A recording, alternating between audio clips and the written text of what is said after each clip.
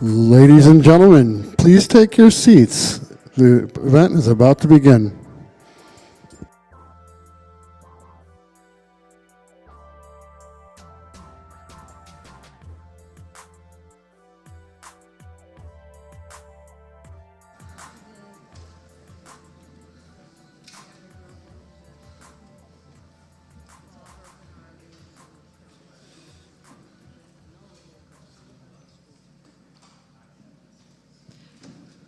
Good morning, everyone.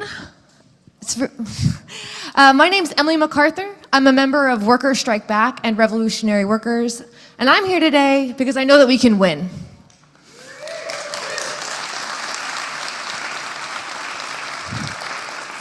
I'll be one of your co-MCs today alongside Margaret Elizabeth of the Green Party, and we're just so incredibly excited here to be joined by impressive organizers who have helped build for this event, including the Green Party, Chris Hedges, Carolina Amazonians United for Solidarity and Empowerment, also known as CAUSE, Do Dissidents, Revolutionary Blackout Network, Status Coup, union members from SEIU, IBU, UAW, and more. And of course, many who are not yet part of an organization, but arrived ready to organize and win.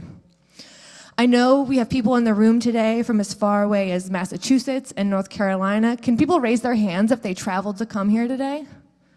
That's impressive.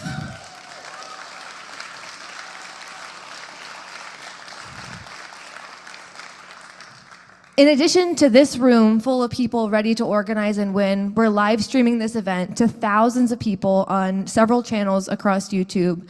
This helps us, all of us here, get a head start on what we have to do immediately after this, right? Because this event is just kind of the kickoff for us to go out and continue to build and organize. Speaking to thousands of people on YouTube and other social media channels helps us get a head start on spreading the word that it will be urgently necessary once we leave here today. I'm going to periodically give some reports from the live stream, so if you're watching there, please let us know in the comments where you're from so we can share, the spread of who we're talking to.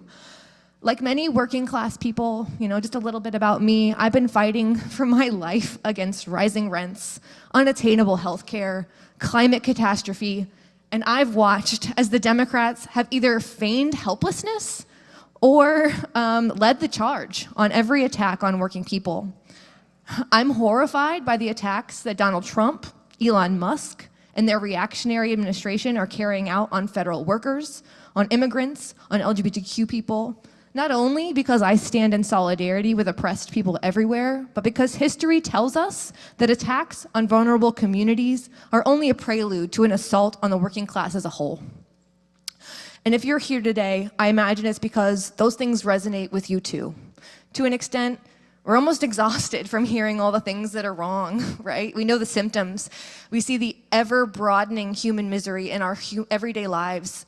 A recent statistic that just really hit me was that homelessness amongst adults over 65 is on track to triple by 2030. And we have very clear studies showing that it's the cost of housing and healthcare that's driving this trend. It's unambiguous. Today, that there are 10 times as many so-called natural disasters every year, and we have unambiguous data saying it's climate change fueling that escalation. And of course, I think something that brought many of us into the struggle over the last year is the ongoing horrific atrocities in Gaza that continue to persist despite a ceasefire. Trump is kind of the most honest about the genocidal ambitions to completely remove all Palestinians from Palestine, and this project moves forward despite the overwhelming support for peace.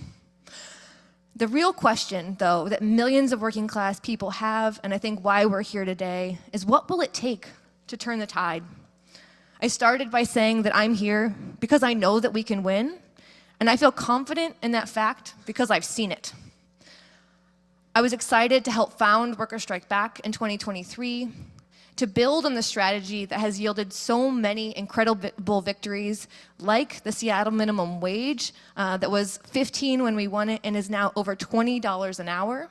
That was like the Amazon tax, where we taxed Amazon and big business over $250 million per year to fund affordable housing. These are the kinds of transformative victories that are urgently necessary to turn the tide. During those fights, I saw how in a city with no elected Republicans, Democrats played an open role of subservience to big business, obstructing our movements. And when we did force their hand so that they had to vote yes on what we were fighting for, they fought to water down our victories at every single opportunity. The Democratic Party is not an ally to left-wing movements. When Kshama Sawant left office, those same Democrats rapidly moved to water down our $15 an hour minimum wage law last year. They wanted to use inflation as a reason to permanently enshrine a second lower tier among minimum wage workers, as though it's workers and not the bosses who should absorb those costs. It was absolutely shocking. And Workers Strike Back and Revolutionary Workers led the charge in stopping that attack, turning out to City Hall and stopping it in its tracks. As of January this year, every single Seattle minimum wage worker makes $20.76 an hour.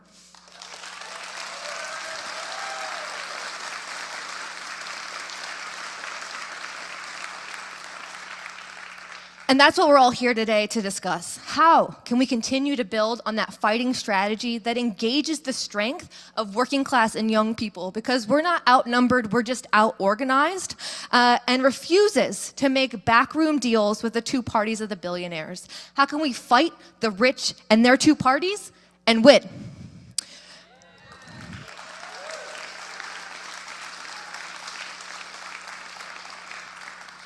For many of us, we maybe feel like we've been checked into the struggle, we've been out protesting, and it feels sometimes like it's not moving the needle.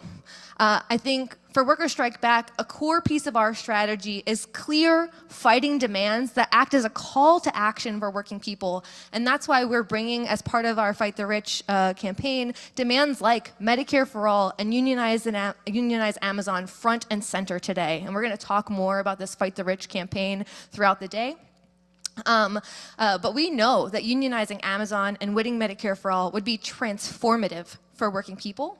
But also, importantly, we know that they're wildly popular. We saw how in Missouri, even though Trump won the popular vote, a $15 an hour minimum wage also passed overwhelmingly, so that these kind of working class victories can cut across the noise of the two parties of big business that seeks to divide us. From people who are totally turned off by electoral politics to those who are organized and fought for the strongest vote for Jill Stein in the last election, many in this room today, and even those who were lured into voting for Trump on the promise that things might actually change for the better, demands like Medicare for All can act as a lightning rod, uniting working class people against our real political enemies, the rich.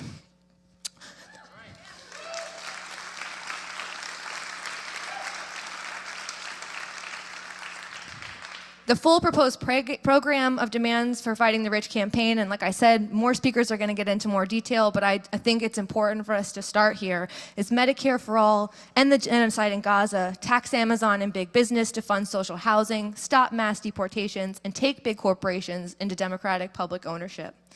So Workers Strike Back wants to use this organizing conference, and we're working with a broad array of other groups to bring this event together to build an organized fighting force prepared to agree not only on that program, but a strategy to win it. And we're so excited to have you here today. I'd like to welcome up my co-MC, Margaret, who's going to give you some opening remarks as well. And then we're going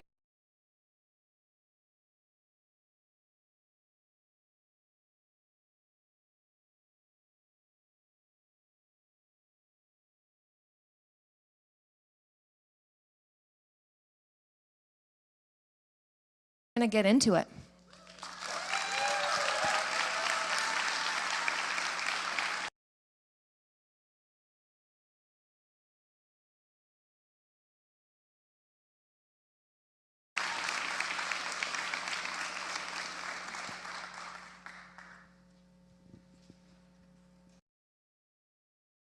quick shout out to everyone who is attending today via live stream. Thank you for watching and thank you for tuning in. Your participation matters a great deal. I'd also like to share that I'm very excited to be here today with everyone who has organized this conference, specifically Workers Strike Back. During the 2024 presidential election, Workers Strike Back and the Jill Stein Butchware campaign closely worked together to advance workers' rights and a strong, consistent anti-war message. Maybe you attended the rally in Seattle, Chicago, or Dearborn in person. If not, perhaps you were one of the tens of thousands who watched them via live stream. Of course, you may have also seen the viral video of Kshama's speech from the Dearborn rally, which captivated millions of viewers. This conference and the Fight the Rich campaign are important extensions of that collaborative effort. We're here today because we share common perspectives on electoral reform, police reform, social justice, the ecological crisis, and perhaps most urgently, an end to the genocide and peace for Palestine. The situation in Palestine right now, which I think we need to understand, for capitalists is not primarily a moral one. That's how we think of it, but that's not how capital thinks of it. For them, this is a matter of suppressing and crushing liberation movements. A liberated Palestine means a liberated Middle East. Liberation in the Middle East means capitalism in the imperial core faces a serious crisis, and they will not let that happen. So they are unleashing the full violence of their extraordinary power to make sure it doesn't. We need to be cognizant of the fact that liberation in Palestine is fundamentally antithetical to the capitalist world economy. Any liberation struggle by a country on the periphery to achieve economic independence, to use their own resources for their own development, for their own ecological transition, or for their own human needs is destabilizing for capital in the core. And capital reacts with the most extraordinary violent backlashes, as we've seen time and time again. Now it's Palestine and Syria. Before it was Libya, before it was Iraq, before it was Chile, before that it was Indonesia, before that it was the Congo, and it will never stop. Countries of the imperial core are overwhelmingly responsible, specifically the ruling classes who control the means of production and energy manufacturing for excess emissions which are driving the climate crisis. And the ecological crisis represents the processes of colonization and appropriation, and it's also a disaster which is playing out along colonial lines. If we're not attentive to those colonial dimensions, we're fundamentally missing the point. We live in an age of incredible paradox, with tremendous production, labor, and manufacturing, yet 80% of the world's population cannot meet their basic needs. The explanation for this paradox and the problems of social and ecological change we face are ultimately a symptom of our system of production, capitalism. This is a crisis which, at its root, is about capitalism and can only be overcome by recognizing that fact. And the antidote to capitalism is ecological socialism. We should have collective democratic control over what we are producing.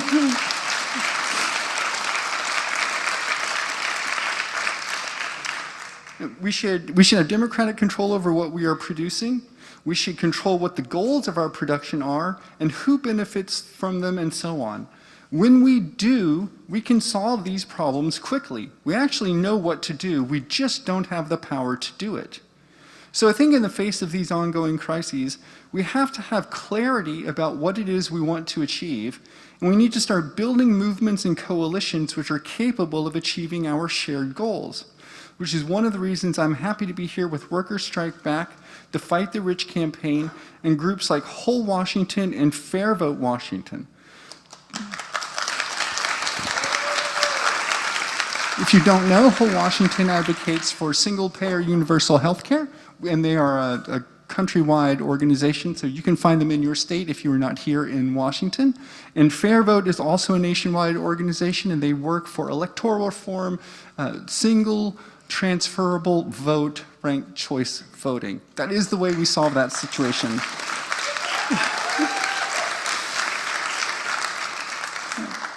And working together with all of you and with all of those organizations, we can change our world for the better. It doesn't have to be this way.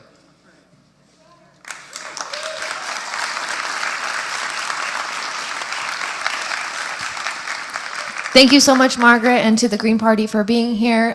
So just before we dive into the main speakers, there's a lot of logistics going on for an all-day conference, and so I'd like to invite Shirley Henderson, who's the captain of the steward team, who will be a really great resource if you end up having any questions today. So come on up, Shirley, and just going to give you just a quick rundown of some logistics before we dive in, just to make sure people feel confident about where they need to be.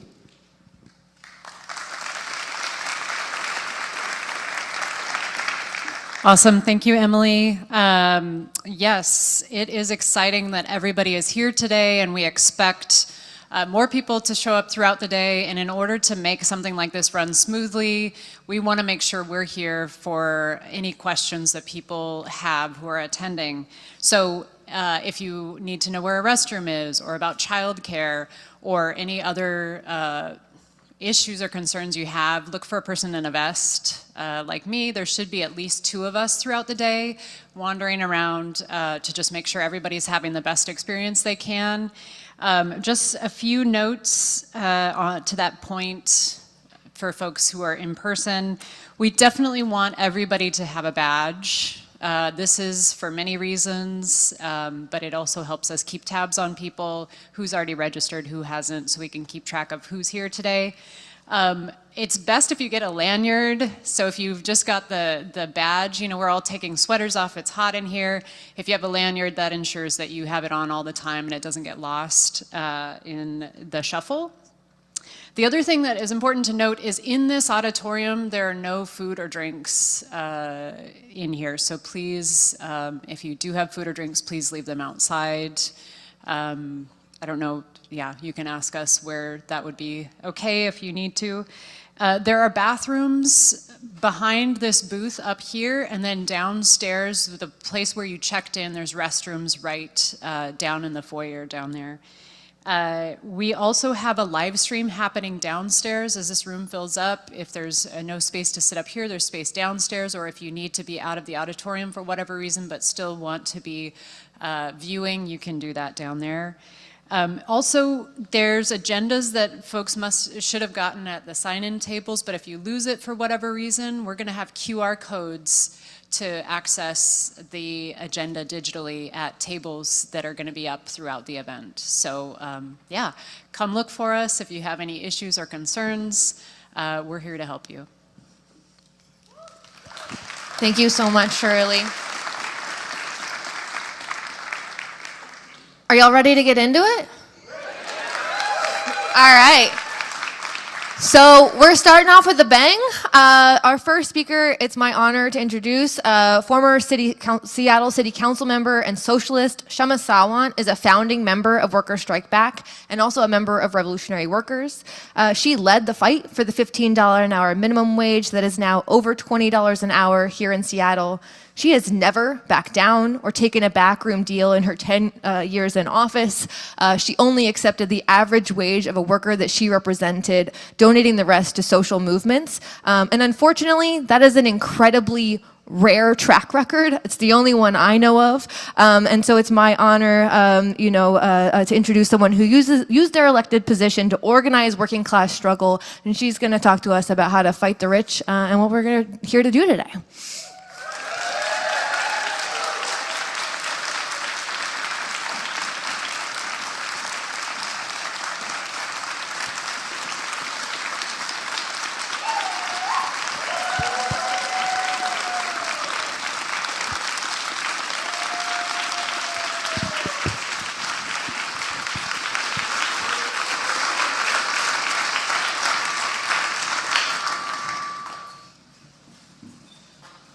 Good morning, everyone, both people who are here in person and watching over live stream.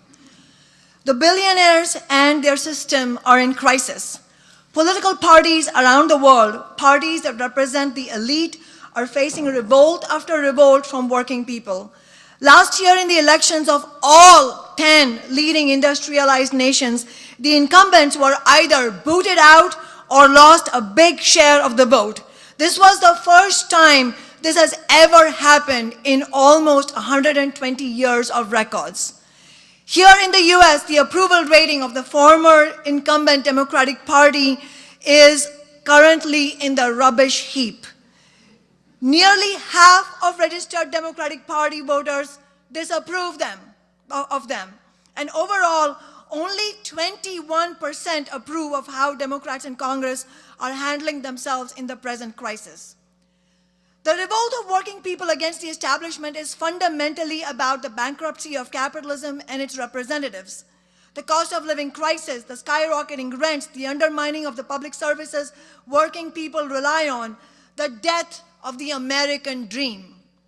Working people are fed up with going broke just to buy groceries or pay their rent.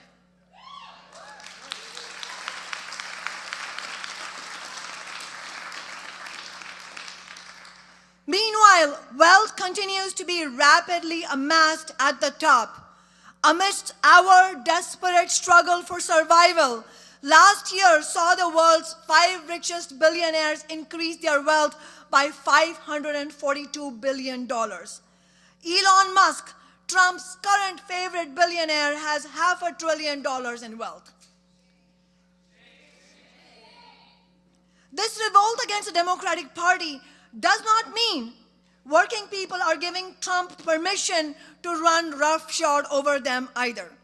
It is true that a section of the working class has illusions that Trump is their guy, and this raises a crucial strategy question for us. How do we win those working people over to a fight back? Because we have seen that on issue after issue, whether it is raising the minimum wage or taxing the rich or Medicare for all or ending the genocide in Gaza, American working people are more progressive than ever before.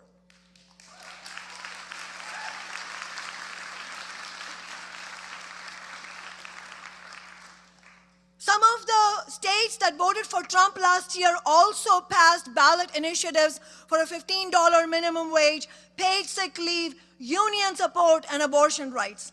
And a recent poll confirms that there is not majority support for the bulk of Trump's anti-worker agenda and the pet projects of the Republican Party. A majority opposed Trump's brutal attacks on federal employees. A majority of Americans are vehemently opposed to Trump's plan to permanently extend his 2017 tax cuts for the rich, tax cuts that Biden continued. Large majorities oppose eliminating the repayment plan that helps student loan borrowers and funding cuts for federal student loans and grants. Over 80% oppose cuts to the Supplemental Nutrition Assistance Program, or SNAP, commonly known as food stamps, and a whopping 90% of Americans are against cuts to Medicare and Medicaid.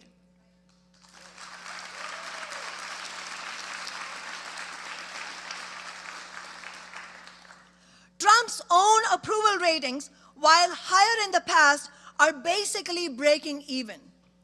About an equal number approve and disapprove. And this is during his so-called honeymoon period. These approval ratings have nowhere to go but down. But we should not expect that it will happen overnight. We should not be complacent. And in the meantime, Trump and the billionaires are going for broke. They want to do maximum damage at this moment before a serious opposition to their assault develops and before the real impacts of the damage they're doing becomes clear. The main success of this billionaire in the White House has been tapping into the widespread anger at the establishment, and in this, he's been handed a humongous gift by the rotten Democratic Party and its endless betrayals of working people, which allowed him to get reelected after he left office as the most unpopular president in modern American history. The huge irony is that Trump is the one capitalizing on working class anger, and the anger that is actually at billionaires and the rich, and the very same class that Trump himself belongs to and represents.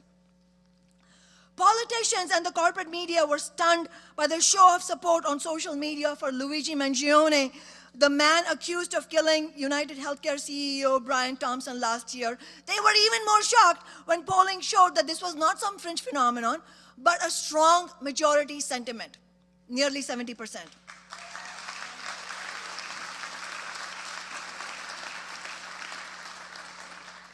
This anger represents a historic opening to fight for fundamental change if it can be redirected into a working class movement. Killing individual CEOs is no solution. Thompson has already been replaced with another blood-sucking executive. And if such killings were to continue, they would be used as a pretext to attack workers and increase the powers of the police. Instead, we need to build powerful mass movements of the millions against the billionaires. And it's only through working class power that we can win a different kind of society. Our goal must be to both fight for radical change in the present and to bring down the billionaires and their system, capitalism.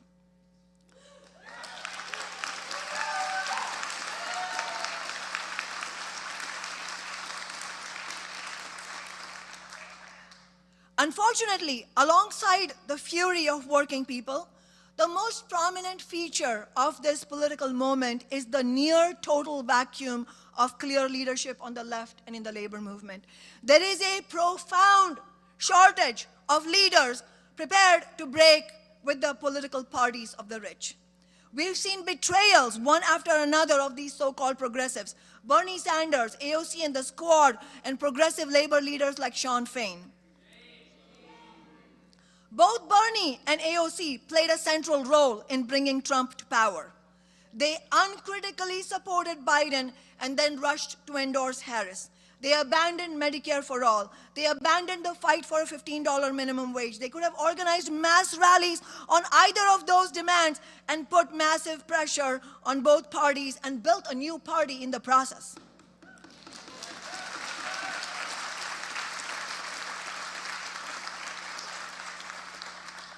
Instead, they put a premium on their peaceful relations with the elite, squandered a historic opportunity, and carried out a historic betrayal.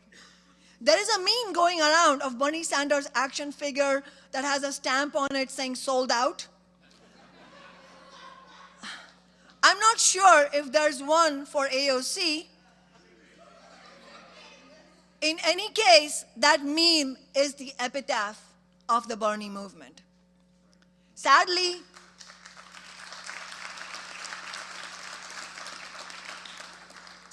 it was a predictable ending.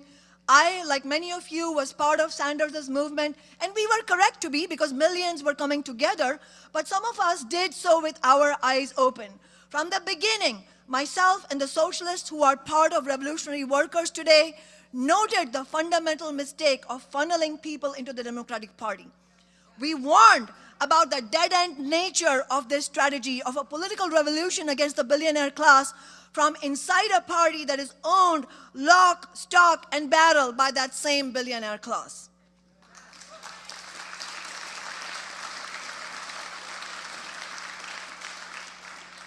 The most recent stunt by Bernie Sanders, this so-called tour against the oligarchs, is also telling.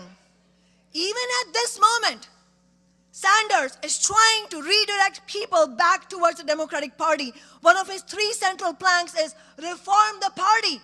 Reform the party? Seriously? This party that has stabbed us all in the back 1,000 times over? I don't think so.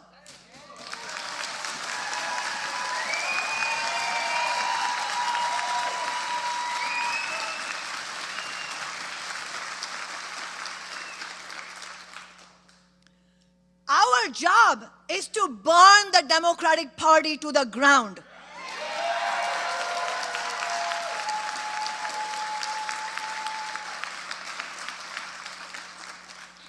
To destroy any remaining illusions in it, in any idea that it represents workers or oppressed people. We need a new mass party for the working class and the oppressed.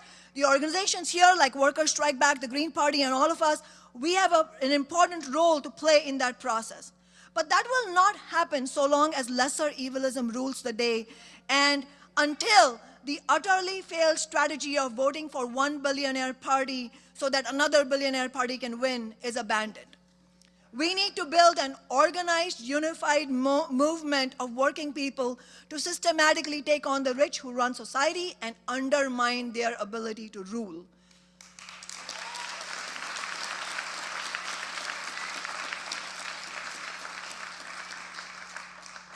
We have a lot of wind at our backs. there is a major opening for working class politics. But we also have real obstacles. We face the absolute disaster that the left and labor leadership have become, and along with that, all the rotten ideas that are being argued for by those misleaders.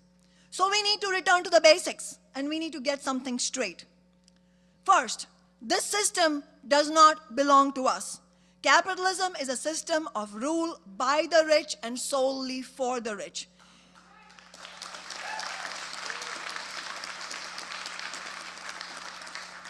It is based on stealing the wealth you and I create through our labor, as Karl Marx explained 175 years ago. Or, as the late George Carlin said somewhat more recently, it's a big club and you ain't in it.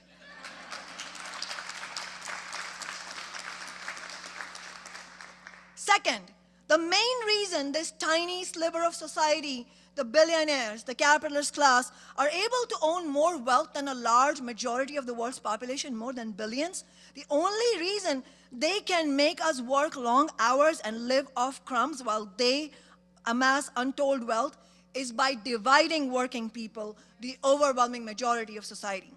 To overcome that, we need to be clear about some things.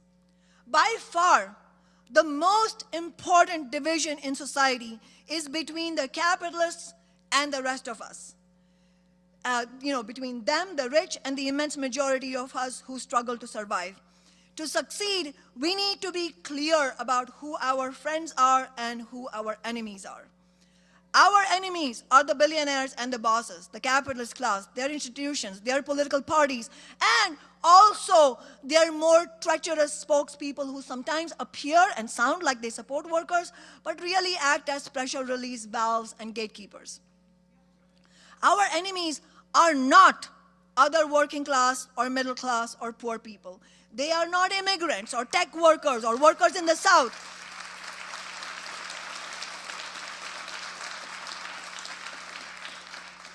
Or Muslims, or trans people, or ordinary Republican or Democratic voters, or independent voters, or non-voters.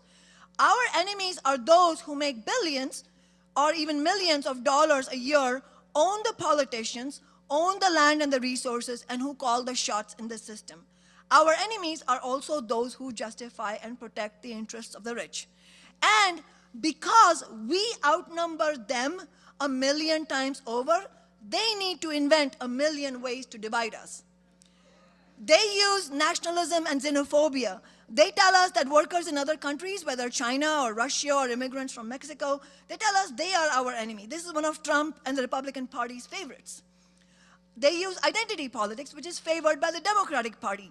Identity politics is a systematic weapon used by the ruling class to stoke division between white workers and non-white workers, between workers based on gender, sexual orientation, and nationality, between workers with college education and millions of other workers whom Hillary Clinton insultingly called the basket of deplorables and Biden more recently called garbage. We need to be clear about the difference between identity politics and the fight against oppression. Identity politics is corrosive to working class solidarity. But it is the responsibility of all of us in the working class to fight together against all oppression.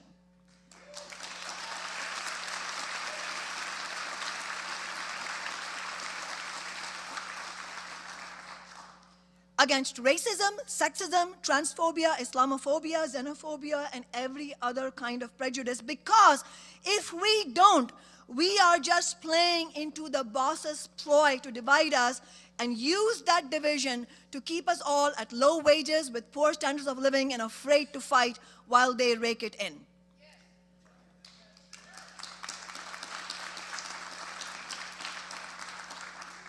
Some of the most important victories we won through my Socialist City Council office were on issues of oppression, and those victories helped to build for other victories. The Amazon tax itself would not have been won had we not won the support of the rank and file of the Black Lives Matter movement during the George Floyd rebellion in 2020 to defeat Jeff Bezos to win hundreds of millions every year in big business taxes to fund affordable social housing. Our Amazon tax raised $450 million last year alone.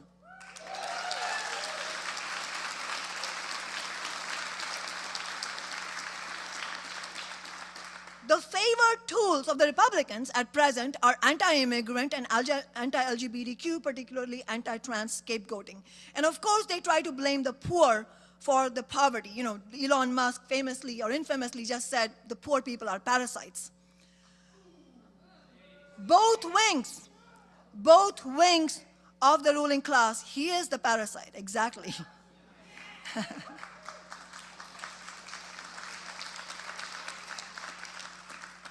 He and Bezos and Zuckerberg and all the rest of them.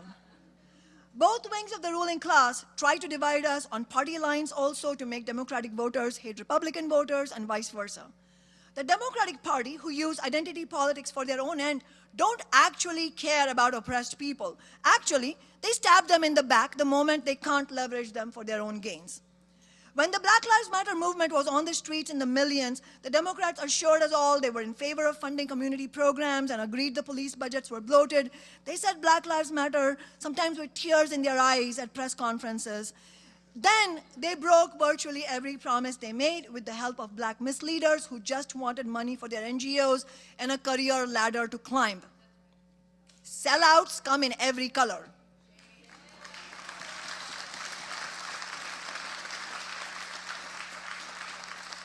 The Democrats claim to be all about immigrant rights. They attacked Trump for being anti-immigrant. And then Harris ran on the message that she'd be the best builder of the border wall.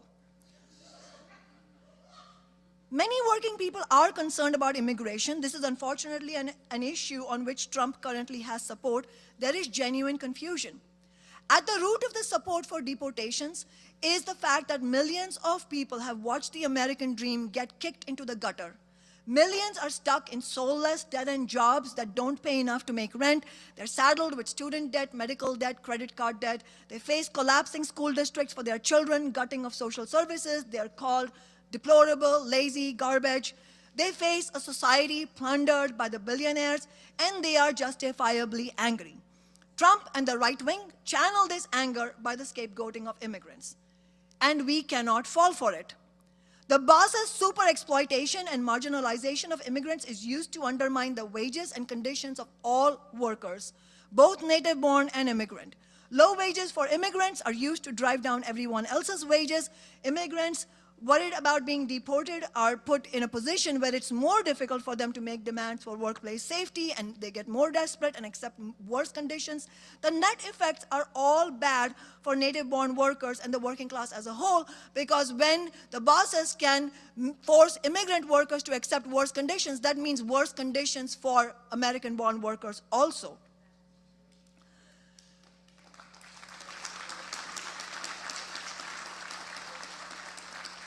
Latin American immigrants don't leave their communities and often their families behind to risk everything, sometimes losing their very lives trying to get over the border for no reason. It is because of the devastating effects of US imperialism in their own countries, as well as the climate crisis. More and more deportations and firepower at the border will not end immigrant influx into the United States, and it's not going to solve the problems of American-born workers. The purpose of the anti-immigrant rhetoric is for you to turn your anger away from the billionaires and their sociopathic system of capitalism.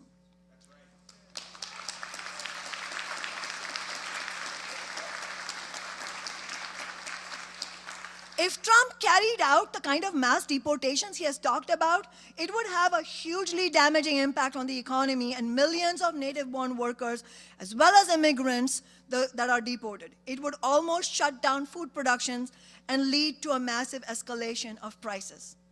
Native-born and immigrant workers must stand together against the waves of deportation being carried out by both parties of the billionaires and fight for better wages and conditions for all of us.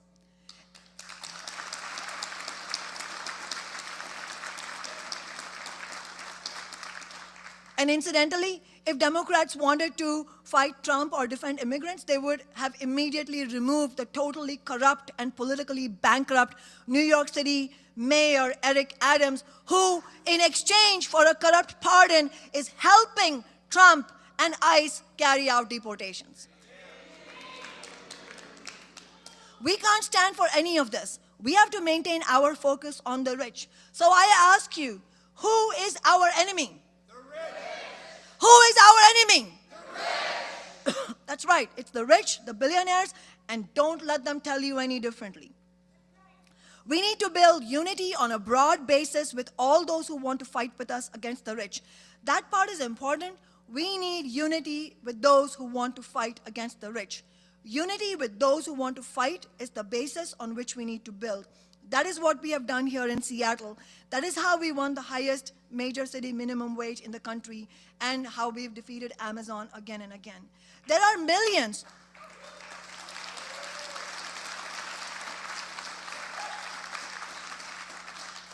There are millions who do want to fight back, and that's whom we are trying to reach, not those who admire the billionaires. What are we fighting for? I hope everyone has had a chance to read Worker Strike Back's program and the Fight the Rich campaign proposal we've circulated here today. These are the main demands we are proposing at our Worker Strike Back convention tomorrow, which we'll be discussing, amending, and voting on.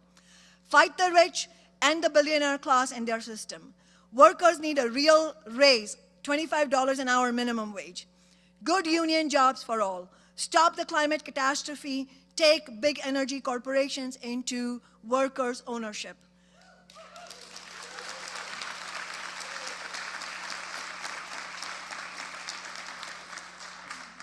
Fight racism, sexism, and all oppression. Stop mass deportations. Medicare for all and quality affordable housing, tax the rich, end the genocidal war on Gaza, no military aid, no occupation, bring down Trump, the billionaires, and their two parties, no more sellouts, we need a new party.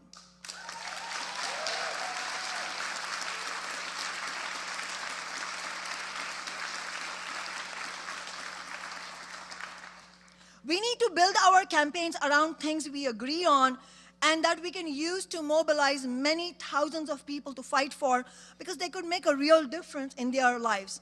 Both Medicare for all and $25 an hour minimum wage and many of these other demands can inspire people to fight. And we must also keep our focus on ending the genocidal war on Gaza and the brutal occupation.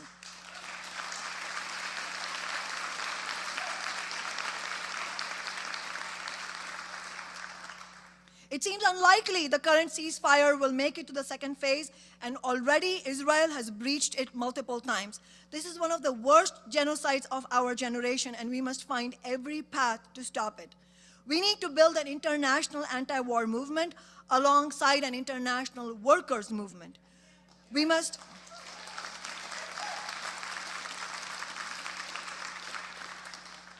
refuse to support the boss's wars. And I mean both the war on Gaza and the bloody anti-imperialist war in Ukraine. No war but class war.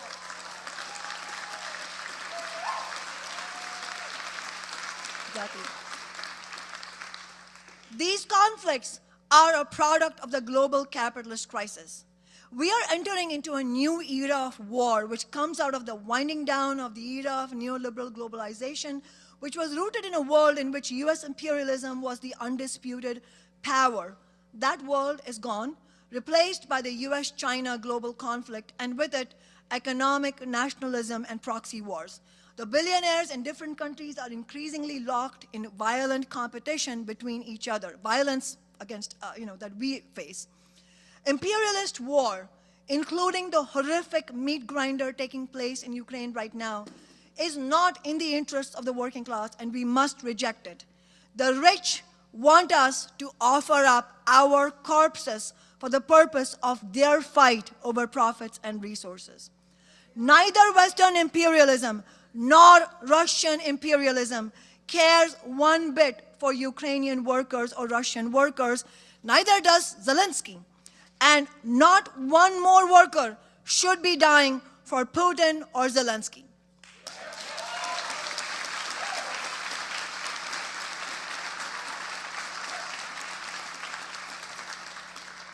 As our friend said just now, the only war for us is class war.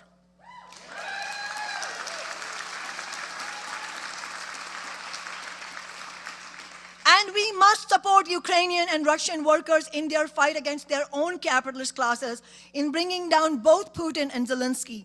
That is a fight we should fully take on board.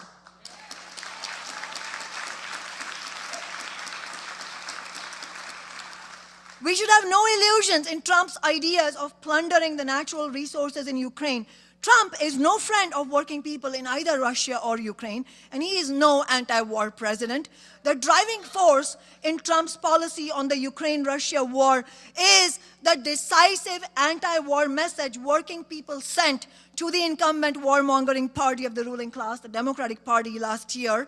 And Trump realizes he needs to reckon with that pressure from the working class, including from his MAGA working class base, who are angry that tens of billions of dollars are being spent on wars and their needs go unfunded. It is all this that has prompted Trump to begin pushing talks for an end to the deeply unpopular war in Ukraine and to declare a temporary ceasefire in Gaza, which he predictably followed up by repeatedly and grotesquely calling for ethnic cleansing in Gaza. When we were campaigning for Jill Stein last year, we said Trump will double down on the war in Gaza. By the way, how shameful is it that Bernie Sanders is railing against the attempts to end the Ukraine war and end to a war that has ravaged Ukraine and slaughtered hundreds of thousands of Ukrainian and Russian people? This is what Bernie wants to rail against after he failed to stand up against a genocidal onslaught on Gaza, and now, instead of building a movement against federal employee firings and attacks on working people? So the question for us is, how do we build our movement? How do we fight back? I'll take an example from my first election campaign. We didn't invent the idea of $15 an hour, but it was our movement's victory in Seattle that turned in 2013 and 2014. It turned $15 an hour from a slogan into a national movement and into a series of concrete victories in other cities. Not everyone agreed with 15 when we started, to say the least. When we began organizing around it. It was a radical idea at the time, and many dismissed it as utopian. But my fellow socialists and I had the sense that it will inspire workers to fight, and it did, and our movement made history.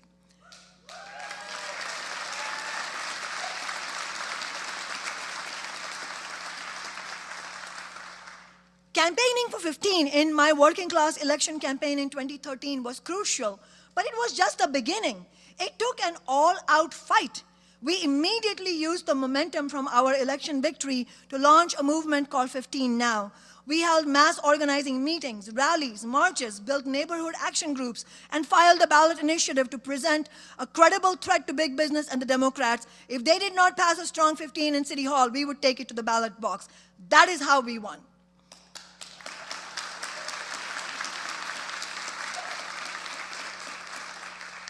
We won despite all the attempts of the Democrats to block or water down the $15 minimum wage. And we won despite the attempts of some labor leaders behind the scenes trying to convince others in the movement that all we can win is $11 an hour, we should just dump 15. We need to similarly go on the offensive today. And the logistics industry, and specifically Amazon, is crucial. This industry underpins the billionaire's profit-making machine. Unionizing Amazon is therefore a strategically necessary task of the working class. A victory at Amazon would shift the balance of power between bosses and workers. It would set off a wave of strikes and unionization efforts comparable to the massive worker organizing wave of the 1930s. But defeating Amazon will be far from easy. We have seen that even when Amazon workers win union elections, the company will refuse to negotiate. Workers will need to take mass coordinated strike action at multiple key facilities and shut down profits in order to win a union and their demands. We need to unleash the full power of the labor movement and support Amazon workers' efforts with all possible resources. Rank and file union members will need to get organized together across unions along with non-union workers to demand action from existing labor leaders and to build a new fighting union leadership.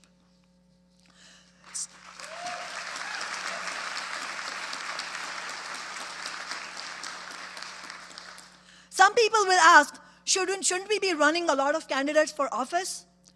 We do need to prepare the ground for a mass party of working people. But speaking as a former elected representative of working people myself, my answer to that question will be no, not right now. Not right now is not when we can run lots of candidates for office. Our movement at present is not strong enough to run significant numbers of candidates. Elections are also not the main way that change happens. People with progressive ideas get elected all the time, but without a strong movement behind them, they get absorbed into the system.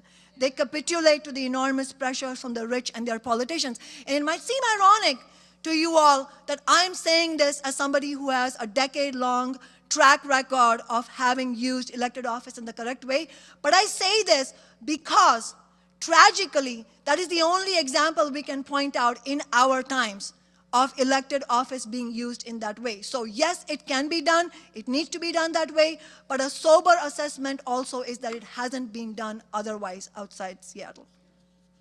We need to build a stronger movement now through other campaigns and struggles to prepare the ground to be able to run candidates independent of the two parties of the billionaires.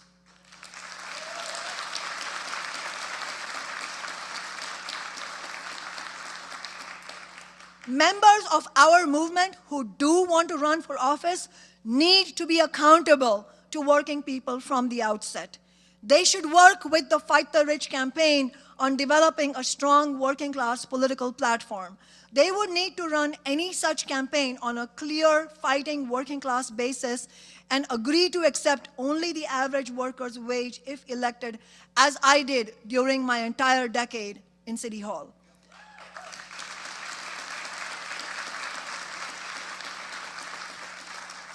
And this is another point of confusion.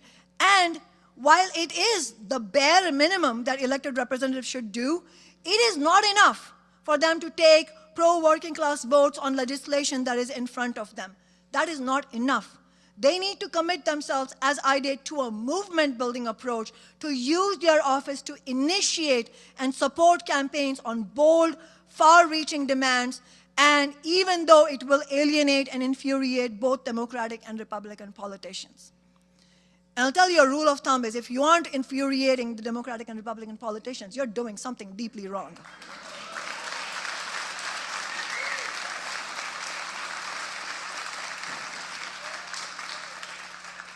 They will need to reject a careerist route and instead go to war against both parties and also against the gatekeepers that are around those parties, the NGO leaders, the labor leaders, and so on, to fight to win every possible gain for working people and the oppressed. They need to have the stomach to become enemy number one of the ruling class and arm themselves with mass movements as we did with our office.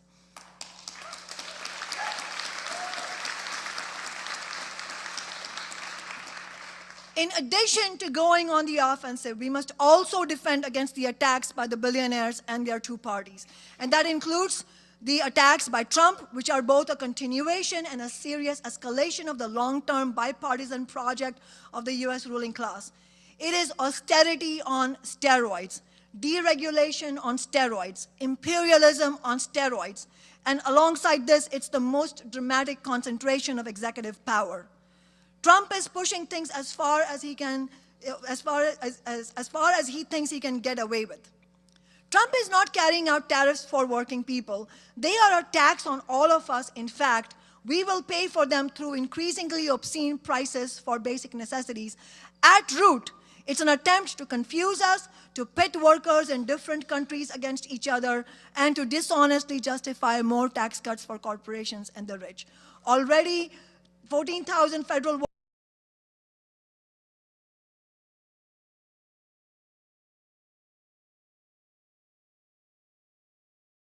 workers have been off, massive austerity cuts are being carried out, healthcare services are interrupted, farmers are in danger of losing their farms, and we have seen Trump and Republicans' latest threats on Medicare and Medicaid. No one should have any expectation at all that Democrats will fight against Trump. Democrats have themselves brought up again and again their willingness to attack Social Security and Medicare, including Obama and his so-called grand bargain. The Democrats paid the way for all this. Our movement was completely correct to reject Harris and the Democrats in the election and to take an independent, anti-war, pro-worker position behind Jill Stein's campaign and to refuse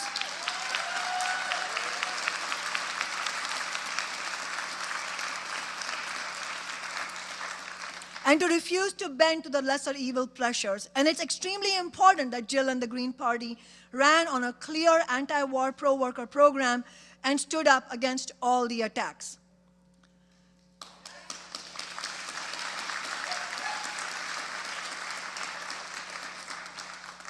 The Democrats earned their loss. Had Harris done nothing other than taken an anti-war position on Gaza and condemned the genocide, she would very likely have won.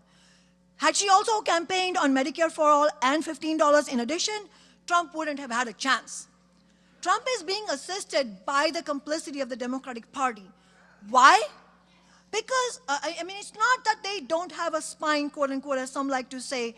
They do have a spine when it comes to fighting against working people.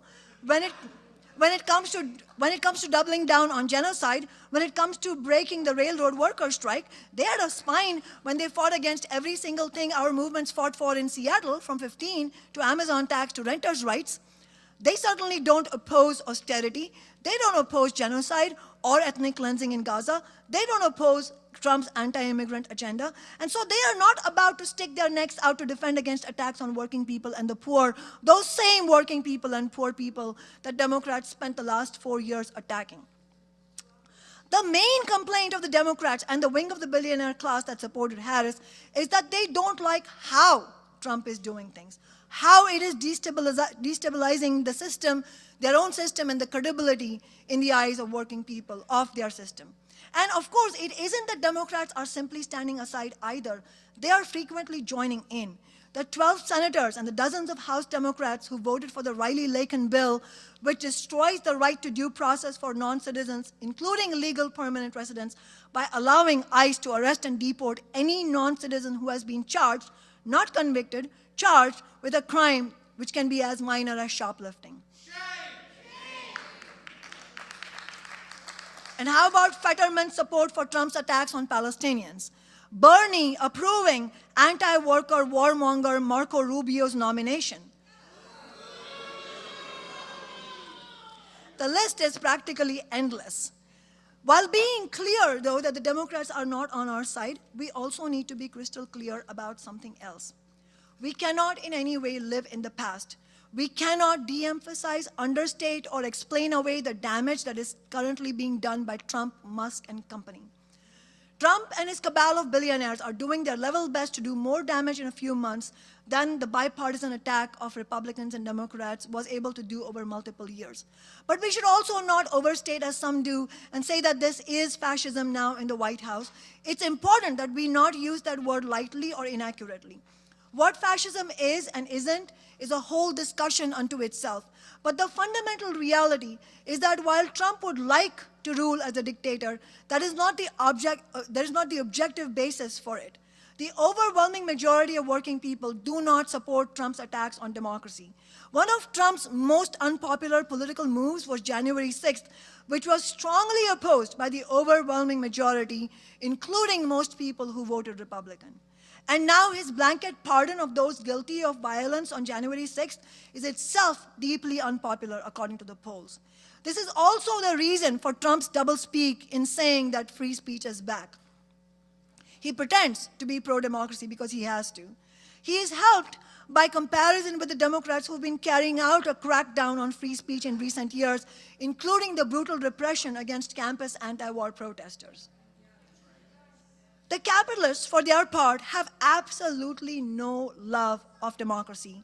Yet, they don't want the chaos that goes along with destroying the institution of their system, which have served them incredibly well for almost 250 years.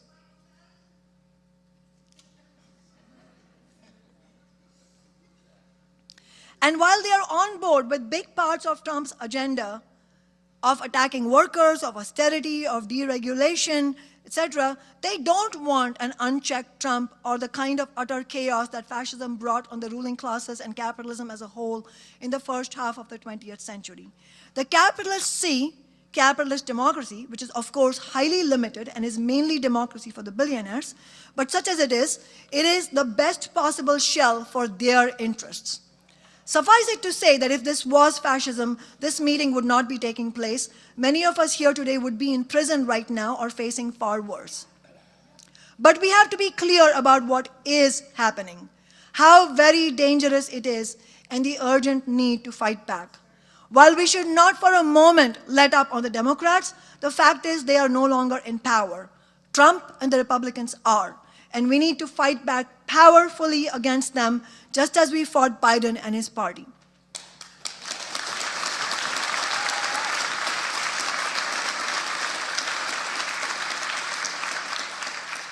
And it's ironic that, as I said, Elon Musk calls poor people parasitic. He makes $8 million a day from government contracts that his companies have.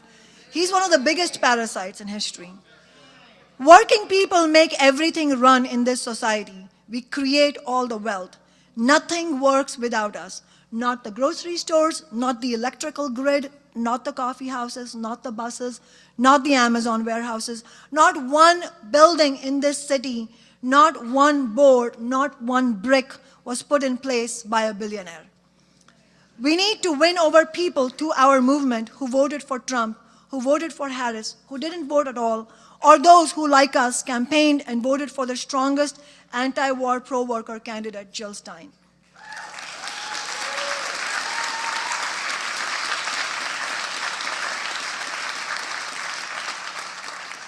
We know from history that we can unite working people through common struggle. For any of you who have been on a picket line, you know what solidarity is. For any of you who've been part of a successful social movement like Tax Amazon, you know what solidarity is. And you know that in successful movements, we can have respectful discussions about our differences and our strategies. We come together around the best strategies, and we carry them out together on a principled, united basis. In order for workers to win the 8-hour day or Social Security or the end of Jim Crow segregation, we had to cut across the divisions and the bosses tried to create. Trump's firing of federal employees is the biggest attack on them since Reagan went after PATCO, the Union of Air Traffic Controllers, and fired 11,000 of them in 1981. That act had devastating effects for the labor movement that have lasted to the present day. So my question is, where is the labor leadership when Trump is firing thousands of union members?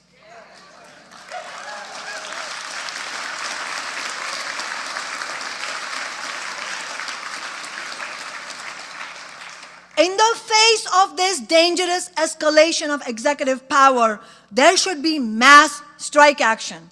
That would be a way to actually block Trump's assault, to bring the government offices and business of the US state to a grinding halt.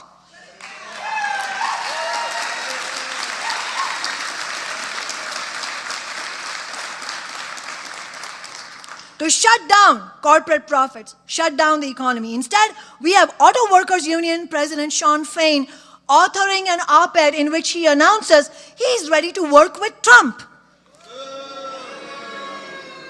We have Sean O'Brien, the Teamster leader, kissing up to Trump and MAGA, throwing immigrant workers under the bus, and openly surrendering to anti-union right-to-work laws. This is an absolutely shameful capitulation. It is beyond disgraceful. And let's also note the conspicuous absence of the labor leadership in any effort to build a unionizing drive in Amazon nationally. This is an abdication. This is an abdication of responsibility of gigantic proportions, because they understand, as we do, that unionizing Amazon is a backbone task to build anything right now.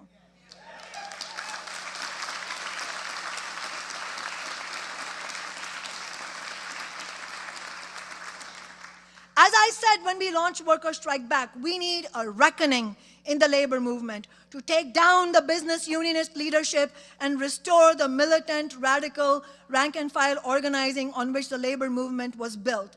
And I know many hoped Shawn Fain was different. He has proved, Shawn Fain, auto workers leader, he has proved otherwise. We have to take our movement to the unions whenever possible, wherever possible, as Worker Strike Back has done since our launch. But only 10% of this country is unionized, unfortunately. It's because of the 50 years of capitulation. The working class is not just the unionized workers. It is not just those who work with their hands or who would be considered blue collar.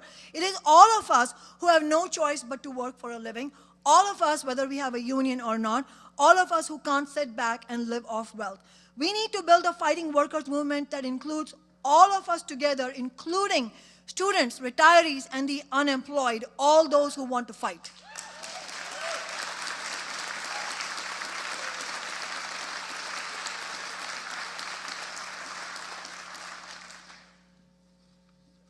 But who's not wanting to fight? It's clearly the majority of labor leaders, and certainly the Democratic Party leaders are not among those who want to fight. Both of them fear the empowerment of working people and the threat it poses to their system far more than any part of Trump's attacks. It's also the same reason the Democrats extinguished both Bernie campaigns. And so they prefer complicity. And the labor movement has been completely undermined by business unionist leaders who have long been tied at the hip to the Democratic Party and don't want conflict with the bosses. Business unionism is the utterly failed strategy that workers should let labor leaders quietly negotiate contracts with the bosses rather than getting organized to wrench a strong contract from the hands of the bosses. Business unionists put their stress on the bargaining process, and they fear antagonizing management by mobilizing workers, much less going on strikes. Business unionist ideas have led to a steadily worsened wages and benefits and working conditions situation over the past decades. They have led to dramatic declines in number of workers, as I said, who even have a union. We need to rebuild the labor movement on the basis of class struggle strategies.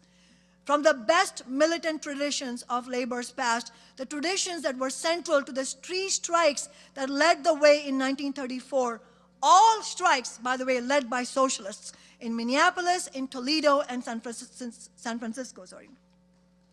You can watch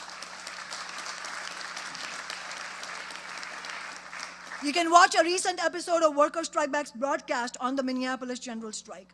Those same traditions were used to unionize the auto industry in the late 1930s.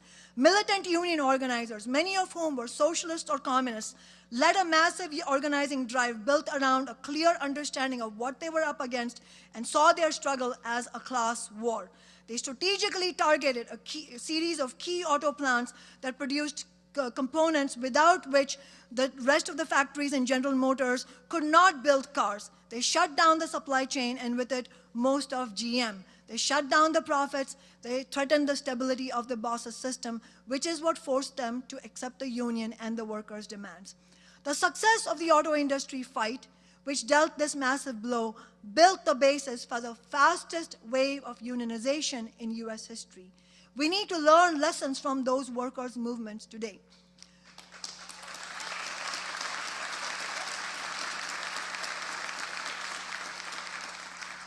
And we need to build Worker Strike Back into a mass force nationally, as well as other class struggle organizations.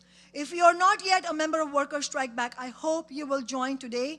And if you're in person here, come to our convention tomorrow. If you're watching over live stream, please sign up as a member of Worker Strike Back, and we will be in touch. We have monthly Zoom meetings as well. We must recognize that there will be no future for humanity on the basis of gradual change or small reforms which will then be walked back at a later date. Climate crisis is an existential threat. We need to end all fossil fuel use as rapidly as possible. This has been known to science for decades, and yet here we are. To stop climate catastrophe and to stop future, more dangerous growth of the right wing, we need to stop capitalism. But we can't do that with these corporations in the hands of the billionaires because we can't control what we don't own. We need to take the big energy corporations, the big banks, all the major corporations into democratic public ownership and run them ourselves.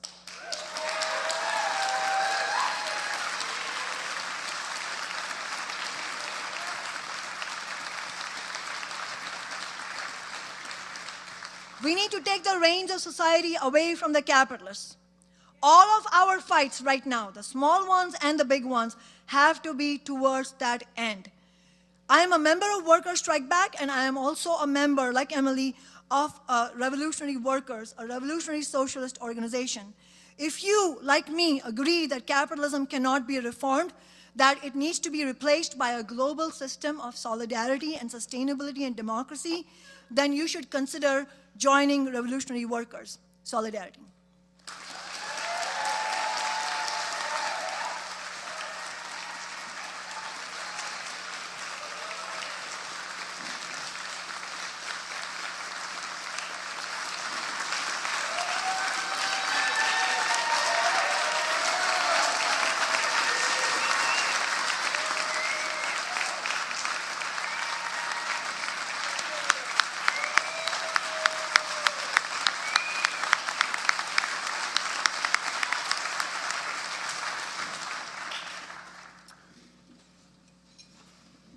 All right, hey everyone. I just wanted to give you a couple of announcements. First, we've crossed over 2,500 live stream viewers. So if you are watching right now, please go ahead and share the event link, share your live stream link on your network. You can find the link on the On Strike channel. You can also find it at Workers Strike Back social media accounts, as well as Do Dissidents and on the Chris Hedges show itself. We're also filling up in person. So if you are here in this room, if you would please move in, bring yourselves in, and fill in the space in the middle. We are trying to feel our power here. If you're downstairs, still come upstairs as soon as you can so you can participate in person. All right, thank you very much. Many accolades could try to describe our next speaker. He is a Pulitzer Prize-winning author and journalist. But most importantly, in my estimation, has been his fierce independence and honesty. For 4 decades, he's refused to silence ugly truths in recognizing that for-profit newspapers run by billionaires and even public news outlets which are independent on corporate sponsors will never be willing to expose those same corporate sponsors. Without any further ado, I'd like to welcome Chris Hedges to the stage.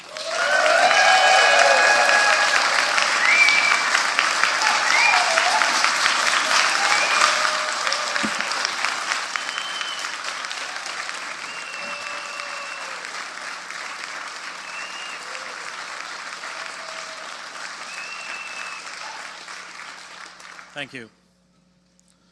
For several decades, I and a handful of others, Sheldon Wolin, Noam Chomsky, John Burns Johnson, Cornel West, Barbara Ehrenreich, Ralph Nader, and of course Jill Stein and Kshama Sawant, warned that the expanding social inequality and capture of our democratic institutions, including the media, the Congress, organized labor, academia, and the courts by corporations and oligarchs would inevitably lead to an authoritarian and finally Christian fascist state. My books, American Fascists, The Christian Right and the War on America, Empire of Illusion, The End of Literacy and the Triumph of Spectacle, Death of the Liberal Class, Days of Destruction, Days of Revolt, written with Joe Sacco, Wages of Rebellion, and America the Farewell Tour were a succession of impassioned pleas to take the decay seriously.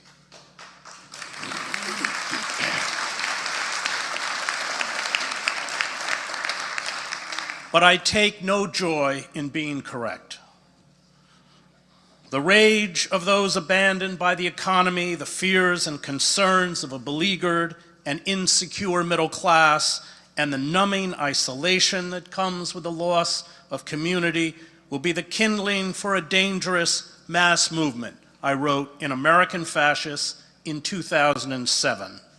If these dispossessed are not reincorporated into mainstream society, if they eventually lose all hope of finding good, stable jobs and opportunities for themselves and their children, in short, the promise of a brighter future, the specter of American fascism will beset the nation.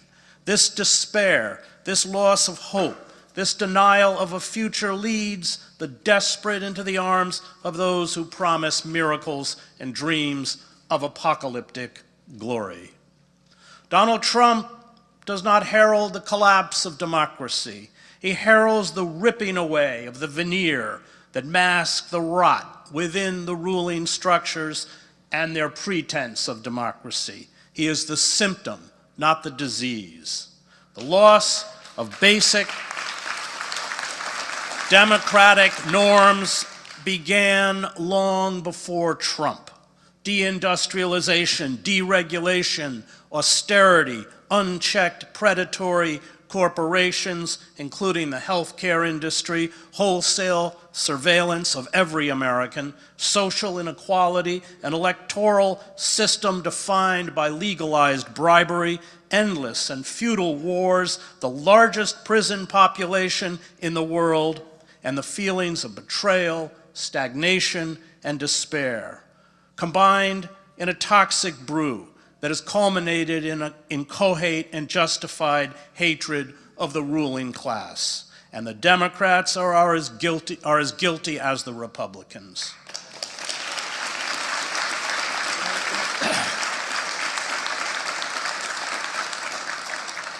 Trump and his coterie of billionaires, generals, half-wits, Christian fascists, criminals, racists, and moral deviants play the role of the Snopes clan in some of William Faulkner's novels I wrote in America, The Farewell Tour. The Snopeses filled the power vacuum of the decayed South and ruthlessly seized control from the degenerated former slaveholding aristocratic elites. Flem Snopes and his extended family, which includes a killer, a pedophile, a bigamist, an arsonist, a mentally disabled man who copulates with a cow, and a relative who sells tickets to witness the bestiality, are fictional representations of the scum now elevated to the highest level of the federal government.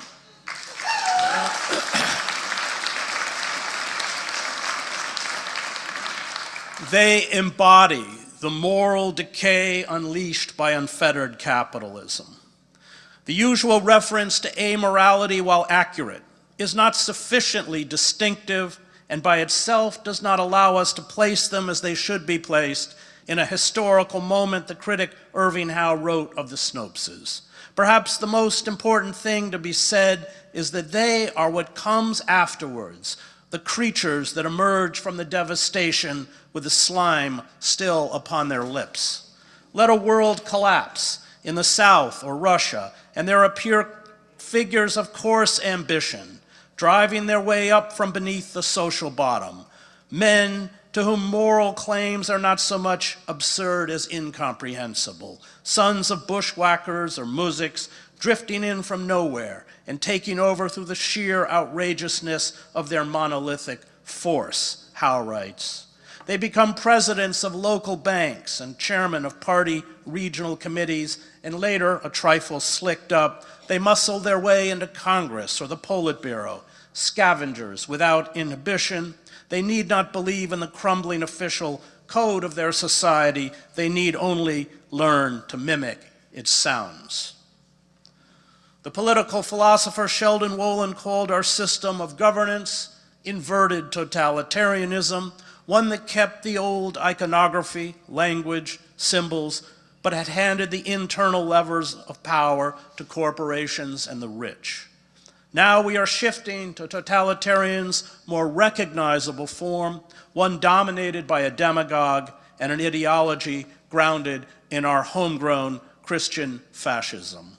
We live in a two-tiered legal system, one where poor people are harassed, arrested, and jailed for absurd infractions, such as selling loose cigarettes, which led to Eric Garner being choked to death by the New York City police in 2014, while crimes of appalling magnitude by the oligarchs and corporations, from oil spills to bank fraud in the hundreds of billions of dollars, which wiped out 40% of the world's wealth, are dealt with through tepid administrative controls, symbolic fines, and civil enforcement that give these wealthy perpetrators immunity from criminal prosecution, I wrote in America, The Farewell Tour. The utopian ideology of neoliberalism and global capitalism is a vast con, a mechanism to funnel wealth upwards to the billionaire class. The working poor, whose unions and rights were stripped from them and whose wages have stagnated or declined over the past 40 years, have been disempowered and impoverished. Their lives, as Barbara Ehrenreich chronicled in Nickel and Dimed, are one long, stress-ridden emergency. The middle class is evaporating. Cities that once manufactured products and offered factory jobs are boarded up wastelands.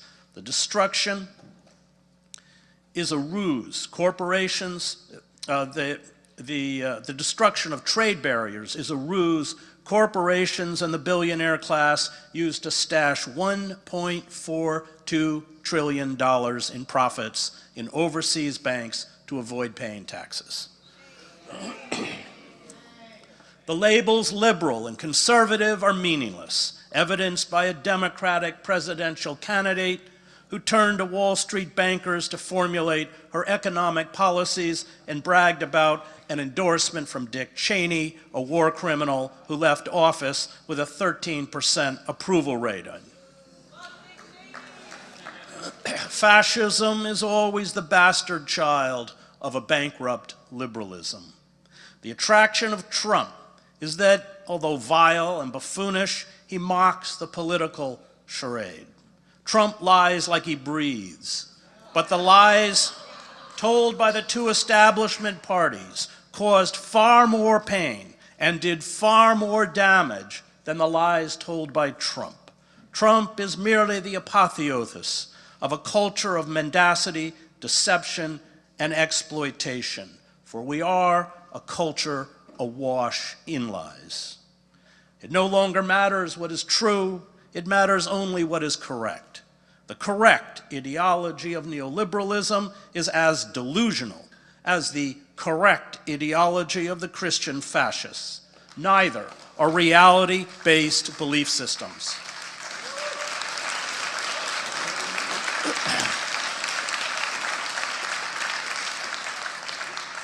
Totalitarianism elevates the brutal and the stupid, those with no genuine political philosophy other than a lust for wealth and power. Empty, mind-numbing cliches and slogans, most of which are absurd and contradictory, replace political discourse. And this is as true for the Christian right as it is for those who preach free market economics and globalization. The illusions peddled on our screens, including the fictitious persona created for Trump on The Apprentice, have replaced reality. Politics is burlesque, as Kamala Harris's vapid, celebrity-filled, issue-less campaign illustrated.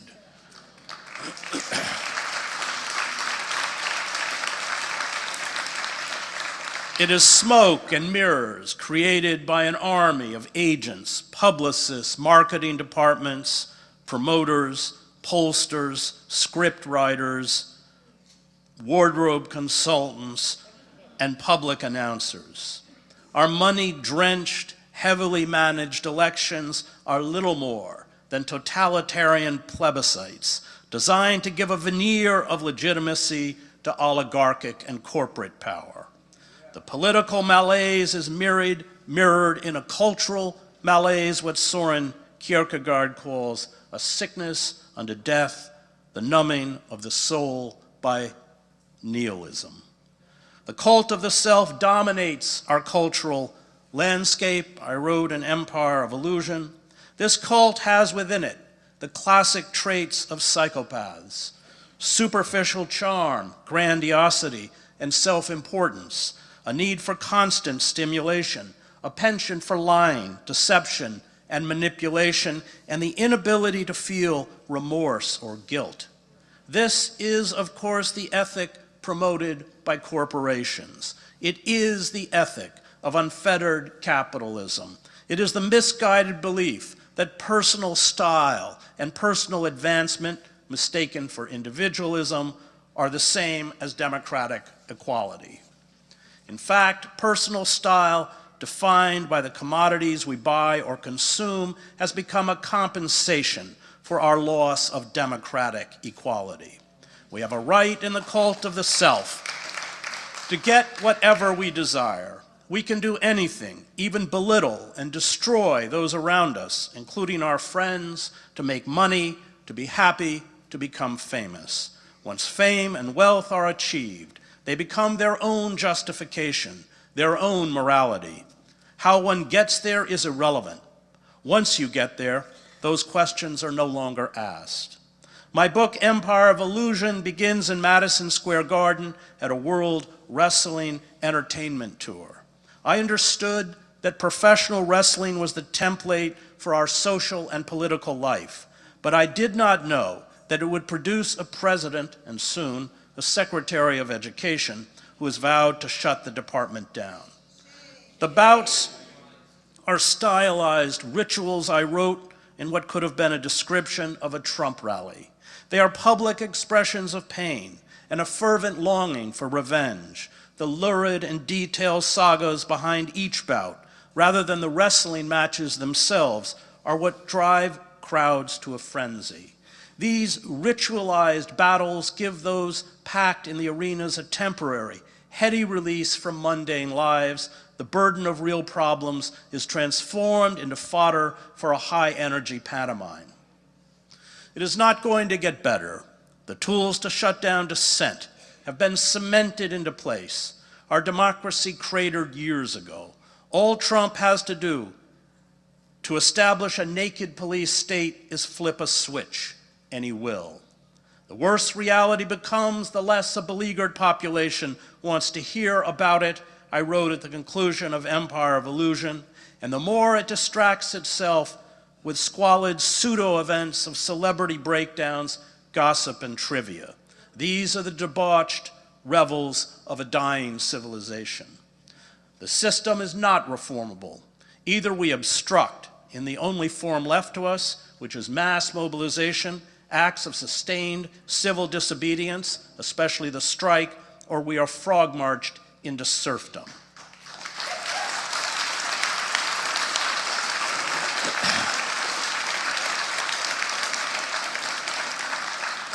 To be innocent now in the eyes of the state is to be guilty.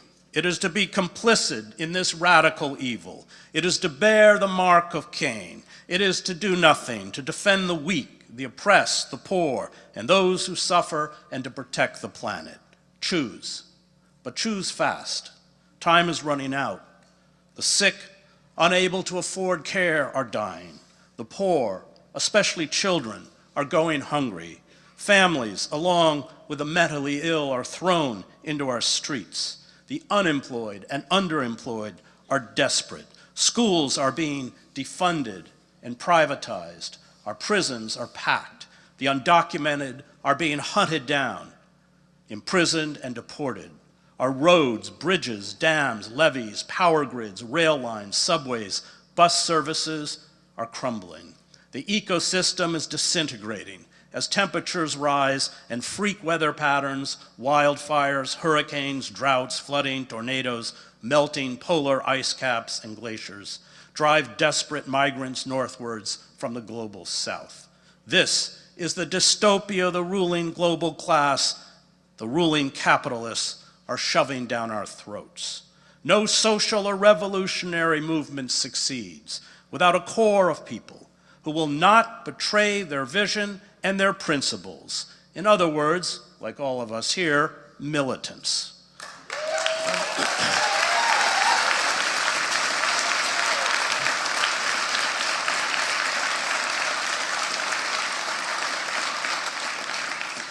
They are the building blocks of social change. They are our only hope for a viable socialism. They are willing to spend their lives as political outcasts. They are willing to endure repression. They refuse to sell out the oppressed and the poor. They know that you stand with all of the oppressed, those in our prisons and marginal communities, the poor, unemployed workers, our LGBTQ community, undocumented workers, the mentally ill, and the Palestinians. or you stand with none of the oppressed.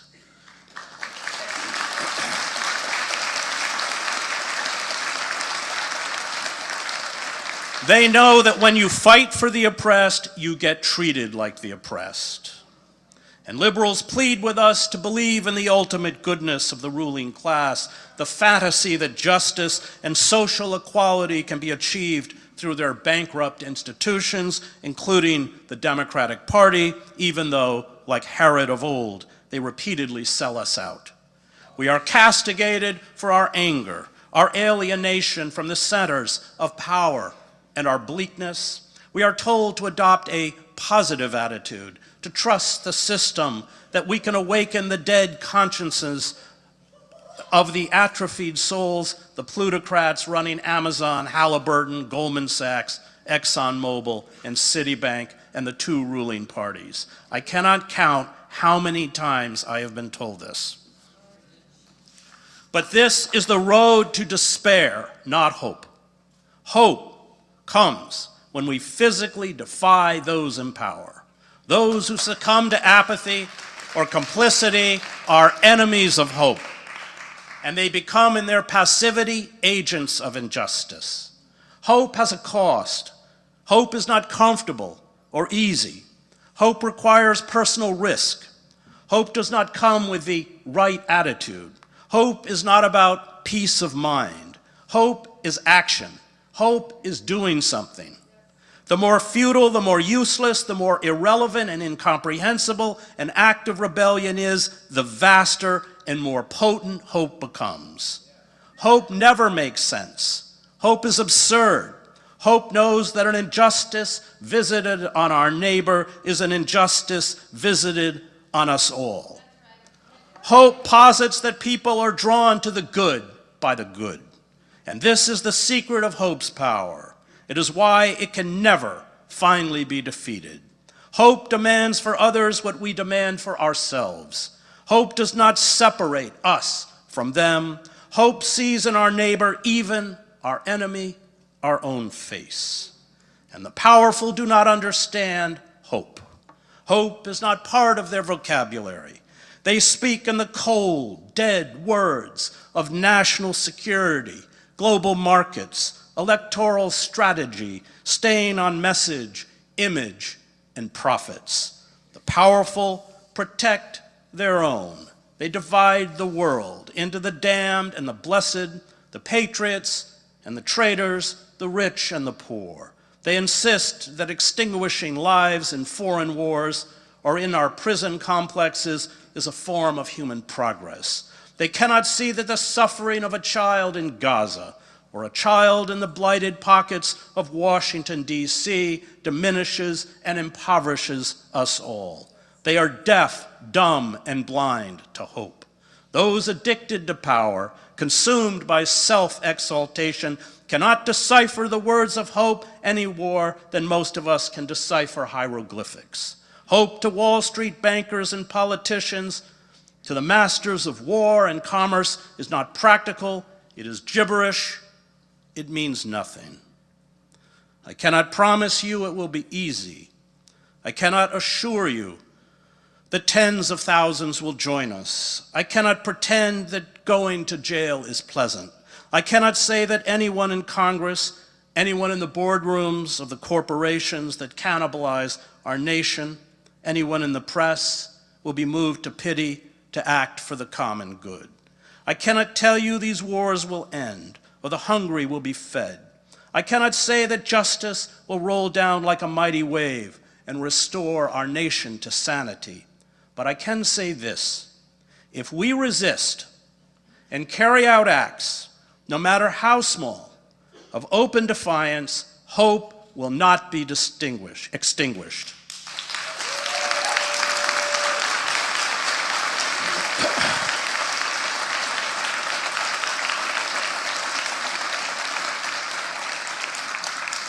Hope cannot be sustained if it cannot be seen. Any act of rebellion, any physical defiance of those who make war, of those who perpetuate corporate greed and are responsible for state crimes, anything that seeks to draw the good to the good, nourishes our souls, and holds out the possibility that we can touch and transform the souls of others. Hope affirms that which we must affirm, and every act that imparts hope is a victory in itself. I saw the power of hope in the mass movements in East Germany, Czechoslovakia, and Romania that brought down these regimes. These uprisings were spontaneous outbursts by an enraged population that had had enough of repression, mismanagement, and corruption. No one from the dissidents themselves to the ruling communist parties anticipated these revolts. They erupted, as all revolutions do, from tinder that had been waiting years for a spark. That this tinder exists in American society is undeniable, although to date, its primary expression has been fascistic. These revolutions were led by a handful of dissidents who until the fall of 1989 were marginalized and dismissed by the state as inconsequential. The state periodically sent state security to harass them. It often ignored them. I am not even sure you could call these dissidents an opposition. They were profoundly isolated within their own societies. The state media denied them a voice. They had no legal status and were locked out of the political system. They were blacklisted. They struggled to make a living. But when the breaking point in Eastern Europe came, when the ruling communist ideology lost all credibility, there was no question in the minds of the public about whom they could trust. The demonstrators that poured into the streets of East Berlin and Prague were aware of who would sell them out and who would not. They trusted those such as Václav Havel, who had dedicated their lives to fighting for an open society. Those who had been willing to be condemned as non-persons and go to jail for their defiance. And no matter how tempting it was to give up, to make compromises with power, they did not. Julian Benda reminds us that we can serve two sets of principles: privilege and power, or justice and truth. The more we make compromises with those who serve privilege and power, the more we diminish the capacity for justice and truth. Our strength comes from our steadfastness to justice and truth, a steadfastness that accepts that the corporate forces arrayed against us may crush us, but that the more we make compromises with those who serve privilege and power, the more we diminish our own strength. Karl Popper in The Open Society and Its Enemies writes that the question is not how do you get good people to rule. Popper says this is the wrong question. Most people attracted to power, he writes, have rarely been above average, either morally or intellectually, and often below it. The question is how do we build mass movements to hold the powerful to account even when those in power come from our own ranks? There is a moment in Henry Kissinger's memoirs, do not buy the book, when Nixon and Kissinger are looking out at tens of thousands of anti-war protesters who have surrounded the White House. Nixon had placed empty city buses in front of the White House to keep the protesters back. He worried out loud that the crowd would break through the barricades and get him and Kissinger. And that is exactly where we want people in power to be.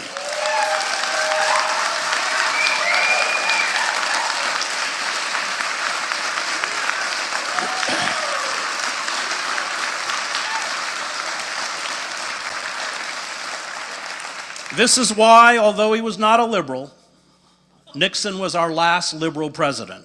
He was scared of movements. And if we cannot make the elites scared of us, we fail. This is our calling.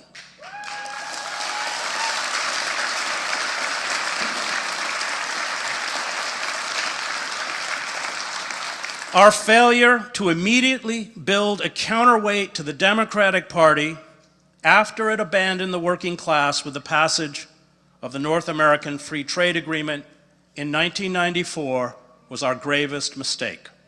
And this mistake was compounded by allowing liberals to hurt us repeatedly into the embrace of the Democratic Party, promising it could be changed from within, that the corporate indentured party leadership would ever permit Bernie Sanders to be the nominee, or the stated goals of his platform to be embraced, is delusional. Alex de Tocqueville correctly saw that when citizens can no longer participate in a meaningful way in political life, political populism is replaced by a cultural populism of sameness, resentment, and mindless patriotism, and by a form of anti-politics he calls democratic despotism. Only 11.3% of workers in this country belong to unions. This is the lowest percentage in 80 years. And nearly all these unions, and especially the AFL-CIO, have been emasculated by corporate power. We are not going to be assisted in our revolt by established unions. Union leaders such as the Teamster Sean O'Brien are bought off, they are comfortable, they are pulling down at least 5 times what rank and file workers make. They have sold out to the Democratic Party, or in the case of O'Brien, to Trump. We forget, as Alexander Herzen said, that we are not the doctors, we are the disease. We have to mount protests not only outside the doors of Walmart and Amazon, not only outside congressional offices, but outside the doors of union headquarters.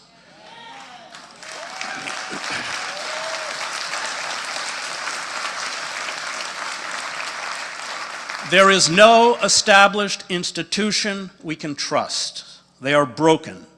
But there are 30 million working poor, victims of mass layoffs, trapped in debt peonage, manipulated and used by the political elite, willing to rise up if we stop our virtue signaling and woke purity tests and speak to them in the language of class warfare.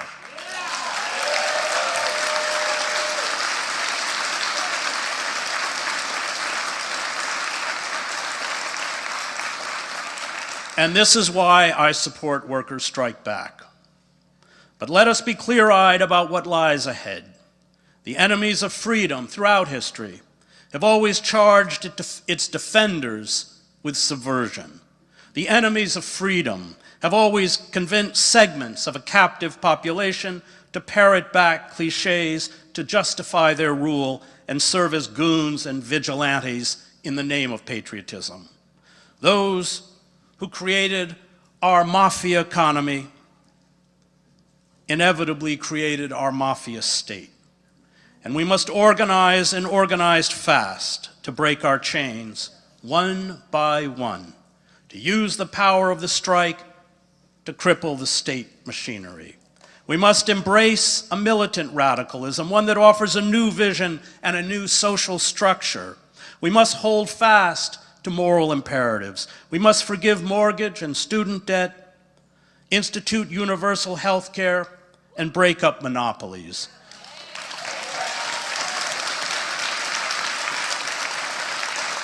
We must raise the minimum wage and end the squandering of hundreds of billions of dollars to sustain the empire and the war industry. We must establish a nationwide jobs program to rebuild the country's collapsing infrastructure.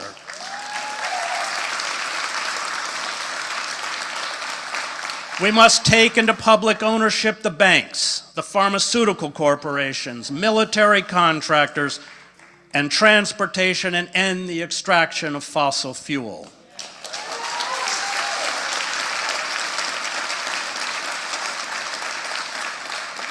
And we must end the genocide in Gaza. And that means the boycott, sanction, and divestment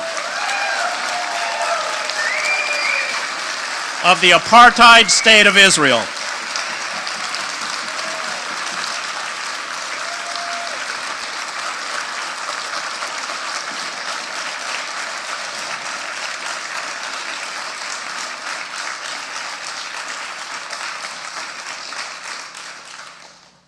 None of this will happen until we organize and refuse to walk away from our commitment to justice and to socialism. As the country disintegrates, as feelings of betrayal and abandonment mount, the ruling class will use their organs of propaganda, including the media, to blame us. Those in open defiance of authority for the chaos. The mafia state will be brutal. Capitalists, as Eduardo Galeano writes, view communal cultures as enemy cultures. The billionaire class will do to us what it did to the radicals who rose up to form militant unions in the past. We had the bloodiest labor wars in the industrialized world. Hundreds of American workers were killed, tens of thousands were beaten, wounded, jailed, and blacklisted. Unions were infiltrated, shut down, and outlawed. We cannot be naive. It will be difficult, costly, and painful, but this confrontation is our only hope. Otherwise, we and the planet that sustains us are doomed. And I concede, we may not succeed. So be it.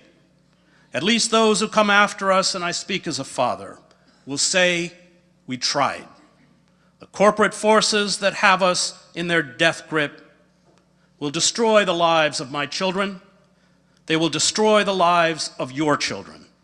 They will destroy the ecosystem that makes life possible, and we owe it to those who come after us not to be complicit in this evil.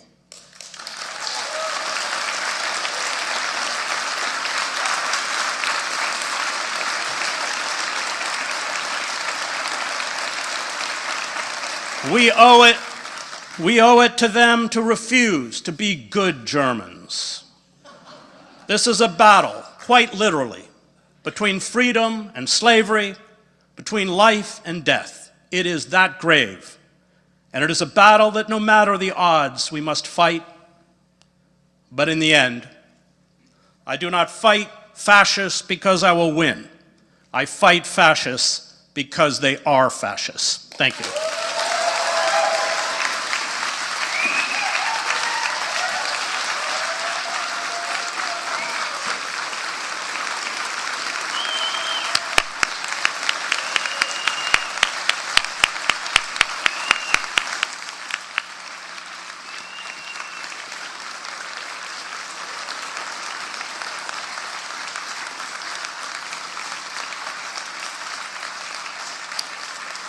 The fact that Chris Hedges is here from across the nation at this organizing conference reveals that he's one of those all too rare leaders who wants to fight for working people, who uses his fame to stand with working and poor people and against war.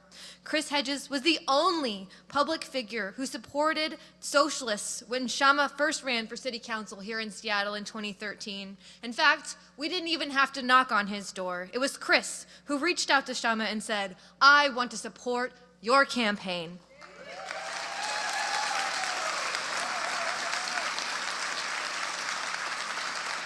Chris Hedges has joined Workers' Strike Back because he understands how important building our movement is, and I urge all of you to join Workers' Strike Back if you haven't already. I also wanted to announce that we are now officially over 6.5 thousand people watching alongside us on live stream.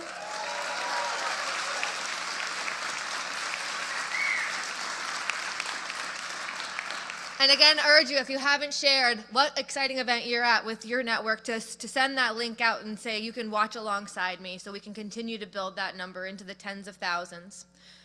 So our next speaker, it's my great honor to introduce. She's a longtime Green Party member, and she has run unambiguously pro-worker, anti-war presidential campaigns, especially last year against both Trump and Harris. She stood strong against years of slander by corporate media, by Democratic Party hacks.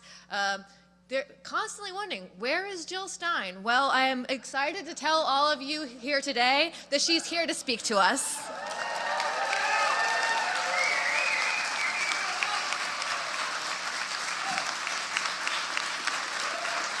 Thank you. Thank you, Emily. Thank you all so very much. It is really a joy to be here. It is a joy to hear what everyone is saying. And it is a joy to be a part of this movement. I come here a little bit under the weather, as some of you may know, having had a bad case of the flu a couple weeks ago and then some asthma triggered by that flu. And I almost didn't come, feeling like there was no way I could actually prepare for this amazing summit. But at the end, I decided I needed to come just to be here, just to bear witness, just because this is what democracy looks like, and this is how we fight back.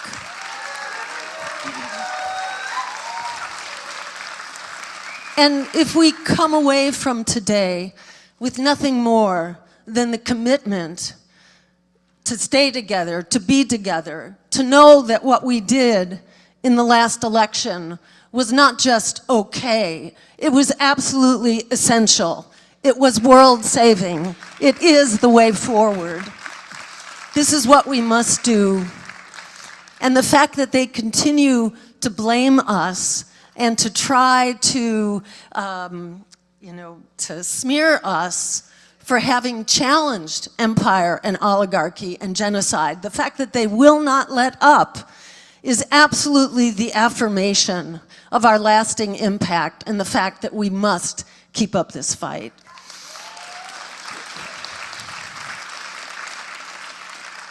In our minds, it's really important to invert the smears when they come at you. It should be an affirmation. It should be seen as a badge of honor. It should be seen as a confirmation that what we do absolutely matters. So I say, bring it on. Keep those smears coming. Keep us relevant. So we are very much here, and I want to thank everyone here virtually and in the room who's here to take back power from the billionaires and their two parties that serve them and to put power into the hands of working people. So we continue the momentum of our pro-worker, anti-war, anti-genocide, climate emergency to demand an America and a world that works for working people, which is the only world that works for all of us. And it's important to know that that world in many ways is closer than it has ever been, because empire and oligarchy are indeed unraveling right now before our very eyes. They are collapsing in front of us. Empire is falling, we are rising, and this is unstoppable. So it's really critical, above all, to reject the propaganda that tells us that we are powerless, that resistance is futile.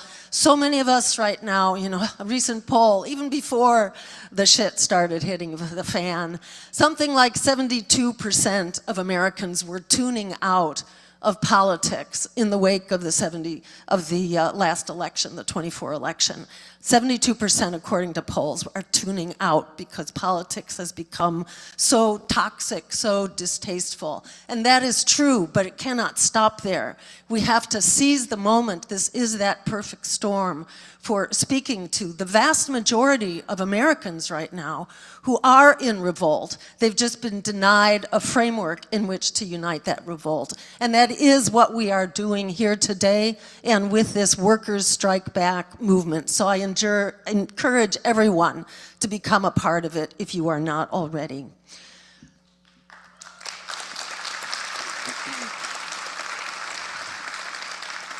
Their resistance, their continuing smears against us, tells us that they, in fact, are terrified. They are terrified because they know that their days are numbered and they know that we are getting together. That is why they pulled out all the stops during our campaign. Their army of lawyers, their infiltrators and spies, which they publicly advertised for, their delay in our public funding, which kept us off the ballot in several states because we were not able to pay the costs of getting on the ballot where those deadlines were missed. The fact that they created a war room of constant lies and smears to disparage and suppress our campaign. That war room cost more than the entire cost of our whole campaign. So that tells you, what the terms were. They were terrified. Over 1/3 of eligible voters are not voting because they reject these toxic candidates and political parties being rammed down our throats. And who are those 1 out of every 3, more than 1 out of every 3 eligible voters who don't vote? They are largely people of color, low income, and youth. Exactly the people who benefit from the agenda that we propose. So this is a meltdown of empire, a meltdown of duopoly, and it is on the verge of that transformation to a people-powered politics. This is the American public where, where 68% of Americans, last they asked, wanted an immediate ceasefire and an end to the genocide, where over 60% want a shutdown of all military aid to Israel. This is astounding.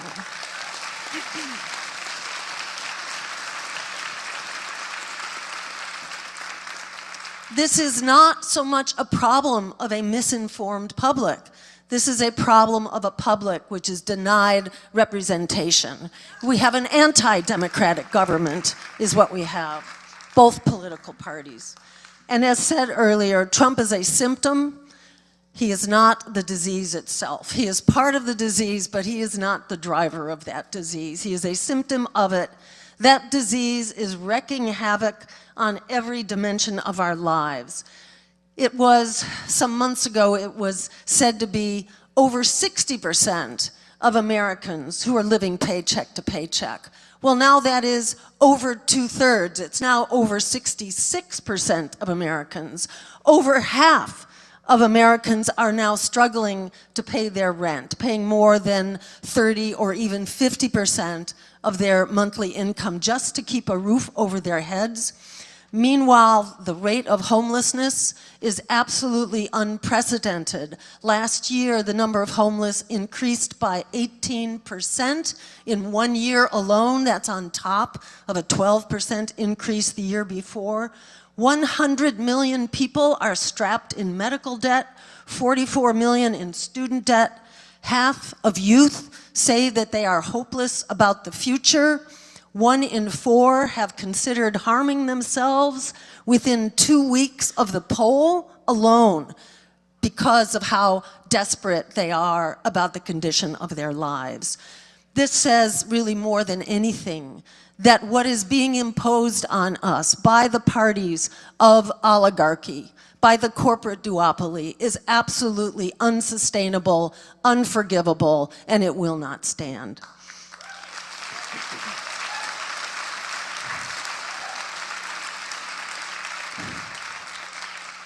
Do not be fooled for a minute.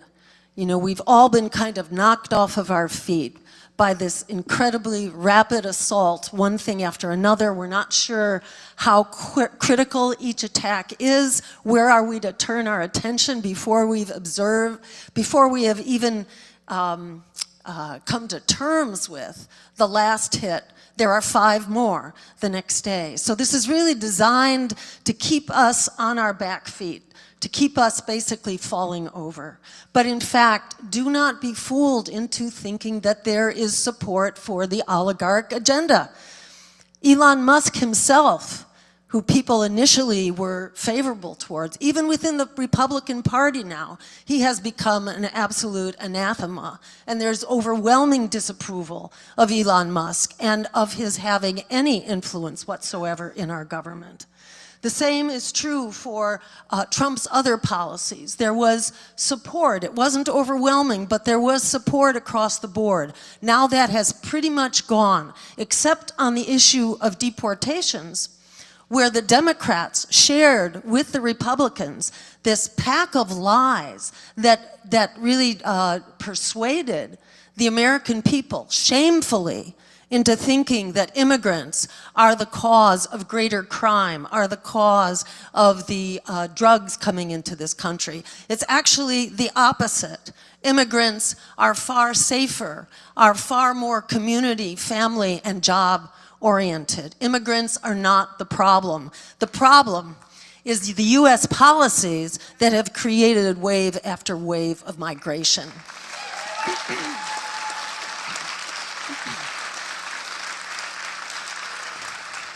And that is where the migration crisis must be solved. The most critical thing we can do to solve the migration crisis is to simply stop causing it in the first place through endless wars, regime change, through economic sanctions that are driving people here in desperation. And you'll notice that while Trump did not talk whatsoever, not in his inauguration and not since, has not talked about the real crises facing American people, of homelessness, of the lack of health care, of the skyrocketing cost of housing, of debt. While Trump hasn't talked about it, the Democrats don't talk about it either. And Kamala Harris, in her campaign, had absolutely no solutions to offer. And when she was asked, you know, what was she going to do? Well, she was basically going to do more of Joe Biden, except that she would be different by appointing a Republican to her cabinet. That's how she was going to distinguish herself. Donald Trump, you know, has been overwhelmingly funded by billionaires. And the statistic to drive that home is the fact that 44% of the money supporting Trump's campaign came from 10 people. Donald Trump represents 10 people and a few others. That is what this is about. This is about a massive propaganda campaign. This is about manufactured consent. Do not believe for a minute that the American public is being fooled. And I will say that the latest polls showed that there is no longer majority support. Initially, it was, you know, modest support across the board for all of what Trump was doing. Now he has basically lost that support, and he is in the negative. He's actually in the disapproval rating now on everything except for deportation, where there is still, you know, a lot of lasting confusion after years of bipartisan propaganda. But on all the other issues, on tariffs, on the taxes and so on, there is no longer support on Elon Musk. There is no longer support for the Trump agenda. And in fact, he is running in the negatives now. He had the worst average approval, the worst average polling of all presidents since the Second World War. There is not support. And the second worst was, you know who? It was Joe Biden, which tells you that both of these parties are not representing us. They are not representing the American people who are hungry, who are desperate for change. A couple more quick mentions. There's so much outrage right now about the proposed Trump cuts, particularly to Medicaid and to food stamps, to SNAP. But actually the cuts that he is proposing are smaller than the cuts that were made by Joe Biden during his presidency. Shame. It was 24 million people who were thrown off of Medicaid by Joe Biden. And it was approximately 4.5 million people were thrown back into poverty after Joe Biden's cuts to SNAP. And further, Joe Biden ended the pause on student debt payments, which impoverished millions of people and continue to impoverish millions of people. There was no need for him to do that. He did that purely on his own voluntary basis to throw American youth and Americans of all ages, actually, back into student debt poverty. So shame on all of them. And same agendas exactly. And another fascinating statistic came out just the other day, that the Democratic Party now has the lowest public approval ranking since the question has ever been asked. They now stand at approximately 31% and massive disapproval. So this is, above all, do not let this emergency be hijacked, because that is what they are trying to do right now. That is what Bernie Sanders is doing. That is what AOC is doing. That's what all of them are doing, is saying, see, look how bad Trump is, put us back in power. But what exactly are they doing? What they're doing, I think, is best summarized by Hakeem Jeffries, if you saw the clip of him that went viral, asking, well, what is it we can do? I'm trying to figure out what we can do. It's their government. That is the problem. It's not their government, it's our government. And we need to throw all the bums out. So, to respond to Hakeem Jeffries about what can we do, let's see, actually, all right, let me just jump back for a minute. This slide really tells you what the driver is here. You know, the American public is tired. Working people are tired.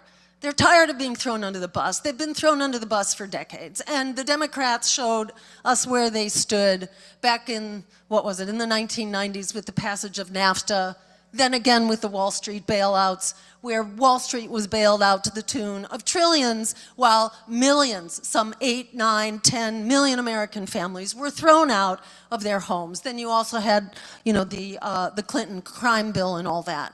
So after a while, people gave up on the Democrats. In this latest election, some were fooled into turning to the Republicans, thinking that, well, maybe Donald Trump was going to do it. But they are rapidly waking up to the fact that, no, he is still throwing people even faster, or at least as fast, let's put it that way, under the bus. So this is very alarming to the Democrats, and I think that's why they are coming out again now, reinvigorating their smear campaign against us, because they know that people are hungry. And we came out of the election as the #1 people-powered alternative to challenge the parties of war on Wall Street. And while we must, you know, we must fight at the level of our communities, we must fight at the level of social movements, we must fight for a $25 an hour minimum wage, for Medicare for all, for social housing and the right to housing and an end to student debt. But we must also challenge power. And I agree, we don't want to predominantly focus on running a gazillion elections. But challenging power strategically and in flagship campaigns is an absolutely critical part of continuing to build our power. So I do want to encourage people to strategically fight. We are still here. I encourage you, if you're not already part of a Green Party chapter or a Socialist Party chapter, please join one and be a part of this fight. We do have a Green Party table here today. I hope you'll visit it downstairs afterwards. But this is really the driver here, where you are looking at basically, if you see the tiny red line on the bottom, that is the bottom 90%. That's the income level of most people. And it hasn't budged. It hasn't budged over decades. And that chart runs from 1960 to 2012. So you can be sure it looks even worse than that now, because billionaires and the super wealthy have doubled and tripled their wealth starting in the COVID pandemic, and that has continued. And the steep green swath at the top, which is spiking up and keeps going inevitably upward, that is the top. That is the income of the 0.01%. That is 1/100th of 1% has a massive amount of the income. So this is the driver here. As Louis Brandeis, a Supreme Court justice back in the day when they had some integrity, his famous saying was, we have a choice between vast concentrations of wealth or democracy. We can't have both, but this country has very clearly thrown its weight behind the vast concentrations of wealth. If you compare us to other countries around the world, I don't know if we are number one, but we are very, very close to the top. People often talk about Mexico as being, corrupt, as being a third world type, economic structure. To look at, they now have public financing of their elections. They also have an equal playing field in media. All media coverage has to be equalized. If you are running for their presidency, you cannot buy media coverage in Mexico. Let's take a lesson from Mexico. If you could go to the next slide, please. This is basically just another way to show. This shows wealth. The last one showed income. This shows wealth.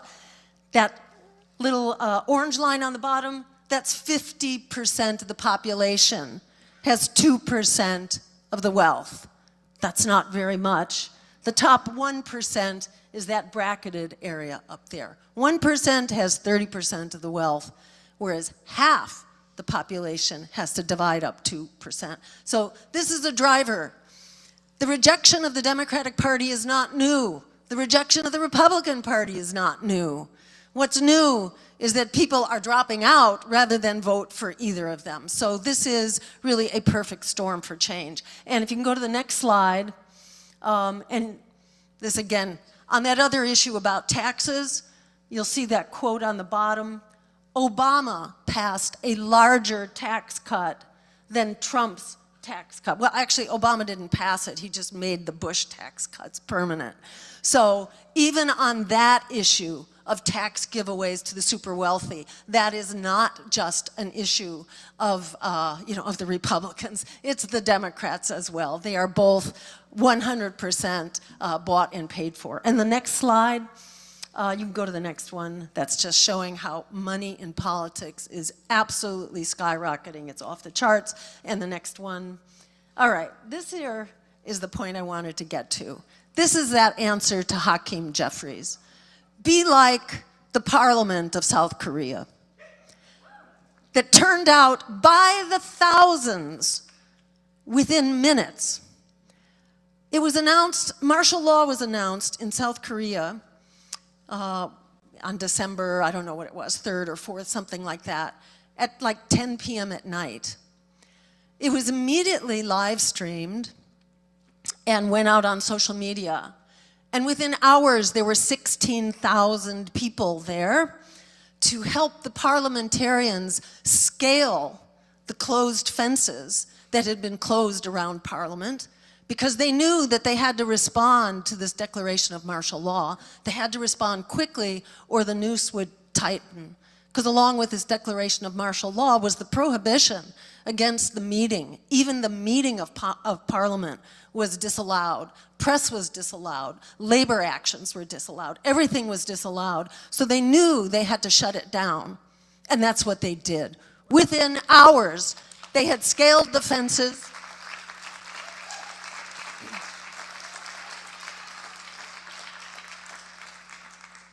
The troops were actually helicoptered in to inside of the fences. They helicoptered troops in, but before they were able to do that, the South Korean people were there. They were there in huge numbers, and you can show the next slide.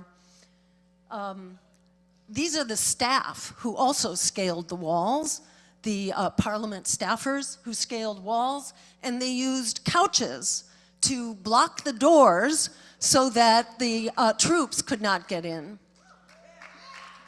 This is this was like a January 6th in reverse, with masses of people turning out. And you can show the next slide as well. Everyday people were there to talk to the soldiers. They were there to persuade them. And in fact, the soldiers then did a very slow walk, and they went out to get noodles before enforcing their orders. So, again, it's just It's to make the point that we do have the power in this country right now. We have an overwhelming opportunity. Do not be frightened. And, you know, as one of the people who ran into the struggle, along with Jason Call and others of our staff who were at Washington University when the students were striking, we had taken a moment to go take a bathroom break, and in that moment, the police were attacking. So we went running back to the lineup, and they were coming for us. They came for us, and these soldiers, these police who've now been trained by the IDF, the Israeli occupation forces, who are now in the business through the cop cities all around the country of training our local police forces, are being trained in the tactics of the Gaza genocide. Police are vicious. I mean, there are many people who've encountered police for a long time who know how vicious this is. So you do have to use some discretion about when you stand up and where you stand up, but we have to stand up.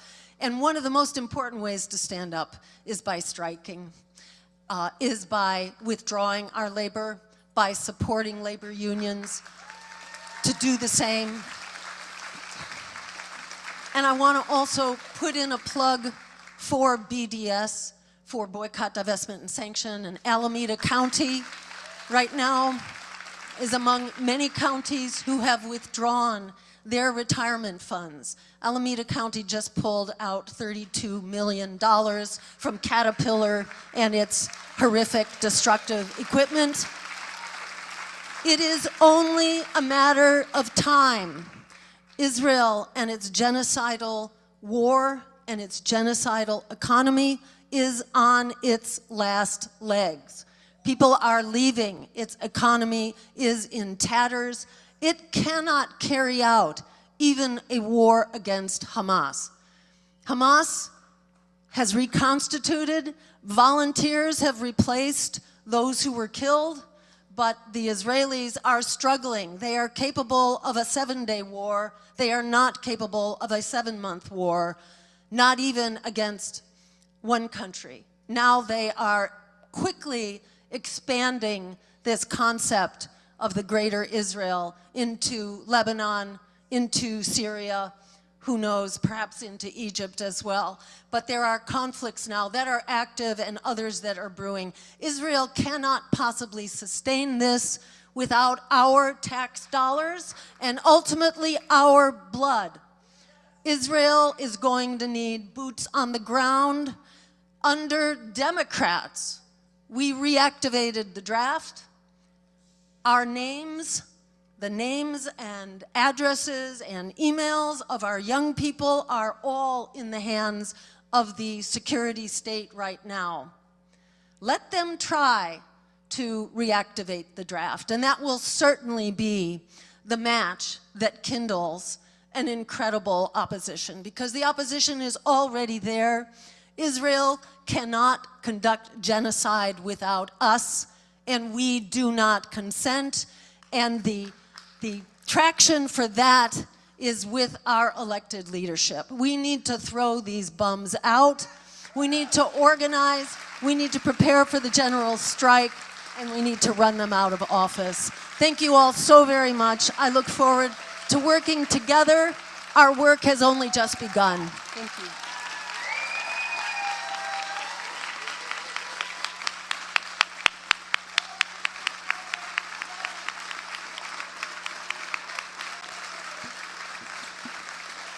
Thank you so much to Jill Stein. It was an absolute honor to be on the ground with your campaign in Detroit, in Dearborn, talking to thousands of Muslims at mosques who desperately wanted an anti-war campaign in October of last year. And it was just, it terrifies me to think what would have happened if we didn't have a place to channel that energy to an anti-war, pro-worker campaign. So thank you so much again to Jill Stein for her bravery. Also, someone who joined us in Dearborn for several weeks to help campaign for Jill Stein, and I'm proud to introduce him to give a short appeal to help to ask all of you here to help build this movement, is Dustin Spence. He's a member of Worker Strike Back from Chicago, Illinois. Please give him a very warm welcome.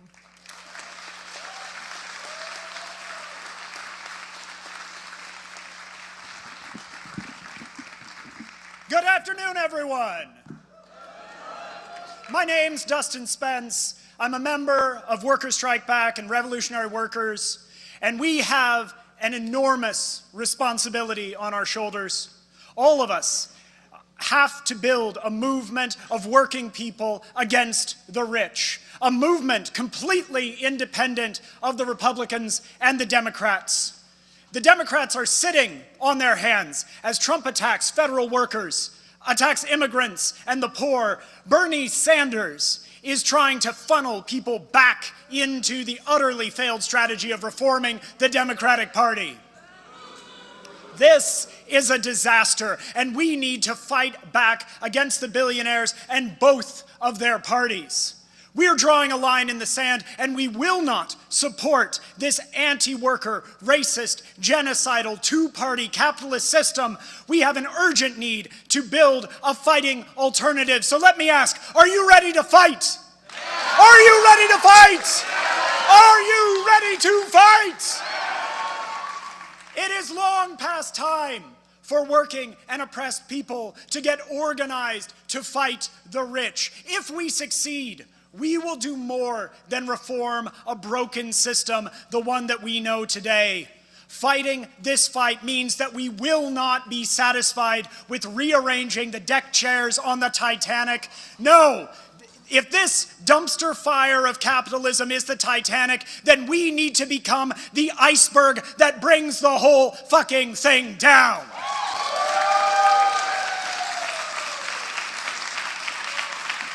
We are organizing to bring down Trump, the billionaires, and their parties, to stop the attacks on workers, the deportations, and to all the rest of Trump's attacks. But we must be clear that we must also bring down the Democratic Party, which has enabled Trump's return to the White House and who, in fact, has championed many of the same policies that Trump is now enacting. It is decades of neoliberal assaults by the Democrats that have put Trump in the White House twice. We must never again allow the Democratic Party to pose as the resistance or to co-opt our movements. And let's be clear, this is exactly what Bernie Sanders himself is doing right now, launching his Fight the Oligarchy tour this very weekend, hoping to cut across the growing understanding that both parties are weapons of the billionaires and the kind of energy present in this very room. While we are here seriously organizing to fight the rich, Bernie is trying to steer us back into a party owned by the rich. We will not allow the Democratic Party to divide us and will not allow them to stab us in the back ever again.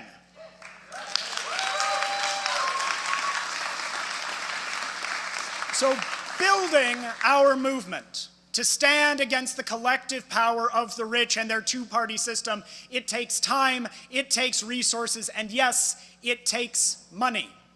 And so today, I am going to ask all of you for a donation. Right now, we're passing out donation slips. It seems like most people have got those, but I want to ask you not to fill those out yet.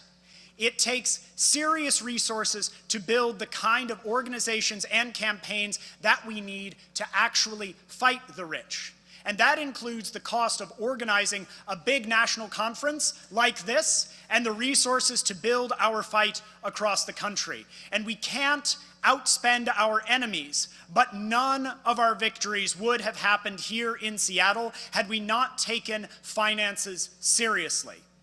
Our socialist election campaigns actually out-fundraised our Democratic Party opponents again and again, based on donations of working-class people. We have an even higher bar now in building a national movement. And so, we're setting a target today to raise $20,000 to build the fight against the rich. And in a little bit, I'm going to call out some numbers. If you're here in person, I want you to raise your hand when I get to a number that you can give. Fill out your donation card and keep your hand up until a volunteer from our donation team comes over to process your donation and collect your form. Now, if you're watching on the live stream, there's a donation link in the chat. And live streamers, you should say in the chat when you hear a number that you can donate so that we can all feel a sense of the momentum together. So think about a number that you can give. Think about what's at stake with crisis after crisis hammering working people right now in Gaza, in the West Bank, at the border, and right here in Seattle. Think about a number that you can give, and then think about if you can give just a little bit more to fight the rich and their two parties, to build the anti-war movement and the workers' movement, a new mass political party that represents us, and to bring down Trump, both parties of the billionaires, and their system once and for all.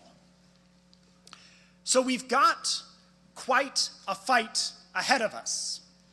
To get us in the proper mindset for what it's going to take to win this fight, a supporter, Raghav Kaushik, who played a big role in winning the Seattle City Council resolution calling for a permanent ceasefire and an end to arms sales to Israel in Seattle, and a leading role in the successful fight to make Seattle the first city outside of South Asia to outlaw caste discrimination. Yeah. Raghav knows how important this fight is, which is why he is donating $2,000 today to build our movement. That's right. Now that's a huge donation to get us going towards our goal, but of course we still have a long way to go. So I ask, can anyone here or online match him? Can anyone match right here? Yes! Raghav's $2,000 donation. $3,000 right here.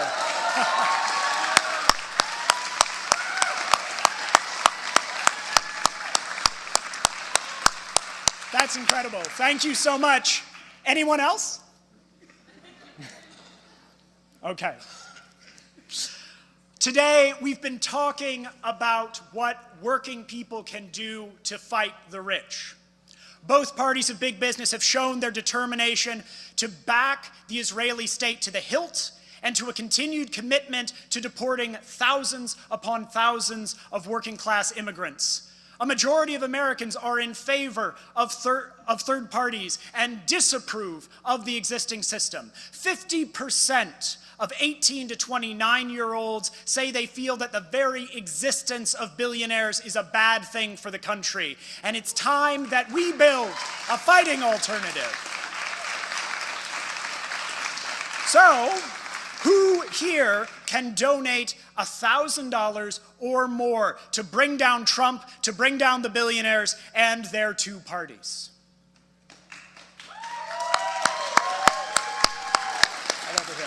Right over here.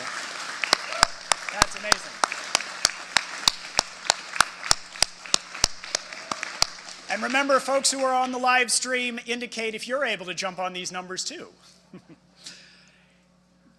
It's hard to ignore the boiling anger at the rich building in the working class. The anger at the rich is vividly on display in the broad reaction to the murder of United Healthcare CEO Brian Thompson in New York in December. 81% of young people in a recent poll indicated support for the alleged killer Luigi Mangione, saying that the rampant rejection of insurance claims and the unaffordability of healthcare justified the killing. With another CEO already stepping in to take Thompson's place and no significant change having taken place within the rotten healthcare system, we can see that there is an urgent need to win Medicare for all. So who here can give $500 or more to fight for Medicare for all? Right up there. Anyone else?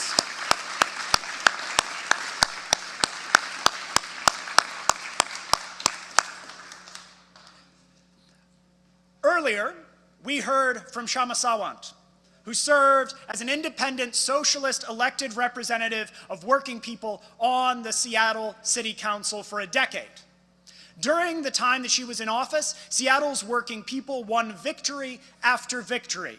The first $15 an hour minimum wage in a major city, renters' rights, including eviction protections and 6-month notice on rent increases, and a new tax on Amazon and big business that's used to fund affordable housing. Collectively, these victories represent a transfer of wealth of billions of dollars from the bosses to workers and renters struggling to make ends meet.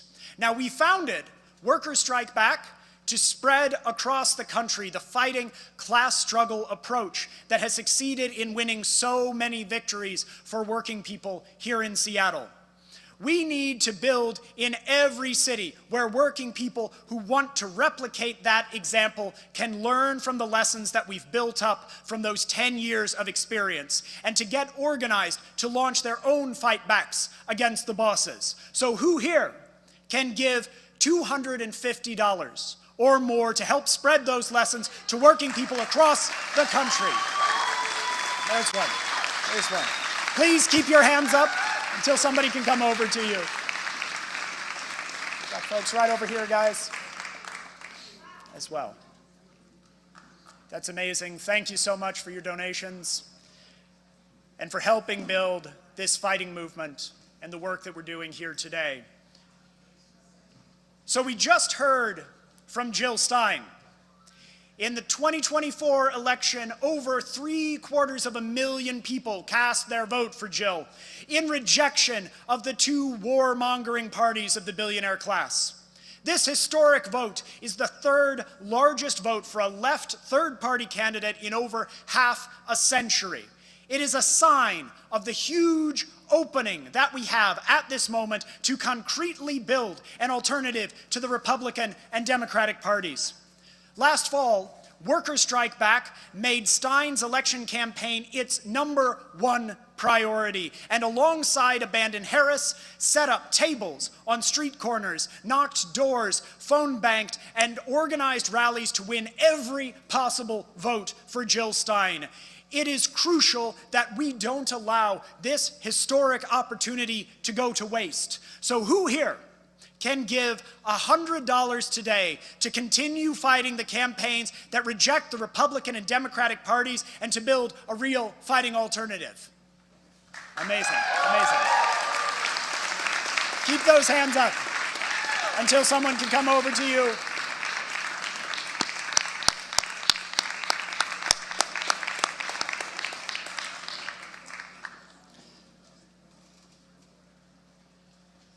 And if you haven't had someone come over to you yet, please keep your hand up. I know it can sometimes be a little bit of a wait, but trust me, it's worth it. Now, before I run through these final numbers, I want to ask you to consider making your donation to Workers Strike Back monthly. This makes you a member of Workers Strike Back. You support the work of our organization, and you're able to fully participate in our democratic processes, like the decisions that we'll be making tomorrow at our first ever national convention right here in this very building. If you want to become a member making monthly donations, when you raise your hand, one of us can help you process your monthly contribution online. You just scan the QR code on your donation form and then complete the steps that pop up there. Now, since launching Workers Strike Back almost exactly 2 years ago, we have collected tens of thousands of individual donations from thousands of donors across 47 states and Washington, D.C., and our message has also resonated internationally with donations from Canada, Mexico, Nigeria, New Zealand, Germany, Ireland, Italy, the UK, Catalonia, Spain, Hong Kong, Australia, and the Philippines. We are building Workers Strike Back as a democratic, membership-based organization with more than 700 dues-paying members around the country. Now, I know that I've asked a lot of big money asks today. But every dollar really is crucial for building this movement. Every dollar goes towards making our movement stronger and making the billionaire class waste their money on losing.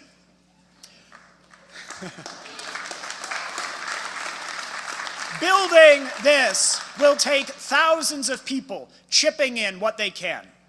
So who can give $50 today or make it a monthly contribution so that we can continue building our movement and fighting back against the billionaires? Got some folks over here. Top. Amazing. One of our demands is for a $25 an hour minimum wage. Who here can give $25 today or make it a monthly donation? Got one there? Got some in the back here? Very good.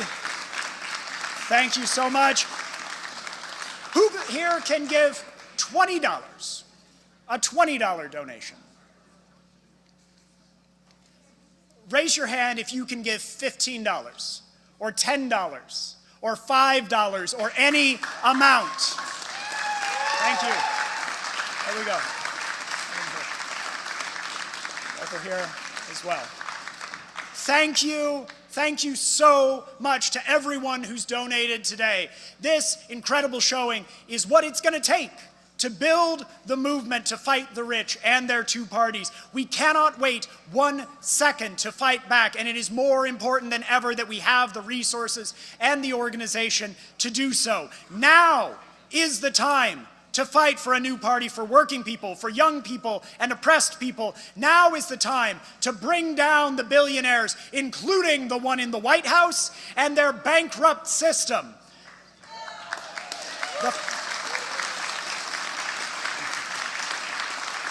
The funds that we raise today have set us on the road to fight back, because when we fight, we can win. When we fight, we win. When we fight, when we fight, solidarity. Thank you.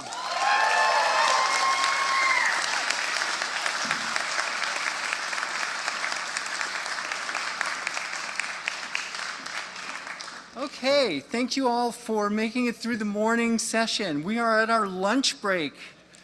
So downstairs in the Great Hall, you'll find sandwiches, which are barbecue pork banh mi and vegan tofu banh mi.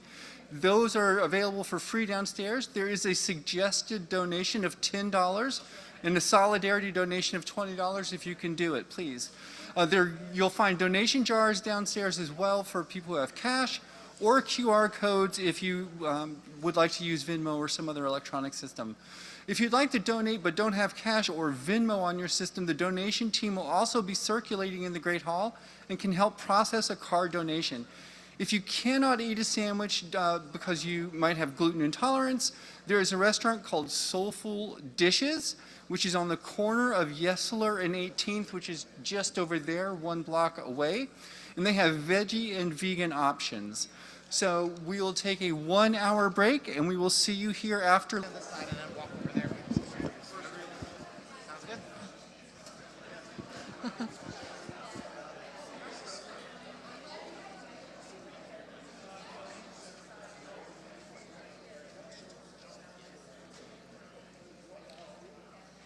Welcome back, everyone. How were your breakout groups? Give it like a whoop whoop. All right, we have an action-packed second half of our meeting today with just lots and lots of jam-packed with workers who've been on the front lines organizing their workplaces. When we kicked off earlier today, we talked a bit about how far people came. These people might get the award for coming the farthest, I'm not sure, but they're all the way here from Garner, North Carolina.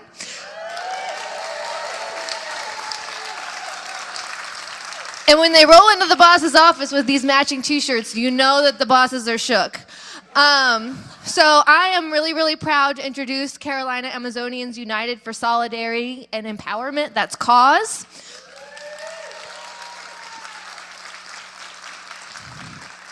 And as I said, they've been organizing an independent union in Garner, North Carolina at Amazon's RDU1 facility. They went head to head with the biggest union busters in the world, demanding $30 an hour, 180 hours paid time off, and more through their union drive. And they took that fight right to Andy Jassy and Jeff Bezos' doorstep. And because we know we're strongest when we work together, they all came up here on stage together, even though we're going to hear from their elected secretary, Italo Medino. So give it up for him. Hello, everybody. Wow. It's amazing to be in Seattle, the capital of Amazon. So the other day, all of us were rolling up to Jeff Bezos' balls. I don't know if everybody knows where those are, the spheres. The spheres down in Seattle. So, as many of y'all may know, or you might, I don't know, we recently had an NLRB election at RDU1 in Gardner, North Carolina. Now, we lost that election, but we're still here. Typically, after unions, especially independent unions, we're not tied to any of the big unions. Everybody in here, we work inside of that warehouse. We pack the boxes that people get within 1 to 2 days. I work the ship dock. We are in that building every single day, and in the night, we organize our union. So typically when unions lose in history, we've seen that the bosses expect you to collapse. The bosses say, oh, we beat you this one time, it's over, now let's move on to the next one. A week after, we're in their capital. We're right in their face. At the end of our election, when the media was all up in our face and asking us, oh, what are you going to do now? Expecting that we were just going to say, well, we tried and it's over. We said, we're going to do it again.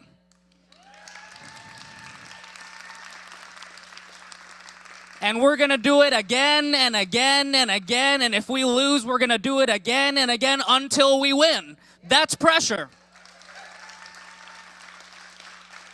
The only way to defeat Amazon, one of the largest empires in the history of the world, is through on-the-ground worker power by shutting down their lines of production if necessary. By being in their face every single day. We're not taking a break. We might have lost this election, but in this last Christmas, we gave them a Christmas present, which was union authorization cards. They never thought we were going to be able to do it. We signed over 30% of that 5,000-person warehouse. We put them right before the NLRB. And we gave them that beautiful Christmas present of an election. What about this coming Christmas? Maybe we'll give them another one. And the Christmas after, maybe we'll give another one. And the Christmas after, maybe we'll give them another one. And if we win at RDU1, we'll go down the road to RDU5. If we win at RDU5, we'll go down the road to RDU2. Until we unionize the entire state of North Carolina, the entire state of South Carolina, and you know what? Maybe all the way out to the Mississippi. And that's what we love about Workers Strike Back. That workers right now in 2025 are striking all the way back. We're not giving up when we have a tiny little loss. We're not giving up when we have a little adversity before us. And just like every other war, right? You can go all the way back to the Romans. Had a great loss in the Battle of Cannae. Everybody got destroyed. A few years later, they came back and won the war. Same thing with Washington. The Battle of New Jersey got destroyed, absolutely destroyed, came back and won the war. And that's exactly what we're here to do. We don't care about one battle. We're going to look at what we did right, we're going to look at what we did wrong, and we're going to come back stronger than ever, and we will win this war against Amazon.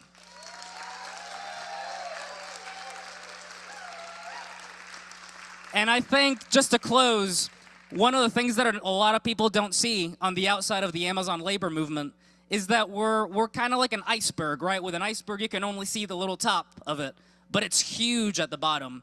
For the last 3 years, we've been helping build a continental movement.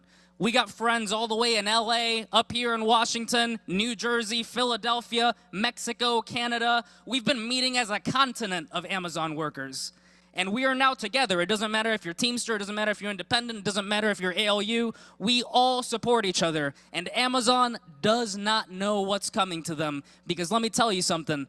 Before the year 2030, you're going to see a mass movement of Amazon workers right here in Seattle taking the fight to Amazon headquarters. And we will get our contract no matter what Amazon wants.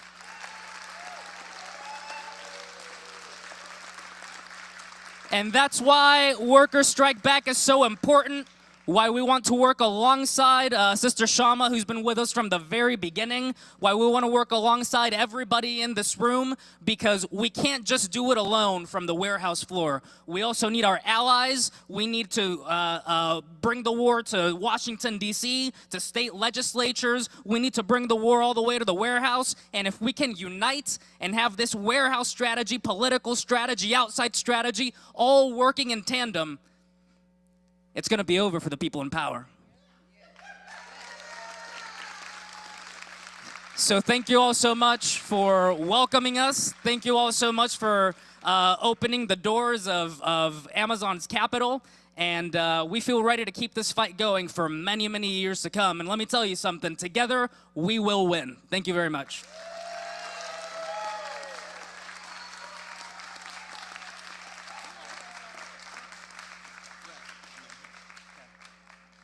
Nobody else wants to talk, I guess. Juno, you want to say something? Hello, I'm Juno Rondelli. I'm from Raleigh, North Carolina. And I'll tell you all one thing.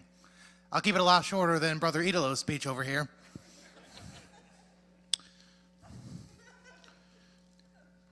What Amazon is trying to do is divide us. Amazon's trying to put the young against the old, the black against the white, the queer against the straight. Hell, they'll put you against each other if you have brown or blonde hair. They want to keep us divided on all these meaningless things. But you see, we ain't going to be divided on those things because there's only one true division. It's those who have and those who have not. And I certainly don't have a lot. And certainly the folks in Garner don't have a lot either. I work in what is called inbound. I work in decant. I'm a night worker. And let me tell you, I have seen and talked with people who have passed out on the floor because there is no heat protection in there. I have actually been hit over the head with a tote trying to clear a jam that they did not train you to clear. And that totes can have up to 50 pounds of items in them coming down a conveyor belt. I have seen people get their hands stuck in rolling conveyor belts and get jams and have to go to the hospital. I have talked with pregnant mothers, 7 to 8 months pregnant, who are denied their maternity leave and have to fight with HR as they're working on the floor without any disability.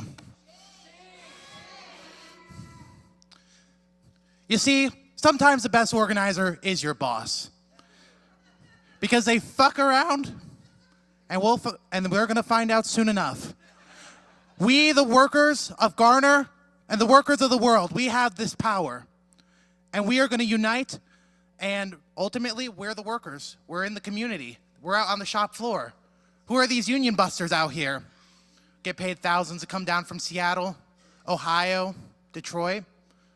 They don't know us, and they aren't us. So we're going to build back strong. We're going to come together.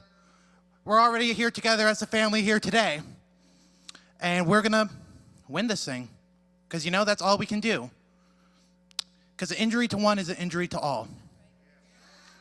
And we will build and we will win. Not only in North Carolina, but across this great nation. Thank you.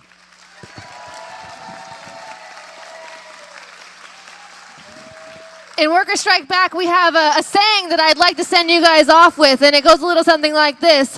When we fight, when we fight, when we fight, and you will. I also wanted to announce that all across the country over the last few weeks, Workers Strike Back members have been out tabling, and we have stopped people, whether they're in Garner, North Carolina, or Boston, or Maine, and we've said, do you want to help unionize Amazon? And hundreds of them have said, yes, of course. I hate Jeff Bezos. And we have raised $1,226 that we will be donating to cause to help them continue their fight against Jeff Bezos. And my co-chair Margaret is going to introduce our next worker activist speaker. Thank you so much. I was really impressed with that speech from the Amazon workers. And of course, their organizing efforts are ones that we can all take lessons from. My introduction here will be pretty quick. I'm going to introduce a rank and file member of the United Auto Workers, Dustin Spence from Peoria, Illinois. He brought forward a resolution in his local calling for an end to all military aid to the Israeli state and calling to unendorse Kamala Harris for her pro-war position. And he is a member of Workers Strike Back.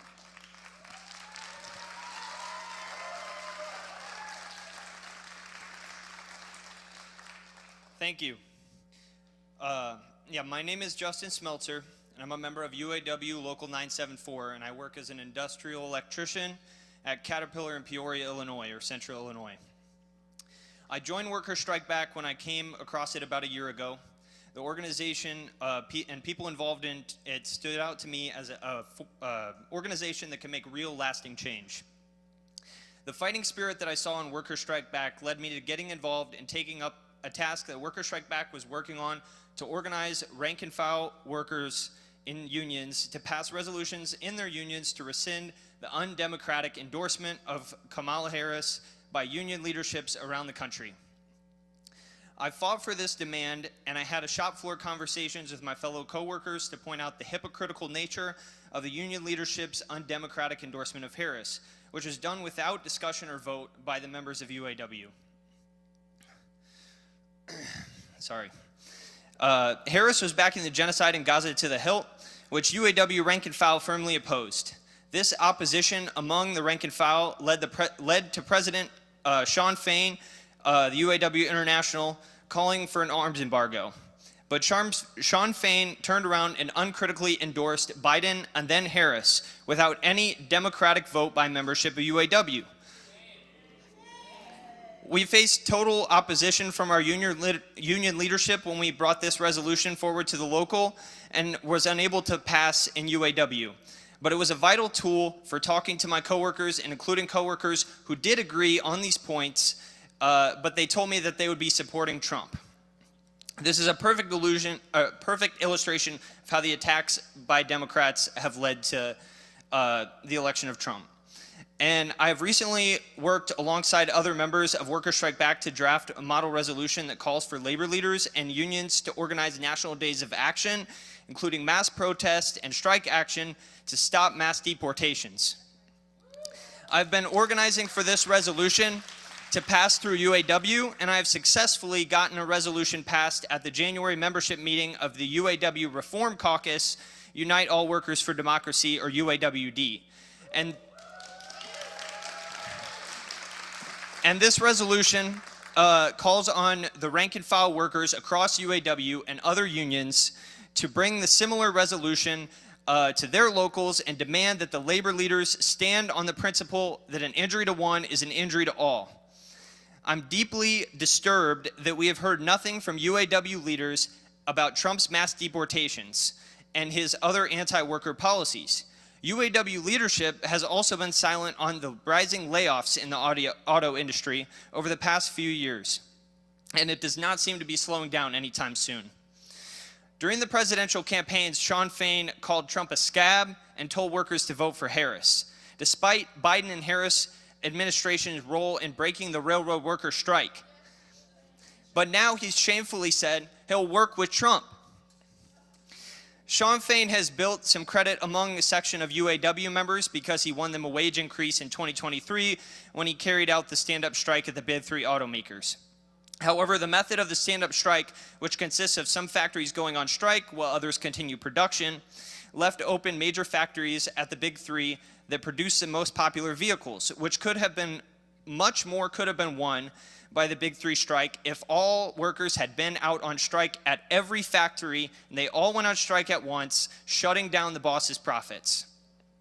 In fact, several workers' demands, including the shortening of the work week from 30 hours of work to 40 hours of pay, was left off the final agreement, and due to the strategy employed by the union leadership and not applying the full pressure of all workers going out on strike. These examples of the stand-up strike and the response to Gaza and deportations are a rotten method of labor leadership that we refer to as business unionism, where labor leaders will claim to fight for workers while simultaneously wanting to not hurt the boss's profits, Democrats' chances to win elections. This ultimately helps the ruling class and is bad for working class people and workers because their interests are diametrically opposed to the interests of the bosses. For this reason, the labor movement's rank and file needs to expose the failures of the leadership and organize mass pressure on the labor leaders to fight Trump, the Democrats, and the bosses. We need to be organizing independent mass strike action, mass protests, and mass civil disobedience if we intend to be an effective fight back to win.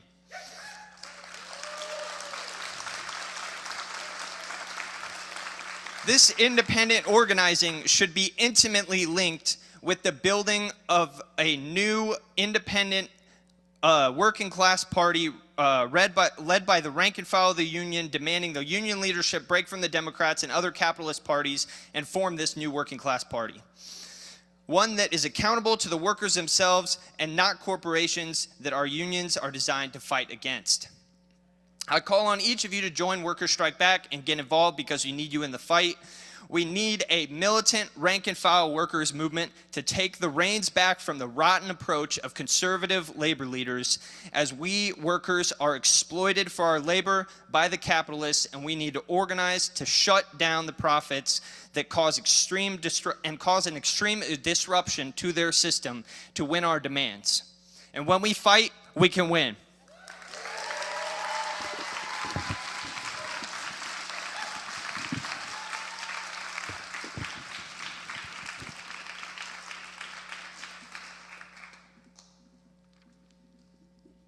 Thank you very much. That was a fantastic speech. I'd like to welcome next to the stage Gray Martin, who is a Harborview healthcare worker. They recently spoke to the 3,000-person rally that turned out in solidarity with federal workers facing major attacks from Trump and Elon Musk. And they are a member of Workers Strike Back as well. Thank you.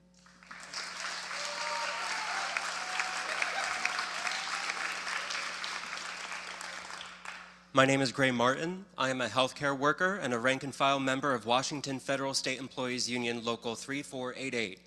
The billionaire in the White House, Donald Trump, along with Elon Musk, the richest man in the world, are currently carrying out an anti-worker blitz across the federal government. Roughly 75,000 federal workers have taken a buyout that Trump and Musk have offered to get them to leave against the advice of our unions, and over 10,000 federal workers have already been fired by this administration. This equals about 3% of the 2.3 million person civilian workforce. Trump and Musk cuts to government agencies and programs aren't about targeting fraud or waste. It's an attack on workers and our meager protections, including cuts at the Centers for Medicare and Medicaid Services. Hospitals and trauma centers like my own are largely funded through Medicare and Medicaid, which provides necessary health care for millions of Americans. These cuts are making the already barbaric healthcare system in this country even worse. Meanwhile, the Democrats have done nothing to fight back.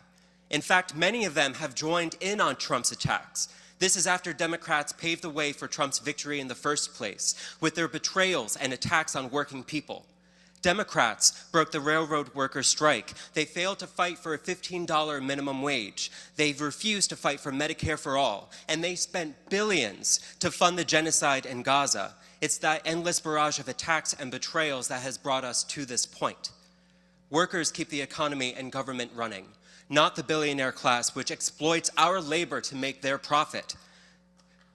Workers' power lies in being organized, willing to strike and to withhold our labor. The threat of strike action is our most important weapon to force these billionaire-backed parties and wealthy elite to act and to secure victories for the working class. In 2019, during Trump's government shutdown, unionized air traffic controllers and flight attendants threatened strike action that forced Trump to end the shutdown within hours of the strike being called. Federal workers can stop Trump's anti-worker attacks and fight for more, including real raises to make up for years of massive inflation. We need to go on the offensive with a fighting strategy for what workers need, including a renewed fight for Medicare for all, including ballot initiatives for public health care at the local and state level.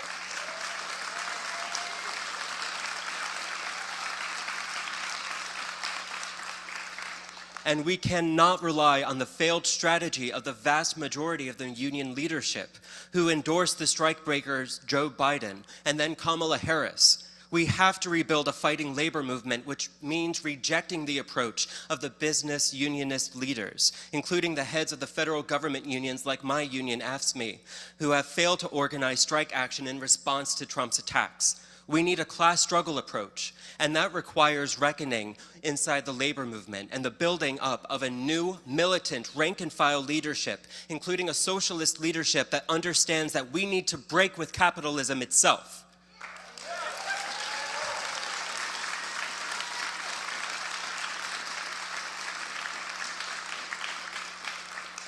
Coordinated mass strike action led by the rank and file is needed that can disrupt business as usual. It will require support from the rest of the labor movement and all working people independent of either major political party. We must take lessons from history in order to move forward. It wasn't the Democrats or Republicans that granted us civil rights, the Americans with Disabilities Act, or the end of racial segregation.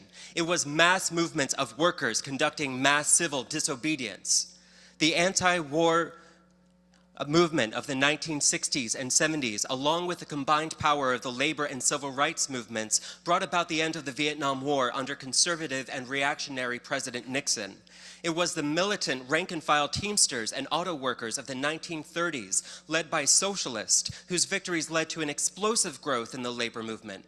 Breaking away with the conservative union leadership at the time, they organized using a class struggle approach and carried out collective strike action that effectively shut down the city of Minneapolis in 1934. By disturbing business as usual and fighting for union recognition with over 3,000 members collectively taking strike action, workers won their demands for a 40-hour work week, overtime pay, and wage increases. Working people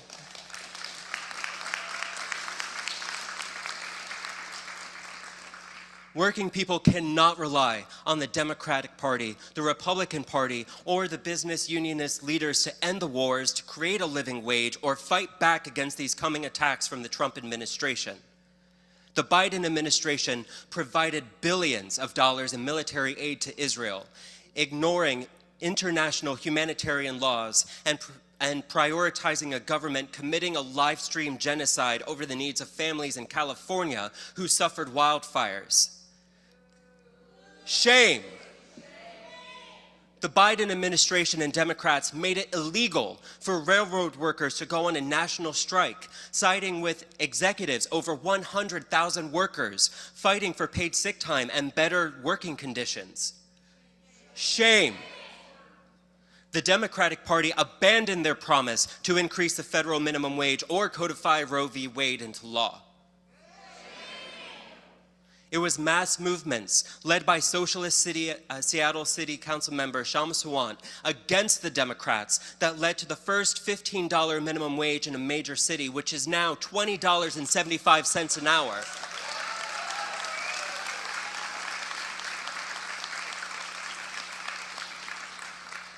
Under fighting socialist leadership, working people also won renters' rights, including the winter eviction moratorium, the first anti-caste discrimination law outside of South Asia, turning Seattle into an abortion sanctuary city with free abortion for all, and the second city in the U.S. to pass a ceasefire resolution in solidarity with Palestinians amidst the genocidal war on Gaza.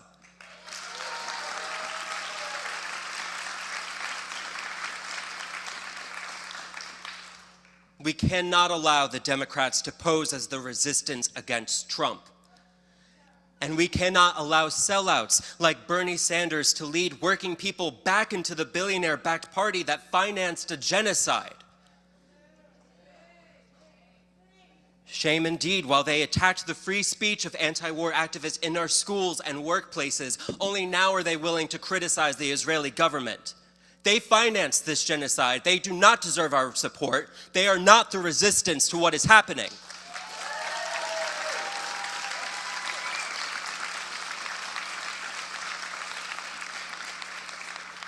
There is no reforming this capitalist party hell-bent on imperialism and war.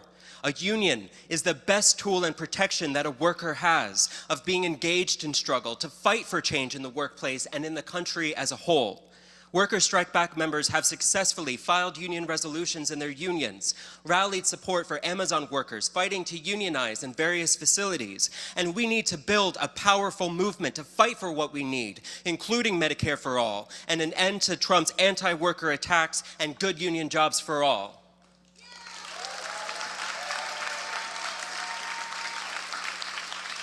Thank you.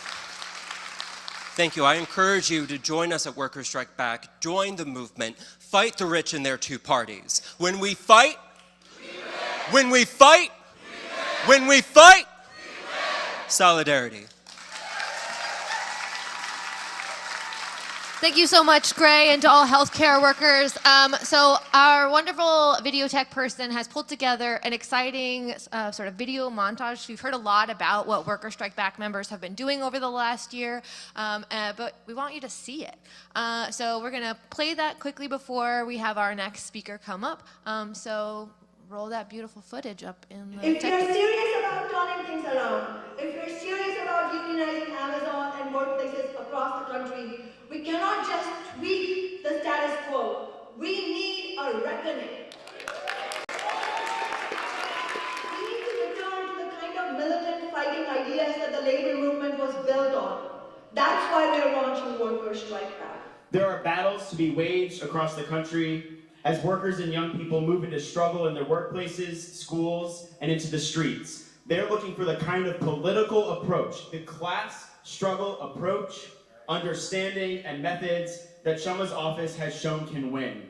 We're building on the example of the past decade in Seattle on a national scale to widen and strengthen the class struggle. Who here wants to be a part of that movement?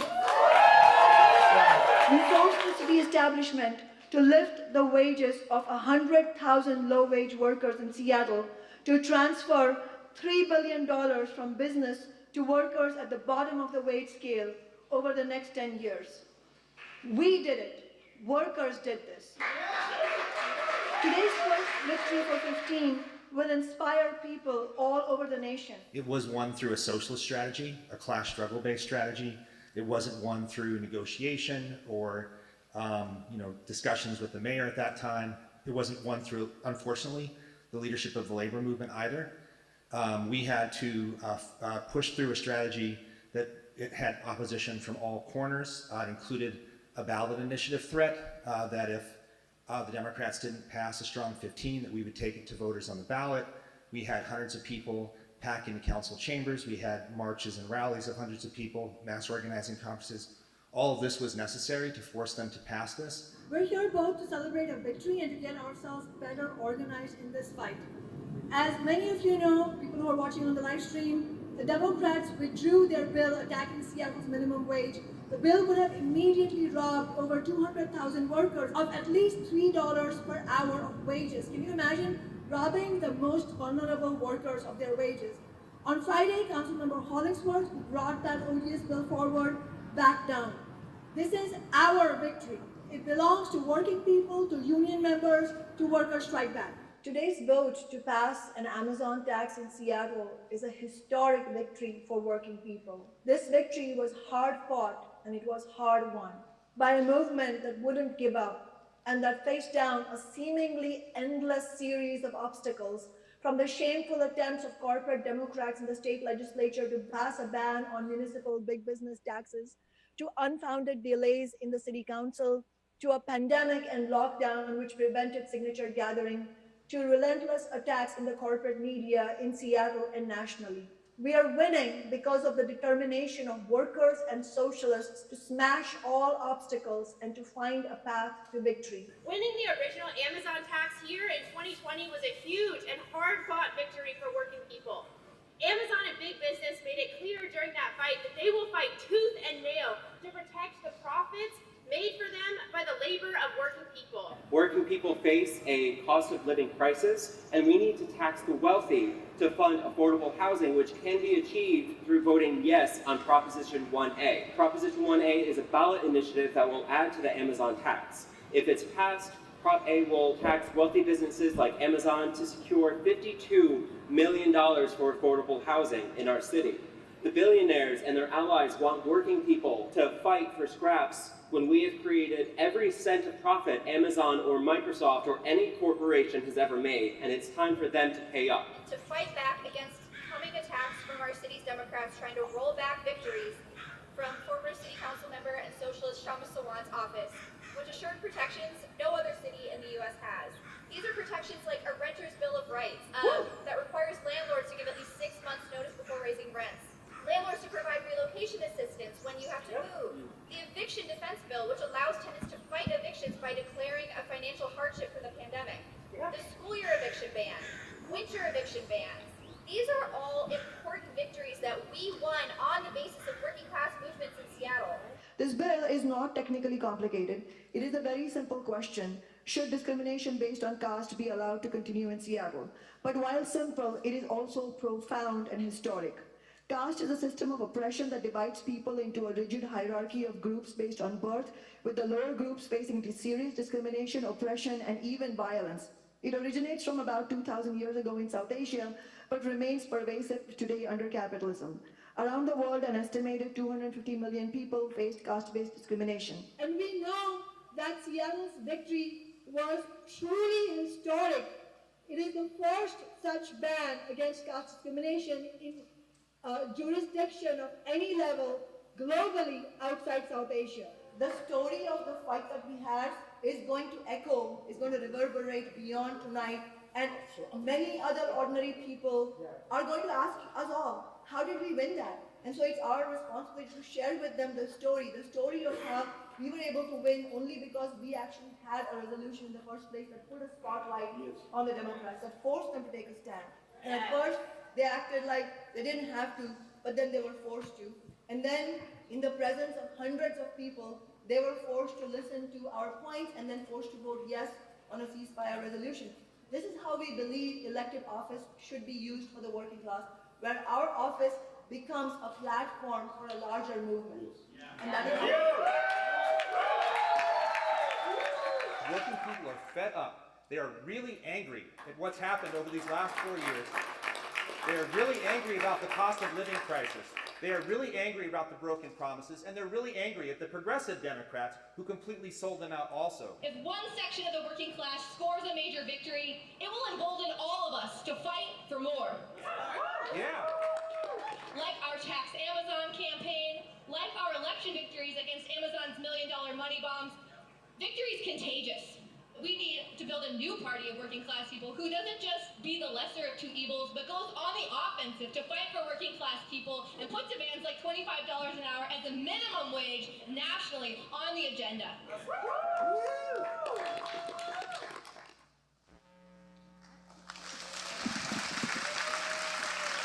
All right. It's funny that I'm at the end of that. So yeah, I thought that visual representation would be really helpful for folks. And it's a really great segue to our next speaker. His name is Logan Swan. He's a rank and file member of Ironworkers Local 86. And he played a leading role, an elected role on the Tax Amazon Organizing Committee. And he's going to touch on some of those lessons today.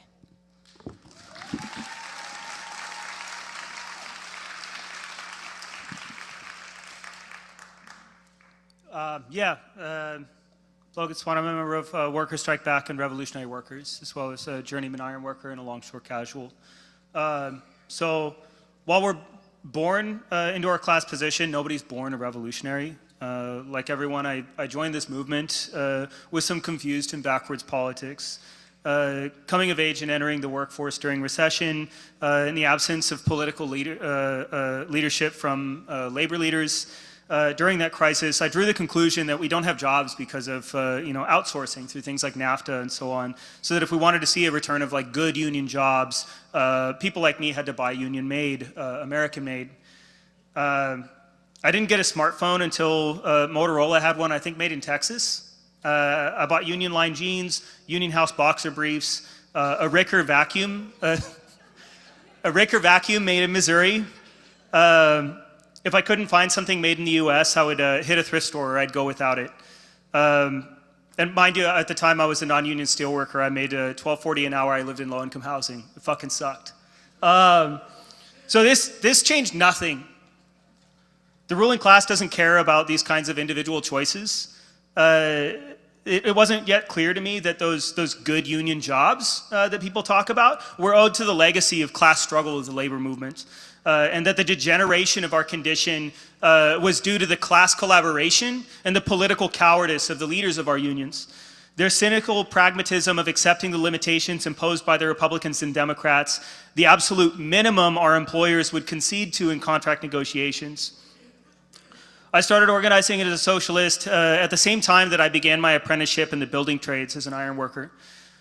The experiences of organizing in the successful 15 Now campaign, fighting to tax Amazon to create union jobs, building affordable public-owned housing, were part of my apprenticeship, but unfortunately not as a rank-and-file union member, but as a socialist.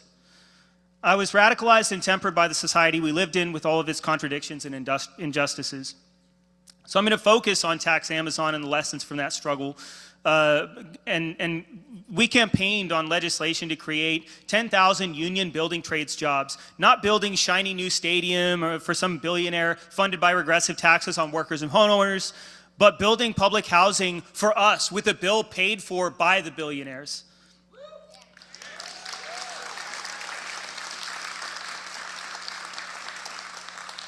And this wasn't like, we didn't just like have this fully hammered out thing and just go to working people and say, hey, we're doing this, take it or leave it. This is our campaign.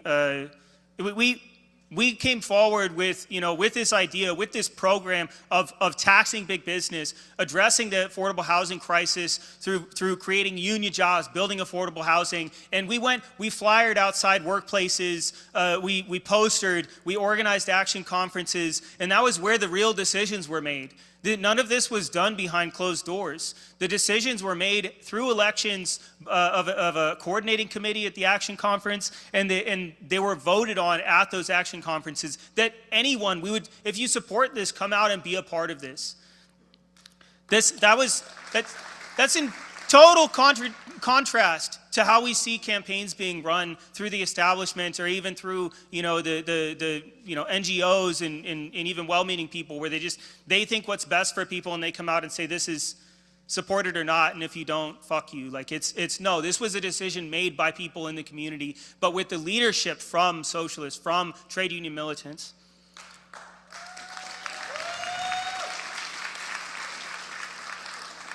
And it was through that, going and talking to rank-and-file union members and having them organize in their unions and pressuring union leaders to support this, that we got a majority of local unions to endorse it, because it was either we created a thing that could not be ignored, right?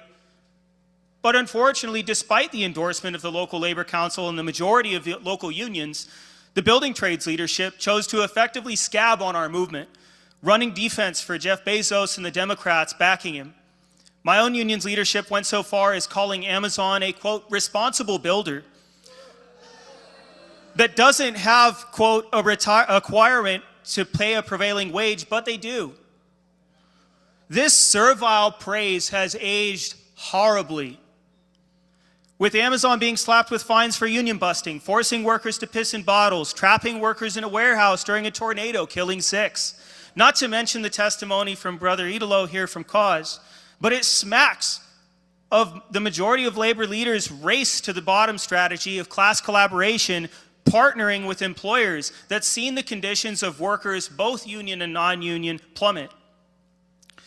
And tragically, this bankrupt strategy has only been doubled down upon by the likes of Sean Fain and Sean O'Brien, who promised to change from the corrupt regimes leading UAW and the Teamsters, only to continue the policy of cowardice of their predecessors as they suck up to the Trump administration and champion the tariffs of, the America First. Sean Fain is supporting Trump's xenophobic tariffs on imported goods, while Sean O'Brien has gone so far as to speak in favor of right-to-work union busting, saying he'll collaborate with on union busting state by state. What may work for one doesn't work for the other. Who's to know?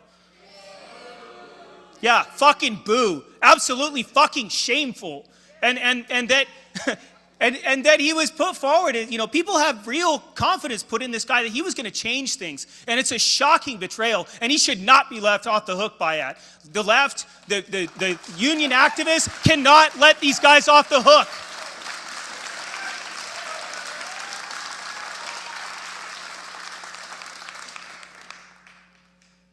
So much like the building trades leader here ran cover for the Democrats and Jeff Bezos, O'Brien and Fain are doing the same for Elon Musk and the Republicans today.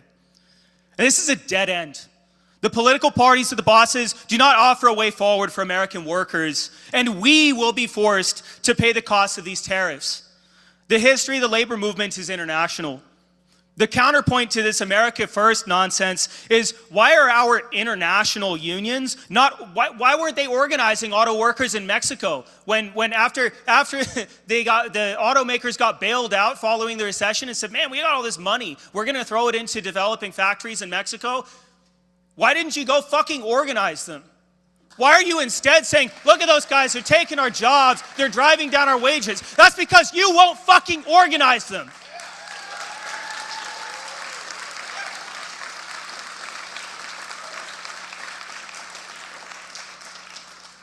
Why do our union leaders pull punches so as not to challenge or embarrass the political establishment?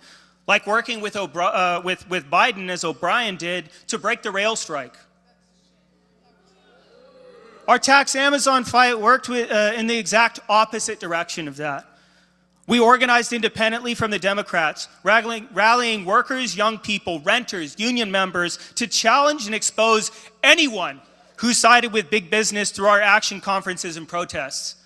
We're not going to run cover for you while you betray working people. We're not going to subordinate working people's needs to your political career.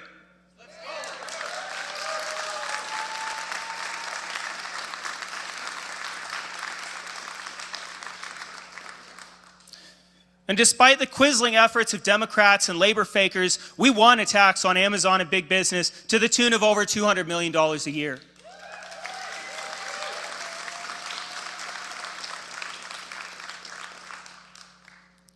And so that's, I think when it's like, you know, oh, how are we going to win things? I think that we have lessons here, we have experience here of fighting and winning. We have a track record.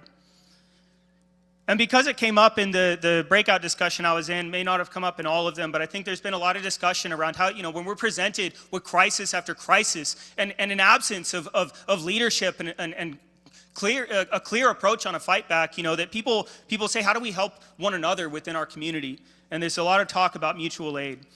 But, and hopefully I'm not being too sharp here, but mutual aid, in my opinion, absent class struggle, it's just collectivized charity.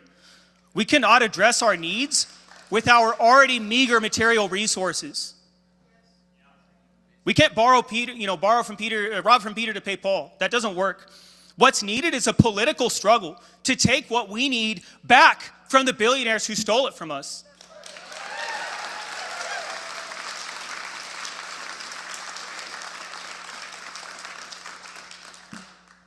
And there's a historical precedent for this. The origins of my own union began with mutual aid. The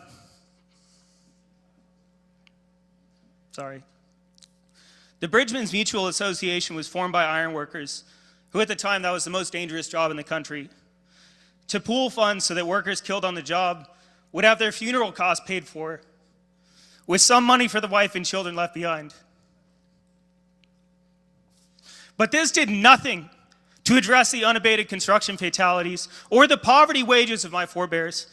And it wasn't until workers began militant organizing drives and successfully unionized that pay and conditions improved. Because this did change the balance of power between the workers and their bosses. So I want to thank you all for showing up today, but it would be negligent to just leave it at that. Today is not enough. Everyone in this room has a job to do in the struggles ahead. And every single one of you, I'm looking at you with the shawl, you guy in the white shirt back there, every single fucking one of you, you fucking matter and you can do shit.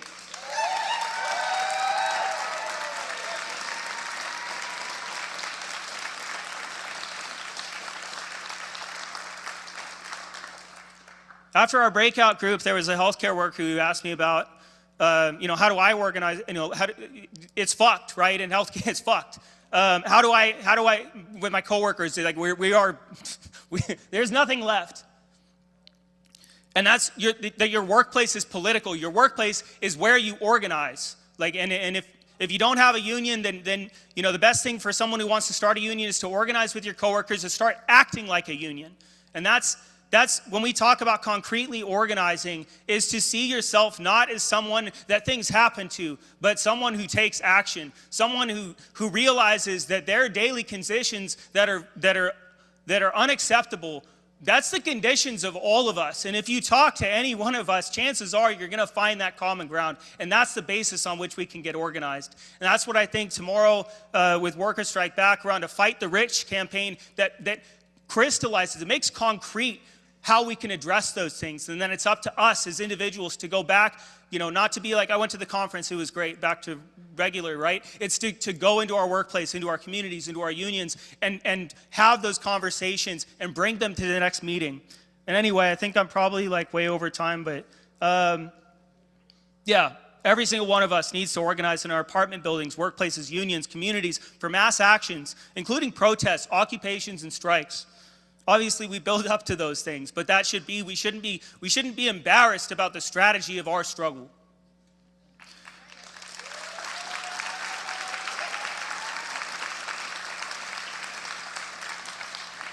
And I'm not going to pretend that it's going to be easy. Respect to Brother King, but there's no arc of a moral universe that bends toward justice. There is only class war, the outcome of which will be decided by whether or not regular people like us wage the necessary struggle to fight back. So I would appeal to everyone here to join Workers Strike Back if you're not already a member. Let's learn from our proud history of class struggle, and let's make full use of our being here in this room, and let's get organized today to fight for tomorrow. Solidarity.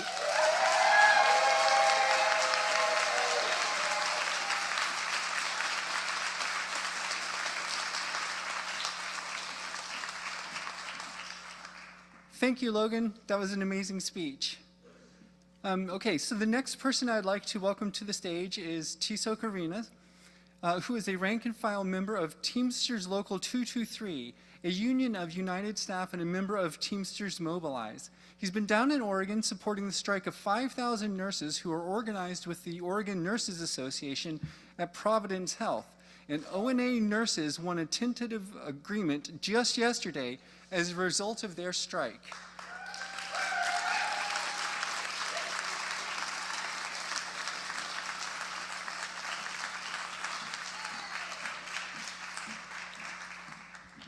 Can everybody hear me okay? Awesome. Well, I want to thank Brother Logan for that speech, because that was a hell of a speech, so I want to give him a round of applause again.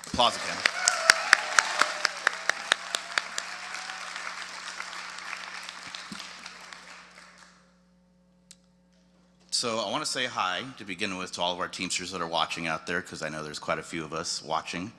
I also want to read first a statement from Teamsters Mobilize, us as a group. On behalf of Teamsters Mobilize, we thank the organizers of this Workers Strike Back organizing conference. We are appreciative of this platform. And as many have said today, in the words of the great the IWW, an injury to one is an injury to all. Teamsters Mobilize started in 2022 in the lead up to the 2023 UPS contract, and many of us came together as UPS part-timers to address our issues and concerns. Some of us who didn't work for UPS stood in solidarity with our Teamster family at that point. We are a grassroots rank-and-file led organization inside the Teamsters. Our mission is to engage, educate, and empower rank-and-file Teamsters and every worker. We are committed to bringing a militancy, transparency, and democracy to the Teamsters. And right now, if you've been watching everything in the past 72 hours, it's probably needed more than ever. That being said, we are ready to fight the bosses and the class collaborators in the leadership of our union who serve to weaken it rather than strengthen it, and you know who you are in leadership. We reject the political duopoly that seeks to divide and conquer the working class. The working class and ruling class have nothing in common. Nothing in common.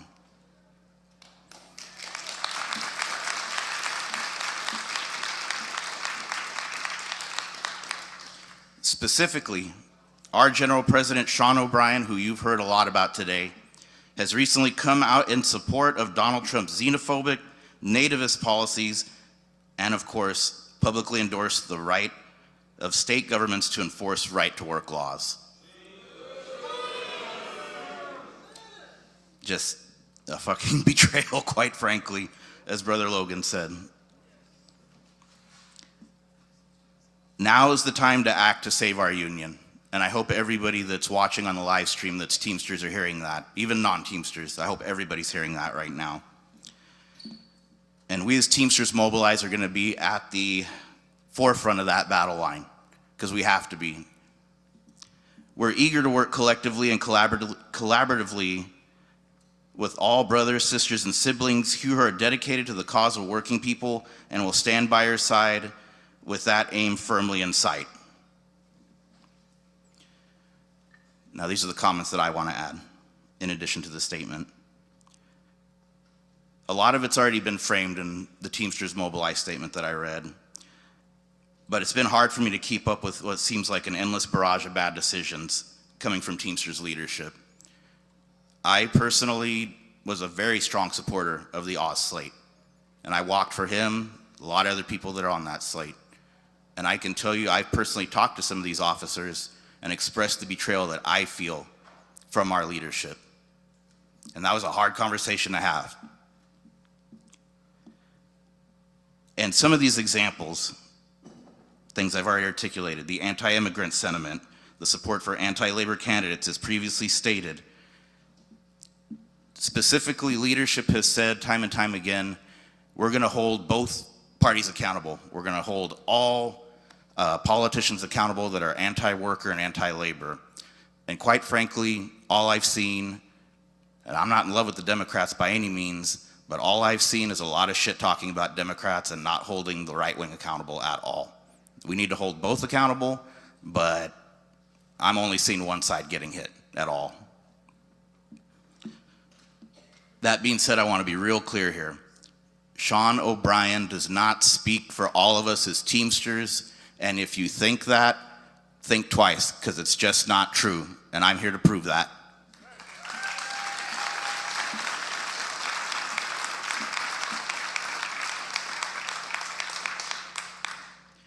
And I do want to emphasize that what we need to do in terms of a plan to change, we need to have a plan to change the culture of all of our unions. It's not just about the Seans, any specific leader. You know, they're not the root cause of the issue. They are absolutely the perpetrators primarily right now, but they are not the root cause of the issue. In fact, the root cause of the issue has probably been around longer than some of us in this room have even been around. So we need to push back against these bad values in our unions, these values that have been around for generations, quite frankly. And we've inherited that fight, unfortunately, and we're the ones that are gonna have to deal with it. So we need to do it right, and we need to engage it head on and not be afraid of it anymore. Like I've mentioned, much of how I feel has already been articulated by Teamsters Mobilize. I hope some of you will come to our meetings and see what we're all about and see that, you know, we're the folks pushing reform in this union, the reform that we desperately so need. And I want to say I'm glad that we've come together to make our union and our movements better places, because there's a lot of folks in our movement, or sorry, in our union that don't feel that we have any business doing anything out of wages, hours, and working conditions. And I'm here to tell you that that is not true, and we are pushing back against that openly and actively.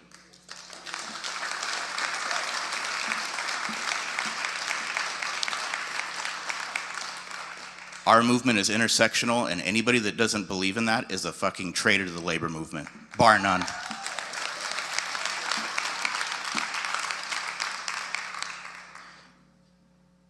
So I want to thank the Teamsters that are in our union now and in the past who paved the road for progressive voices in our union. Their work continues through ours. There have been folks in our union that risked everything, including their lives, to make this union a more militant, democratic, and transparent union. So I just want to give acknowledgement of that, including my mentor who passed recently, Alan Baird, who was the director of the Coors boycott in Northern California in the mid-'70s.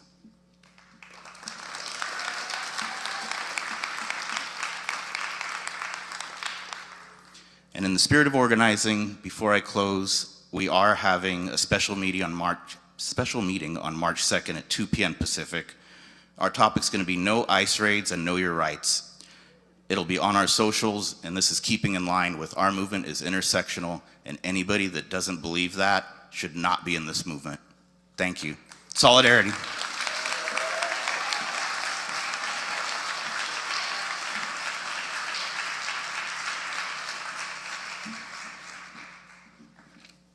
Thank you so much. That was an amazing speech. I'm sure we've all enjoyed our speakers so far.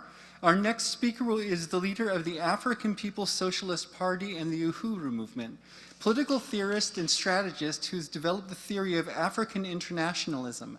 He's traveled to over 19 countries building black power struggles throughout Africa, Europe, and the Americas, and establishing solidarity relations with other colonized peoples' movements.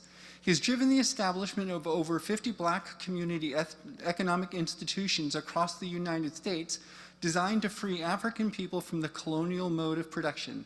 Please welcome Chairman Omali Yeshitela.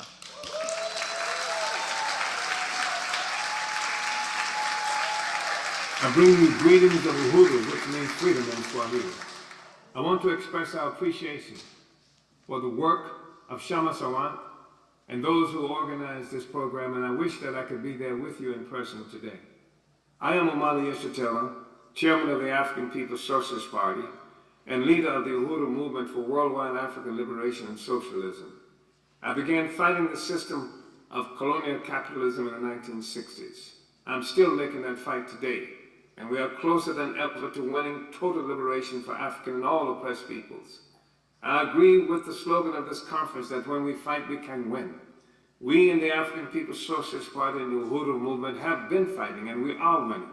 Nearly 3 years ago, Biden's FBI violently raided 7 homes and offices of the Uhuru movement in St. Louis, Missouri, and St. Petersburg, Florida, including my home, with flak-jacketed soldiers, laser-guided rifles, tanks, flashbang grenades, and drones. They took our phones, our computers, and our files.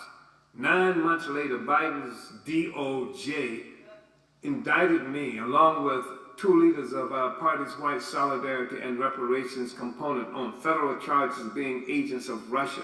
The so-called overt acts charged in the indictment are all expressions of what is supposed to be protected free speech. Running candidates on a reparations platform, testifying at United Nations reparations hearings, publishing articles in our newspaper, The Burning Spear, circulating a petition charging the United States government with genocide, speaking out against the U.S. proxy war against Russia and Ukraine, exposing the fact that NATO expansion toward Russian territory provoked the war that has now taken millions of lives. They tried to lock me up for 15 years. We were offered a plea deal, but we chose to fight, and we built a popular campaign in the streets and through the independent media. We went to trial last September. The jury found us not guilty of being Russian agents, but guilty of conspiring to be Russian agents, conspiring to do something that didn't happen. We are appealing. In December, we were sentenced to 3 years probation. The judge said no prison time because everything in the indictment was protected free speech. The government knows that I don't work for Russia. They're upset because I don't work for them.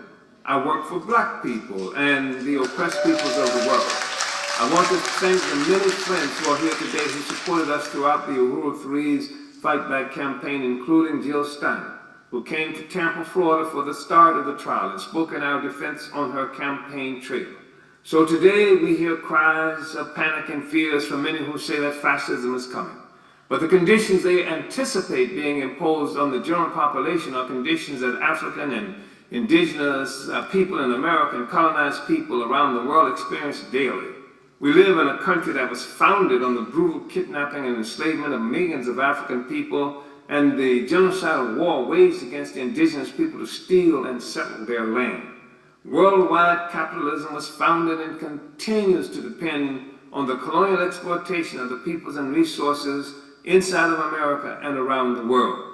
That system is in crisis because colonized peoples around the world are seizing this moment to recapture our human and material resources.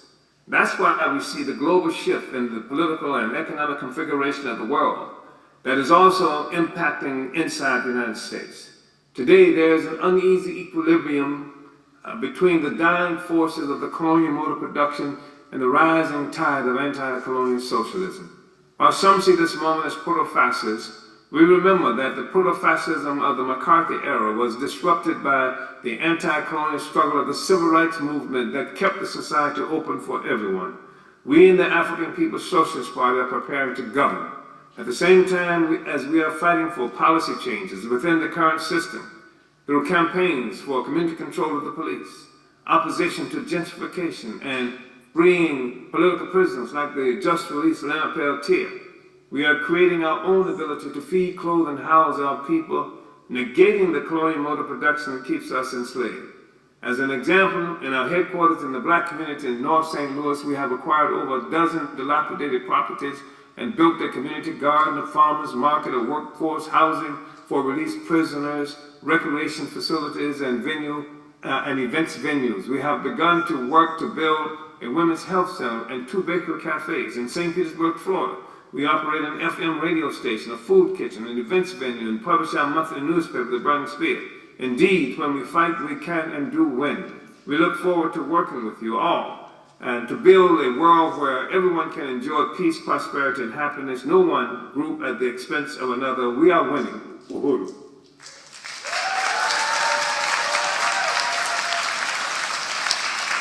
Thank you so much to Chairman O'Malley for sending that video of solidarity. I think showing the breadth and strength of this movement is a really important part of today, so we all leave feeling energized. And in that vein, we also have today with us Nick Cruz from the Revolutionary Blackout Network,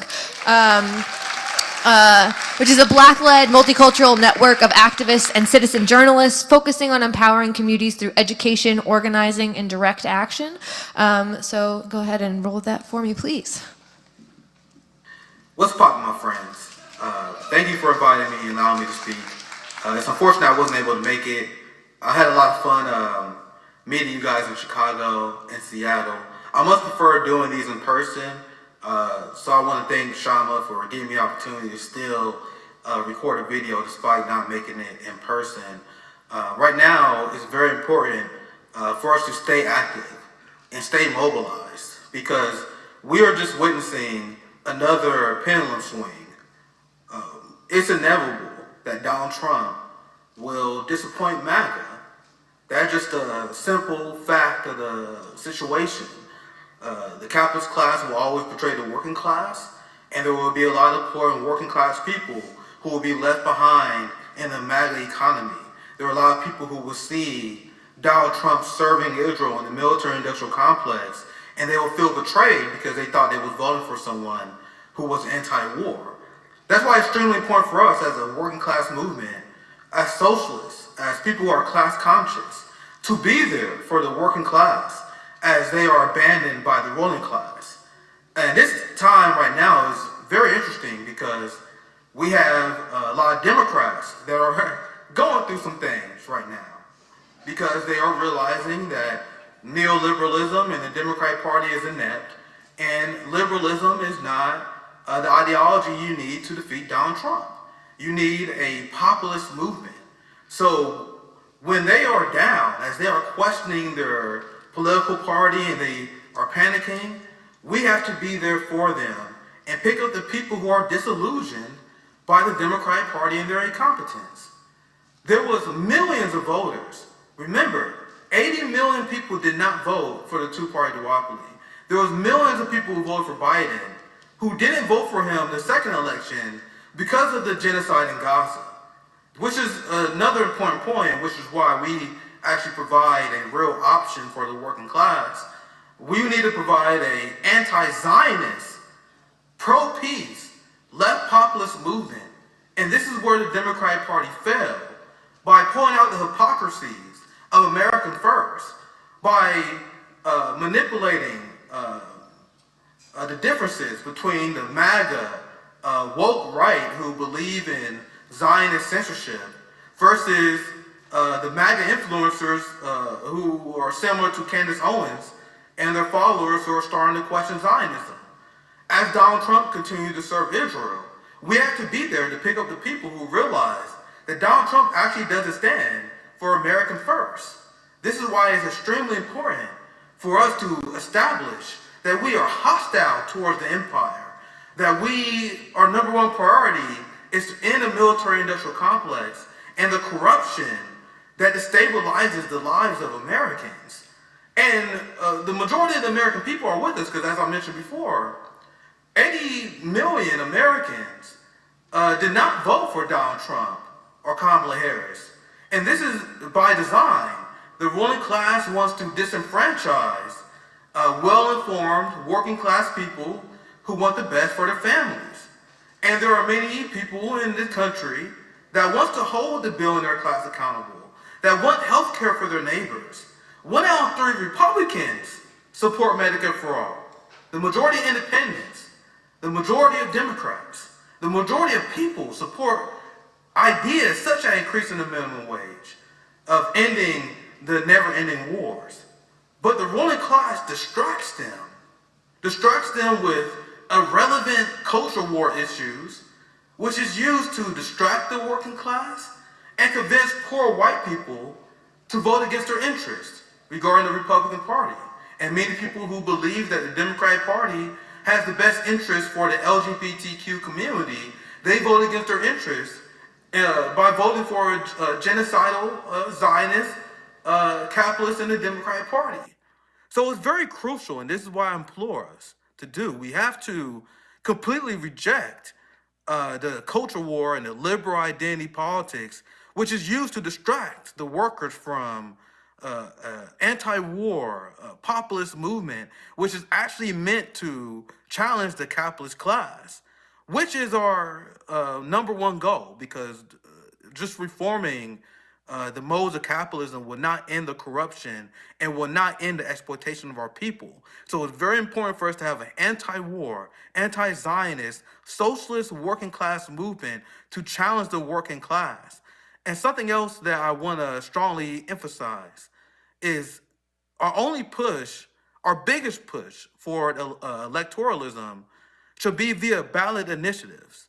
In the last election, when the American people, including the extremely deep red state of Missouri, decided to vote for Donald Trump, they also voted for an increase of the minimum wage. They voted for affordable housing. They voted for economic populism over and over again in Missouri. So whenever the American people have a chance to choose, they would choose things like a Medicaid expansion, like Missouri voted for.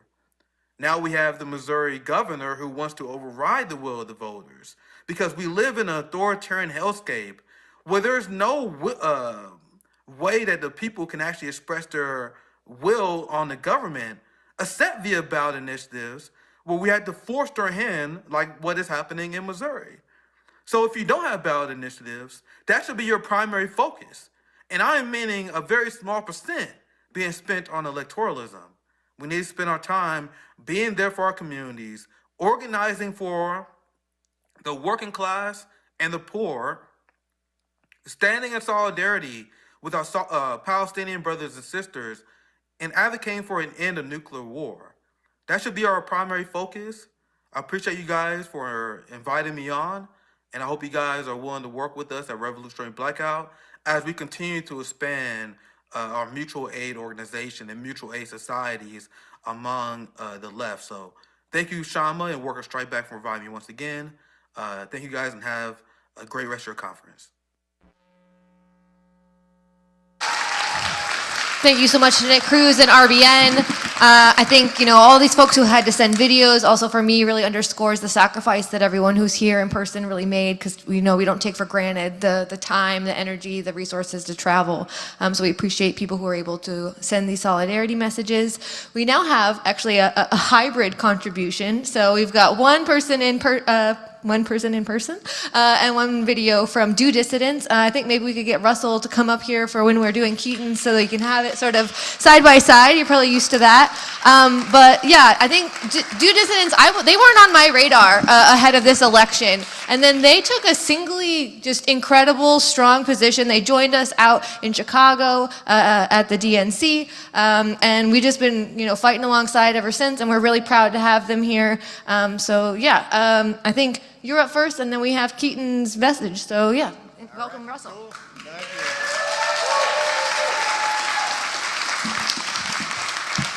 People keep asking me where Keaton is. I'm like, Keaton won't go to Connecticut, much less Seattle. Forget about it. I always think of the line in The Godfather. Hey, he could have had his own family. You couldn't get him out of that one meal town. All right, this is going to be maybe not the best opening of a speech today, but it's definitely going to be the dorkiest opening that you're going to hear. The great science fiction writer Frank Herbert, told you, opens his masterpiece with the line, "A beginning is the time for taking the most delicate care that the balances are correct." Why are beginnings delicate? Because they are by their nature unmoored and rootless. Any small thing can destroy an effort at its beginning, whether a novel, a business, a resolution, or a political party. Any distraction, any conflict, any loss of momentum, and it can all evaporate very quickly. Add to that the reality that we must face from this beginning so that we do not, as Kshama might say, make illusions. The left is more broken on every level, from the cultural to the intellectual to the spiritual, than it has ever been in my lifetime, and arguably than it has ever been in this country. That is partly through self-inflicted wounds and partly a result of external pressure, sometimes exerted through the kind of infiltration and psychological operations that we now know for certain USAID, NED, the IRI, and many others have been running overseas for decades. It would be naive to think they haven't been running the same kinds of operations here at home. And when we look at the state of the left, we must offer some grudging admiration for the effectiveness of their efforts.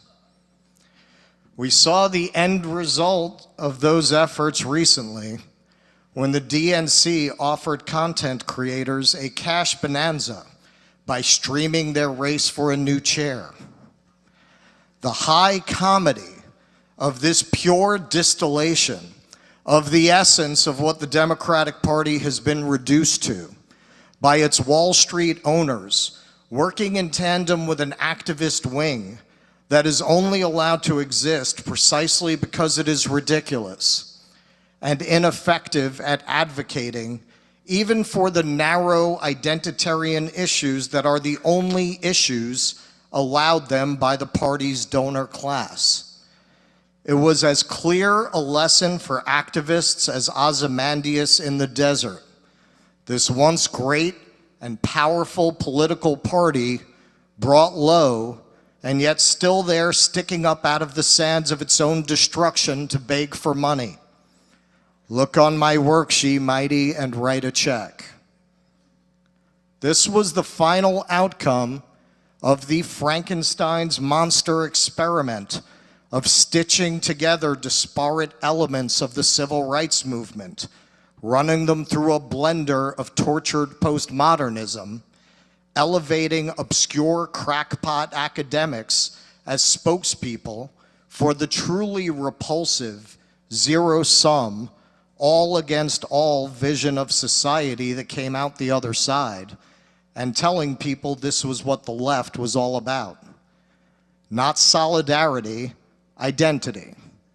Not class, not the hard realities of material conditions.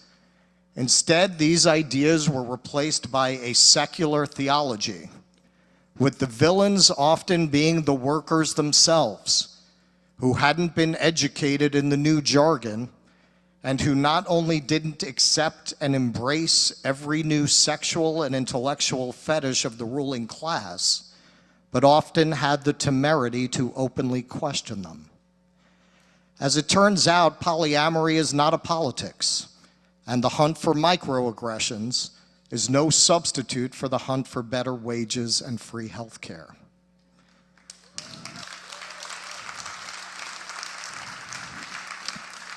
And so the Democrats have not only fallen, hollowed out from the inside by the same narcissists and neurotics they let in to explain the purpose of their continued existence as a party after they sold out their old working class base.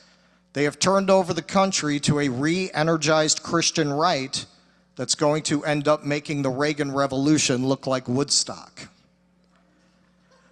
This is where we are, and it should serve as a cautionary tale for any who are going to attempt to recover the lost power and reputation of the left. A political movement can survive hatred and hostility, but one thing it cannot survive is the perception that it is ridiculous. And by mistaking the need for tolerance with the need for indulgence, by confusing the mission of helping victims with the celebration of victimhood, by treating strength as a vice and incapacity as a virtue, not only the establishment left, but a good portion of the activist left has come to make itself look ridiculous. Any movement that indulges these ideas will end up being an enormous waste of time and money for all involved. The first person who wants to form a sub-caucus that has nothing to do with improving conditions for all workers should be, if not canceled and rejected, lest we become the same censorious prigs we condemn, given a firm talking to and a very clear and unambiguous refusal, so that the organization doesn't end up like the DNC or the DSA or countless other attempts at focusing the energies of the left, devoured from within by people whose only purpose is to divide and weaken. For a left that's gone 40 some odd years without a serious union presence in its councils or any real connection to laborers and tradesmen who may not think the way they do on every issue, repairing that relationship and reestablishing that connection is going to take a lot of humility and a serious course correction. This weekend, there is an opportunity to create a new vision that begins to repair the damage done by the Clinton ascendancy and the neoliberal politics it ushered in. We are fortunate to have so many talented people join in to help, including our many peers in the indie media space who have come together today to both appear on the live stream and to create a collective super stream of the event.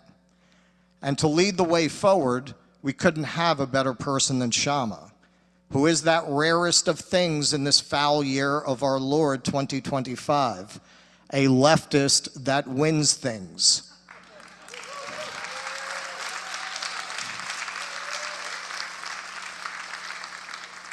As one of our viewers recently said, Kshama is ride or die. She has won tangible victories for workers against the corrupt Democrats and the oligarchy they serve. Kshama has beaten the Leviathan that is Amazon, both imposing a local tax and the first $15 minimum wage in the country. And how did she do it? By inviting everyone into the tent, without elevating or denigrating any below or above the others. That is how you win over workers. That is how you build solidarity.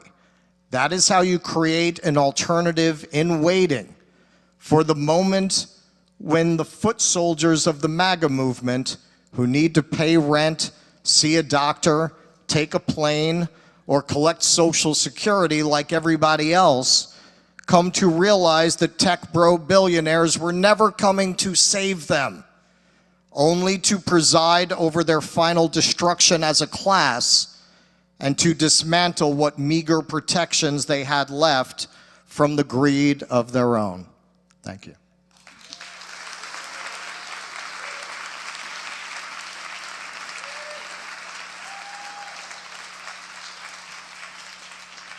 Hello, everyone. My name is Keaton Weiss from Due Dissidents. I'd have loved to have bought a plane ticket and flown out to be there in person, but for some reason my USAID check hasn't cleared this month. I called the Treasury Department to see what the issue could be, but no one answered. Instead, I got an automated message telling me that they're experiencing unusually high call volumes and that there were 328 white South African farmers ahead of me in the queue.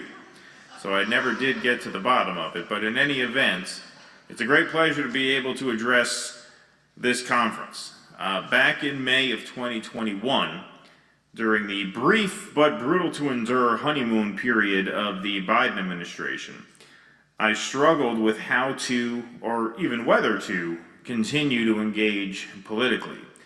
It was a very strange time when the country, coming out of the COVID lockdowns, seemed eerily content to settle back into the old pre-Trump way of doing things. Order had been restored, democracy had been rescued, of course, and normalcy had been reinstated. Lucky for me, though, despite having fallen into a pretty severe political depression, I had, months prior, committed to be a part of a telethon fundraiser for Kshama Sawant's effort against the Democrat-led recall in Seattle. And so in order to not break my commitments, I of course agreed to follow through and show up. And the evening of the fundraiser, I met Kshama and her team for the first time over a Zoom call in what was ultimately a 4 to 5 hour event. And for the first time, I saw what, if I'm being honest, I haven't really seen anywhere else at any moment since, which was a group of hardcore leftist activists who had their shit together, who could actually organize and win against the entrenched financial and political interests in Seattle. And win, they did. Kshama's team in Seattle pulled me back from the political brink. They kept me from falling into despair at a time when things seemed quite bleak. And today, of course, we find ourselves once again staring out at a political landscape that seems even more unforgiving than the one I just referenced, which is why I can think of no better place to be than here with many of that same team that so inspired me 4 years ago. Now, what makes these times even more difficult than before is that as the right wing amps up their assaults on ordinary people, the discredited liberal class has wrought enormous havoc by tarnishing the brand of noble left causes, tainting them in the minds of the working class. Environmentalism has been hijacked by uber-wealthy do-gooders who lecture the public from Davos, where they flew in on their gas-guzzling private jets. Anti-racism has been given a bad name by a cadre of PMC grifters like Ibram X. Kendi and Robin DiAngelo. The very concept of public health is now a controversial idea, thanks to the lies and mismanagement of a thoroughly corrupt for-profit medical system that destroyed what remained of its reputation these past 5 years since the pandemic struck. To be frank, liberal elites in and adjacent to the Democratic Party have failed at just about everything these past 8 years or so, except for one thing. They've succeeded in destroying the credibility of the American left by convincing the masses that we are one and the same. This is why the first and most urgent order of business for an emerging left movement is to make crystal clear in the mind of the public that we are not.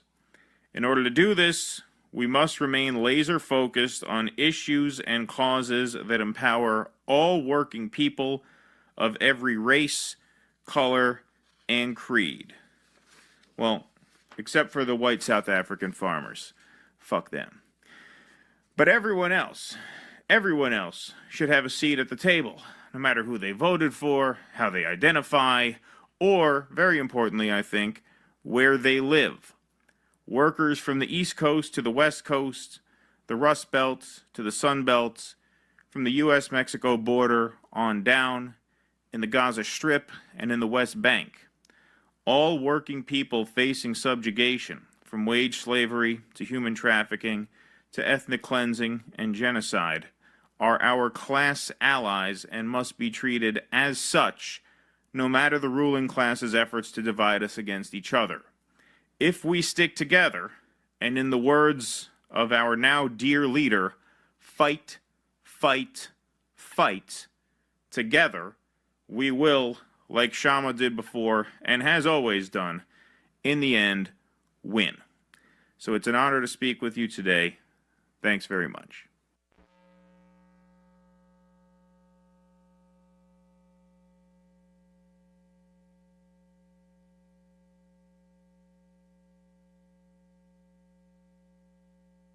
Okay, there we go. Our next speaker will be Hassan Abdel Salam, the co-founder of Abandon Biden, which then became the Abandon Harris movement. They challenged and turned away from the Democratic Party for their ongoing support of the genocide in Gaza. And ultimately, the Abandon Harris movement endorsed the anti-war campaign of Jill Stein and Butch Ware in 2024.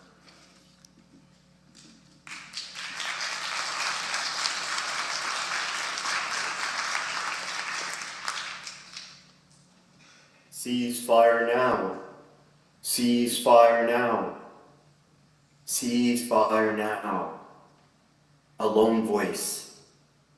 Relentless, again and again, calling for justice. Piercing through the cold on Minnesota pavement. November 1st, 2023. We stood our ground, announced that we will never vote for the president. We came out in droves in 2020, and we made President Biden the president of the United States. We witnessed enough, the brutality, the bombardments, 3 weeks of genocide. Intolerable to the American conscience, we had no other choice. Our strategy: to punish the president for his genocide, to send a signal to the political landscape that if you engage in genocide, you will lose the election. We persisted. People said, don't.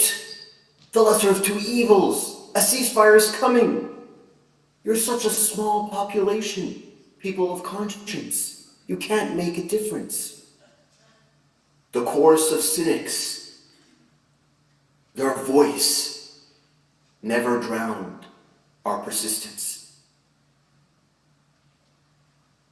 We walked and ran towards November 5th, holding hands, singing "We Shall Overcome." From Arizona to Georgia, from Georgia to Wisconsin, from Pennsylvania to Nevada, from North Carolina to Minnesota. We spoke out, persuaded our friends and our neighbors. We canvassed, we texted, we protested, and we won. Victory on November 5th, to resound through history, that we punished the vice president at the hands of people of conscience. The numbers and the data reveal that if the vice president, the president, did not commit genocide, likely Vice President Harris would have won. Our path continues. Our victory on November 5th emboldens us. A first chapter in a long story in the winding path of justice. We ask you to join us as we try to build a movement for all Americans to call for justice in our foreign policy, America has been pernicious. In the name of its exceptionalism, its maimed, destroyed, attacked, displaced, and murdered innocents. And here domestically at home, our inhumane policies, at abandoned Biden, abandoned Harris, we rebrand, reinvigorate, to galvanize a new movement, calling for Medicare for all, Medicare negotiating drug prices, ending homelessness, and ensuring a humane foreign policy worldwide. I will never forget Brother Faris, the real founder of Abandoned Biden, in that prison where I was held by Israeli forces who detained and tortured me for weeks in 2022, for no other reason than that we wished to protest peacefully. And there in prison, I met Brother Faris, one of the youth that I got to know that year. Him pacing before me back and forth in prison. He asked me that unforgettable question: what will you do if you go back home? If you go back to America? I never thought I'd go back. My interrogators promised me that I'd never be released. But I decided to answer, what will you do if you go back to America? I said I would speak out. And the most extraordinary thing happened on the face of Brother Faris. A huge, brilliant smile appeared. That what brought him pleasure is that you now would hear his story. That what brings the pleasure, the happiness on people oppressed worldwide, is the knowledge that together here, we would arrest the villainous atrocity and vices of our government, at home and abroad. And now, a new beginning. Let not the momentum dissipate. Join us in this movement with Workers Strike Back and the Green Party. Abandon Biden, abandon Harris. A movement for which we can say, finally, abandon genocide, abandon brutality, abandon injustice. Together, to bring a smile on Brother Faris's face and all those oppressed in our pursuit on this winding course towards justice.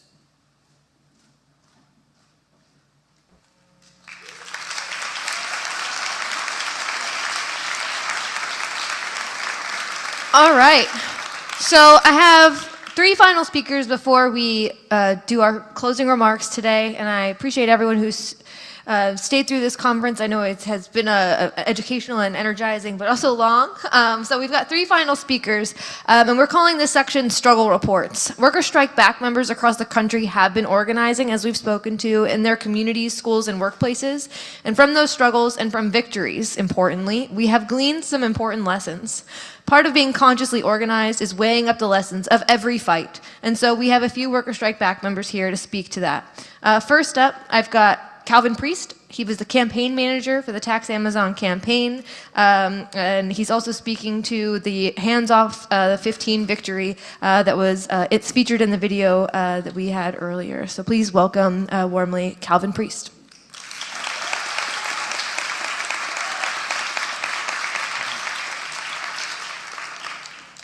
As Emily said, I'm a member of Workers Strike Back. I'm also a member of Revolutionary Workers.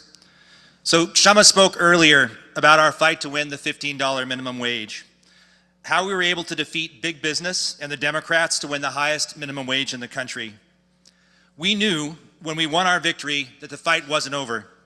And Kshama said as much in her victory speech, which we showed part of it on the video earlier. We knew because no fight is ever over under capitalism.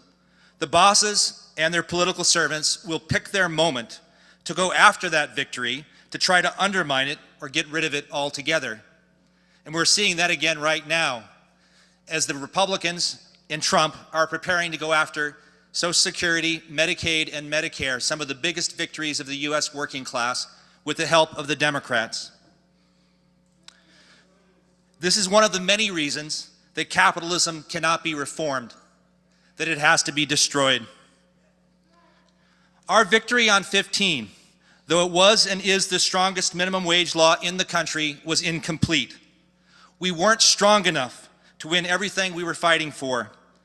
In any fight with the bosses, whether we win, how much we win, is not about the morality of the bosses or the politicians or making persuasive arguments to them, because they have no morality.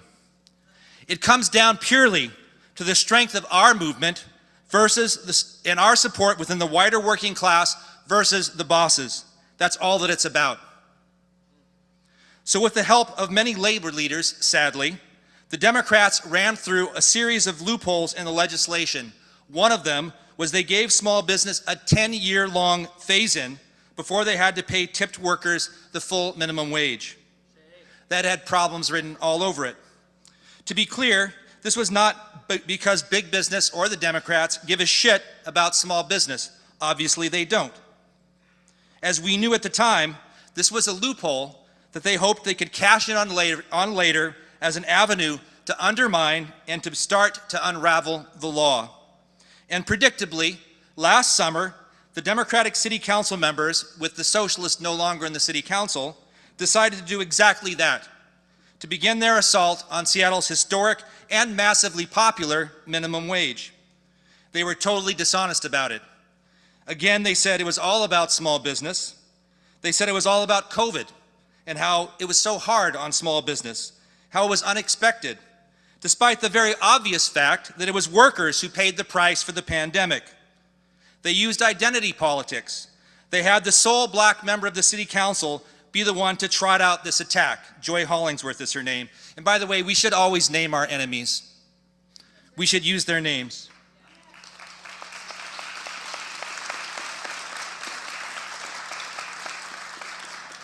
We defeated them.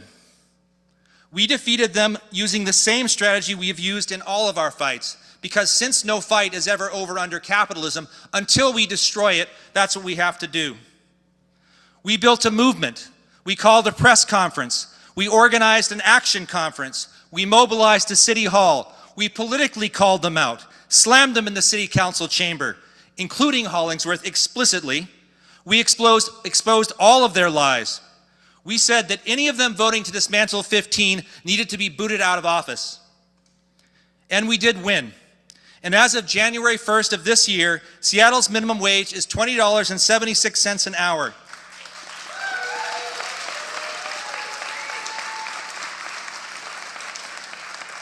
Obviously, it's still not enough. But we defeated big business and the Democratic Party again. We defeated them in their attempts to create a permanent sub-minimum wage in this city and deny workers the more than $3 an hour raise that they needed to survive. We did that even without the benefit of a Seattle City Council. In addition to defending 15, our movement also just won an offensive victory. We campaigned for the Prop 1 ballot initiative, which expands our Amazon tax that we won in 2020 to fund affordable housing. We canvassed and tabled and answered the lies of the corporate media again. The NGOs that filed the ballot initiative, unfortunately, did not want to antagonize big business and the establishment, so the increase was only for $52 million a year. It raised our Amazon tax victory that we won in 2020, raised $450 million last year by itself.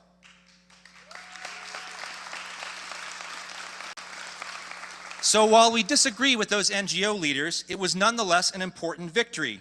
And it shows, I think, very clearly the huge support there is for taxing the rich and big business right now. It shows the huge anger at Amazon, and it shows that we don't have to sit back and only carry out defensive fights. We can also go on the offensive and win.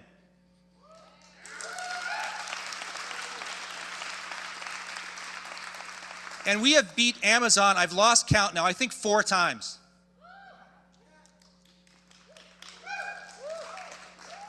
And so I think there is a space to bring a much stronger version of the Amazon tax initiative, both here and in other cities, because affordable housing is a crisis everywhere, as is the massive anger at the rich. I also wanted to make a couple of quick points about mutual aid. So I know there's a lot of discussion about mutual aid, and I basically agree with what Logan said earlier. It's completely understandable that people feel that they want to do something for the people that they know that are struggling, but the problem is we have limited resources, we have limited energy, and we can win offensive victories like these. We can make the billionaires pay rather than trying to struggle to, for GoFundMes, et cetera, to try to get by. And that's really the best direction for our energies, not only because they're the ones with the billions and not us, which is the critical point, but also because in engaging in class struggle, people learn. That is how you build a movement, that's how you build an ongoing movement, and that's how you create leaders. It is through these fights, the $15 minimum wage fight, the tax Amazon fight, the fight for renters' rights that we fought. That is how we built leaders. That's how we built an organization. That's why we have Workers Strike Back right now. That's why we're having this conference right now. And so we need to build on that. It's very easy for us to get dispersed and go in different directions and do different things and get tied up with the many people struggling under this system. But the way people learn is through struggle. And so it's absolutely crucial that our orientation be towards strategically taking on fights where we can do real damage to the bosses, where sometimes we can win, and where we can build a stronger movement going forward rather than constantly being on the defensive.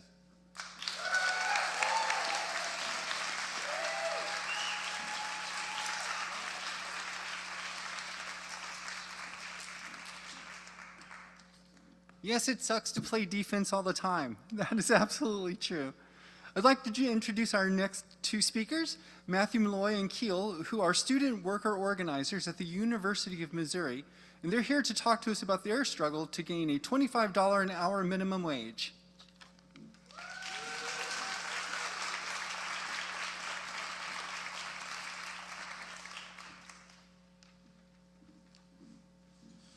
Okay, here we are, okay. So just correction, it's Kyle, but that's okay. It's spelled differently, so.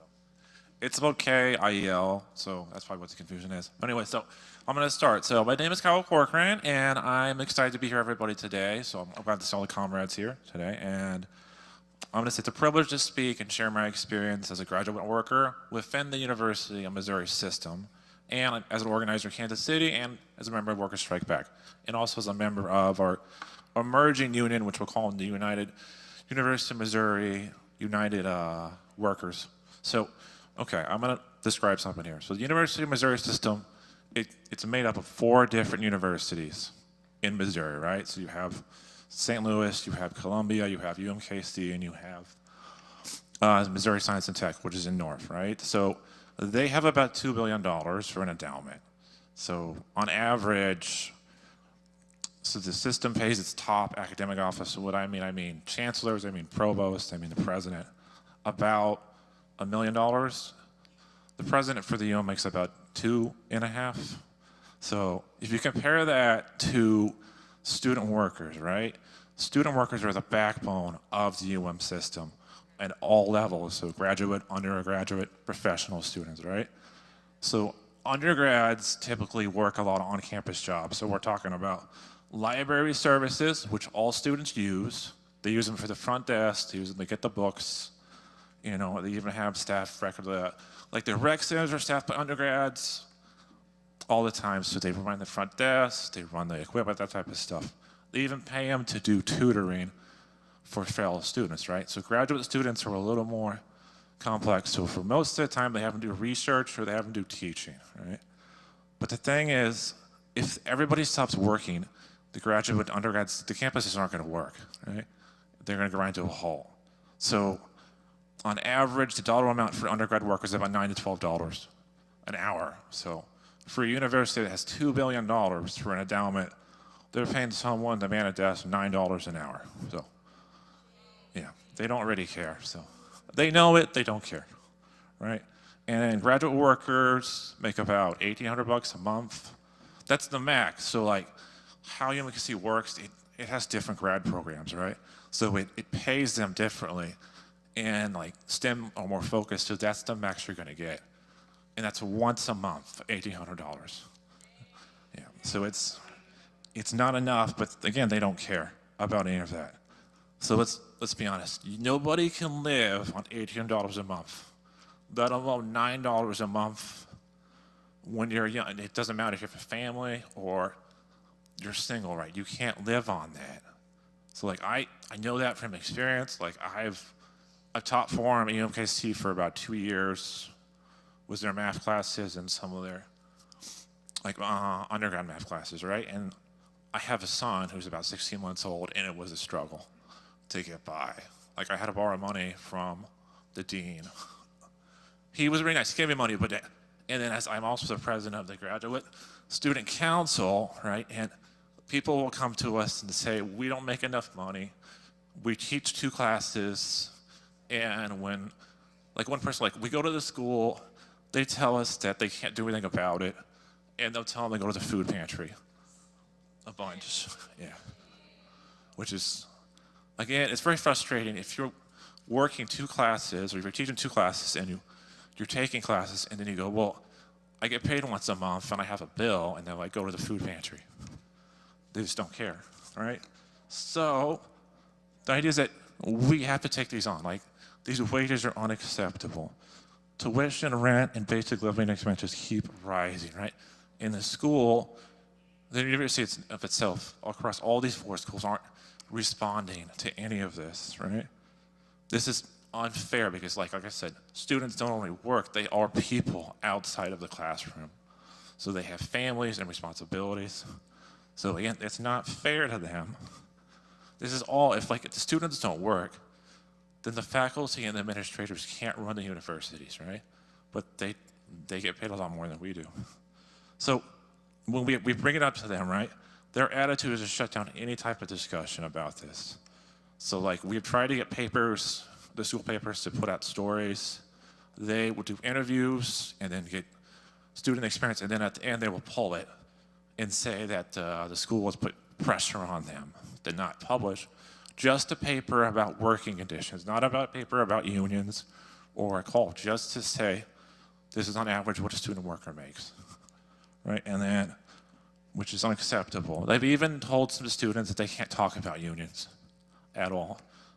And they sometimes threaten to fire them too, but yeah, that's unacceptable. They also, for international students, it's even worse because they are afraid to organize or even speak because of what they think that the school is going to do, right? So, and then, so, all this to summarize all this. This experience is reverse something I know. Student workers need to fight back, right, against an administration. So this is kind of why we launched the University of Missouri Students and Workers United, or UMSWU for short. And then alongside Workers Strike Back is helping us. And right now we're trying to table at UMKC as a start about 3 times a week to get people to sign a petition. This petition's about $25 an hour for undergrad, professional, graduate work minimum, no exceptions to that. And then also international students in the UM system are forced to pay a health insurance fee up front. So that's about $1,500 they have to provide. And they can't, and then they're not allowed to get medical services because they restrict them to just use it on campus. So it's not very fair. I don't know what they're doing. They just don't care. Yeah. So yeah, we supported also we're demanding medical for all in this. We want to support, because there are schools in the UM system that support the Gaza and they support Israel with the genocide. We don't demanding that to stop. Like UMKC is pretty bad. They do. We want that to stop. Here, nobody should be supporting genocide. They should not use methods of education to do so, right? So then to end it on more, if anybody's watching Kansas City, we're going to have a rally, the live rally at March 8th at 2 p.m. at the Charlesville Amphitheater. That's fight UMKC across the river. So we would love for you to come and show out, and we want to get as much support as we can for this, because students are suffering and they should not be told to go to the food pantry as a result for trying to just better themselves. Yeah. Thank you for your time.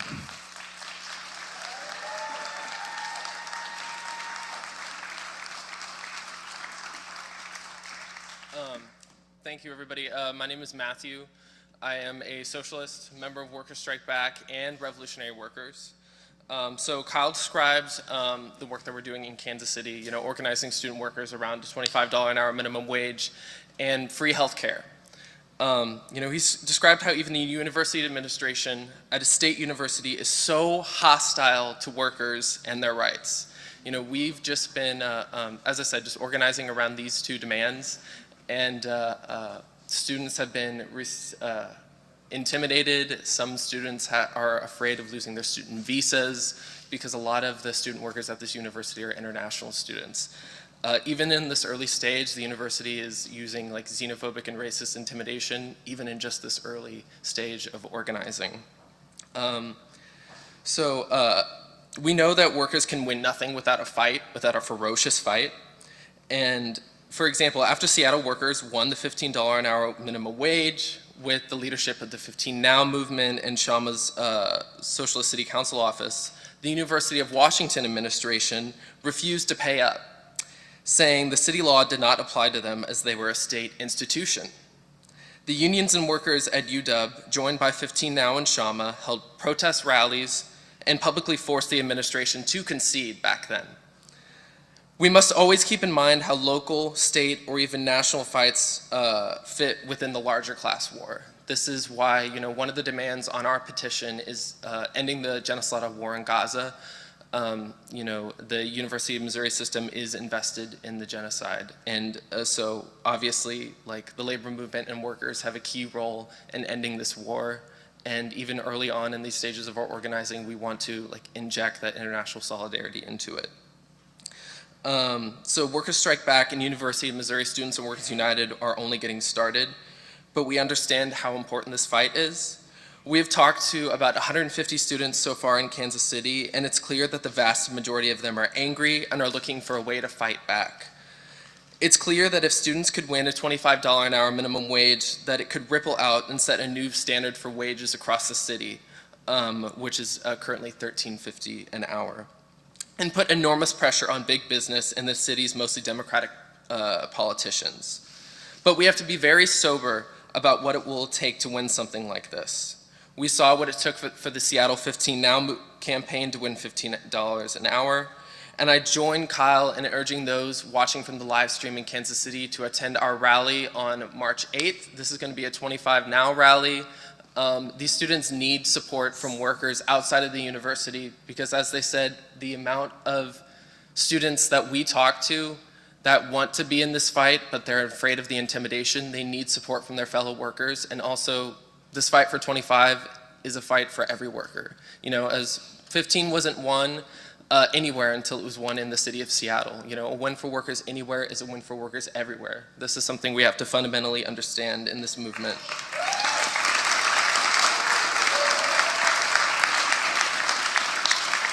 Labor and working class history shows us we must look beyond the workplace. As I said, one of UMSW's very first demands was a demand to end the genocide in Gaza and that the University of Missouri completely divest from the weapons industry profiting from Israel's war and occupation. Workers must build international solidarity if they are to combat the divide and conquer strategies of the billionaires. The history of class struggle shows us time and time again exclusions based on race, nationality, or national border only weakens the working class movement as a whole. This is why it's incredibly important not only to make demands concerning the workplace or industry, but also to have broader demands. This is a critique that we have received often in our organizing, but we think standing in solidarity with Palestine is essential. Having broader demands also points us towards the future. Demands like nationalizing the energy sector won't be possible unless labor unions join in on the struggle. So I just want to reiterate one more time for those watching in Kansas City, we're having a 25 Now rally on March 8th with Workers Strike Back and University of Missouri Students and Workers United. I hope everyone in Kansas City can join us, and thank you so much for your time and solidarity, everybody.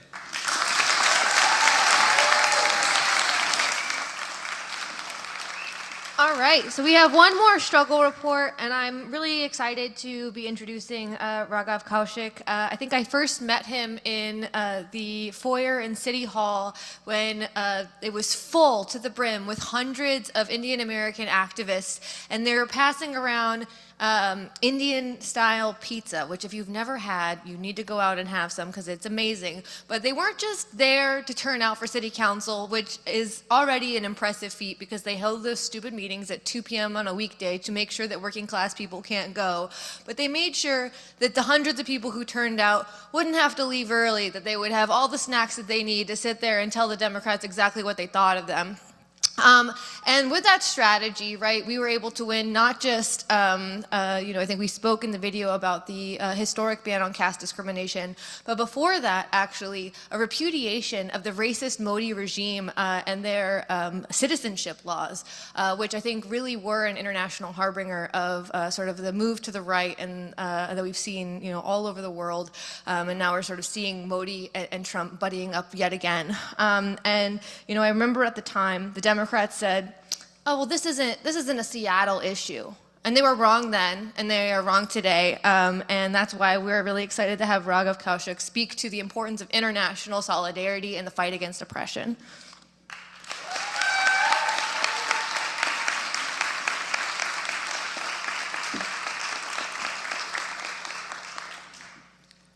I really like what Calvin said in his speech before about offensive fights and defensive fights. The theme of this conference has been to fight the rich. And to fight the rich, we do need to fight defensive fights. Like, when Trump is firing civil servants, we need to protest it. But that's not enough. We need to go beyond that. Higher minimum wage, Medicare for all, free public transit, ending caste discrimination, issues like that. We need to win concrete victories like that, material gains, starting with the local level and then going on to the national level. And, we have a great example of how to win such victories over the past decade, right here in Seattle. And in fact, I'm here to talk about precisely one of them. Exactly 2 years ago, February 21st, 2023, the Seattle City Council banned caste discrimination in the city. And Seattle became the first jurisdiction outside South Asia to do so. Media coverage of this was viral. The news just became viral. You can hear Kshama talking about socialism and tax the rich and things like that in various Indian languages like Hindi and Marathi. The governor of the Indian state of Tamil Nadu, M.K. Stalin, tweeted his congratulations. It was so big. And that was incidentally probably the first time in history that someone named Stalin was congratulating a Trotskyist.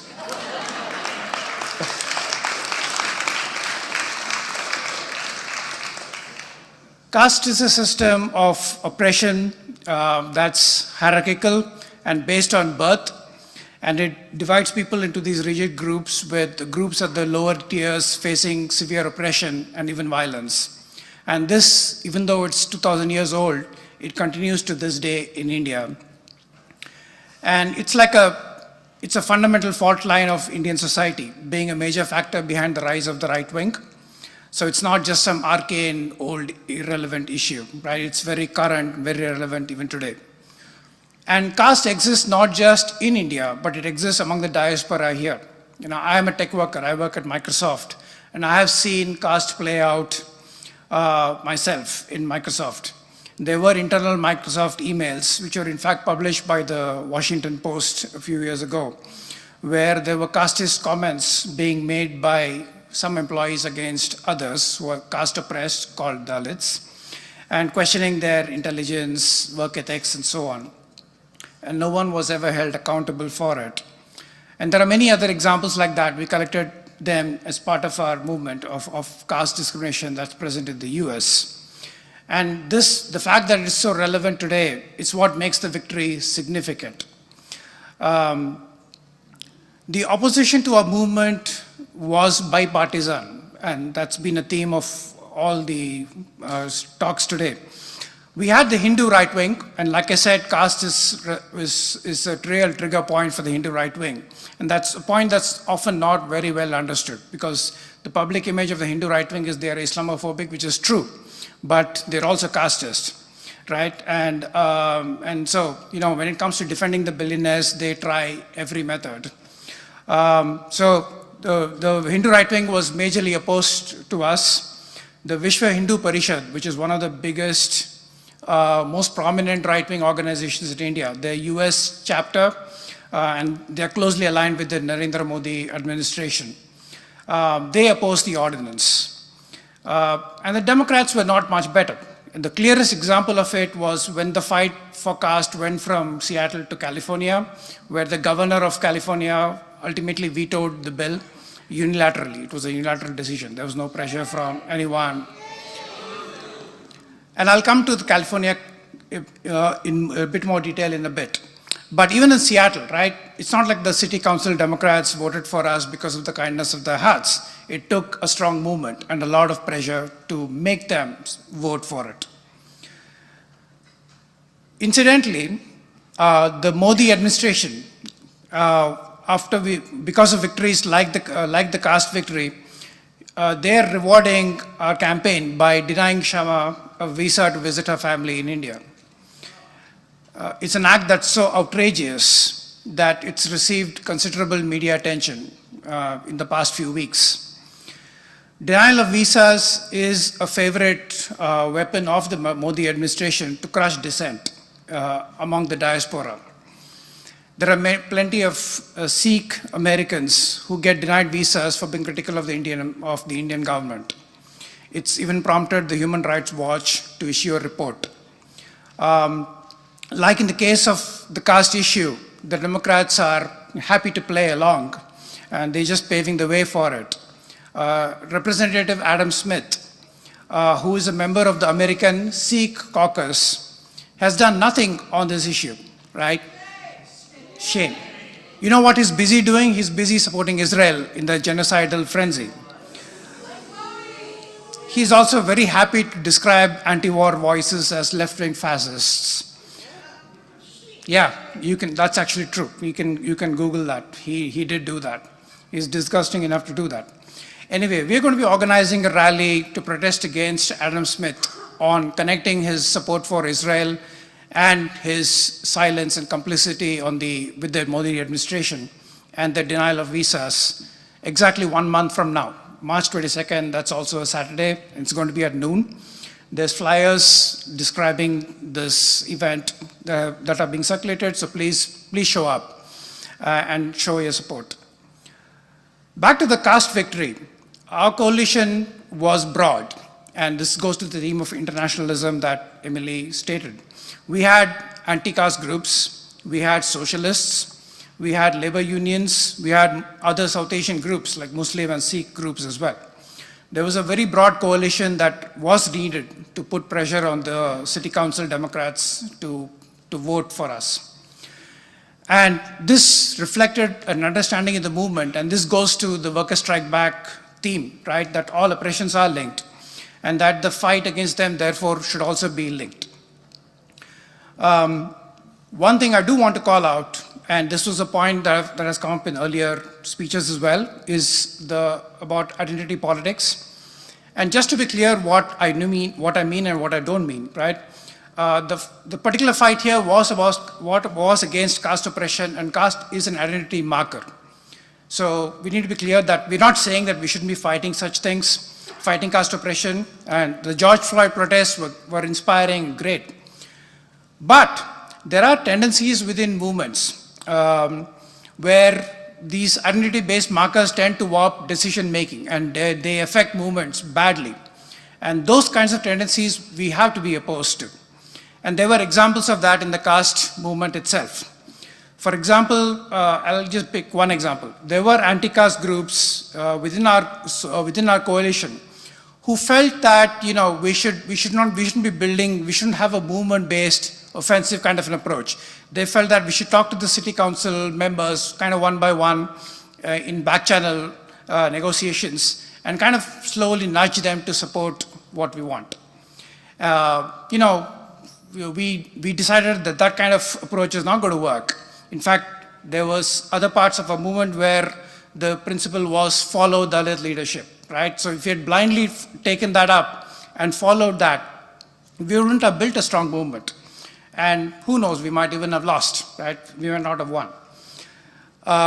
So that is the kind of identity politics that we have to guard against and that we did guard against in the Seattle victory. Incidentally, I mentioned the California thing where Governor Newsom vetoed the bill. But it's interesting to look at what the background to that was. So after the Seattle victory, the movement spread. So there was a desire to fight caste oppression across the country. And California was the biggest example where that happened. What happened was that the organizers there kind of fell back to their back channel based approach. They didn't emphasize the movement too much. In fact, they went to the extent of saying that Kshama shouldn't be there because she's going to talk about socialism and that might upset the Democrats who they were recruiting. And that might be too extreme, apparently. And that hurt the movement badly, right? That kind of approach, that kind of attitude hurt the movement. And it was an uphill fight. So even if we had built a strong movement, it would have taken a massive fight, but we would have given ourselves a much better chance to win. Instead, what the activists there actually did, their approach kind of paved the way for the governor to ultimately veto, right? So that's a massive lesson that we have from the caste fight. And that's something we need to keep in mind as we advance get into our future fights, including on the caste issue. Those are the main points that I wanted to make. But going back to what Calvin said, which I really liked, the victory against caste discrimination, like the one for Tax Amazon, like the one for 15 Now, were all examples of offensive approach. And it almost feels like we've had so many such victories. So no, this requires a lot of skill and a lot of dedication and commitment to that particular approach that results in this, because there are many failures too. And not just in California. I mentioned the California case, but I've actually seen failures in Seattle itself, and even Kshama has seen some of those, where a reluctance to use this approach resulted in defeats. So this approach is hard-learned and takes the kind of sophisticated analysis that Worker Strike Back brings to the picture. And that's what it's going to take to fight the rich. Solidarity.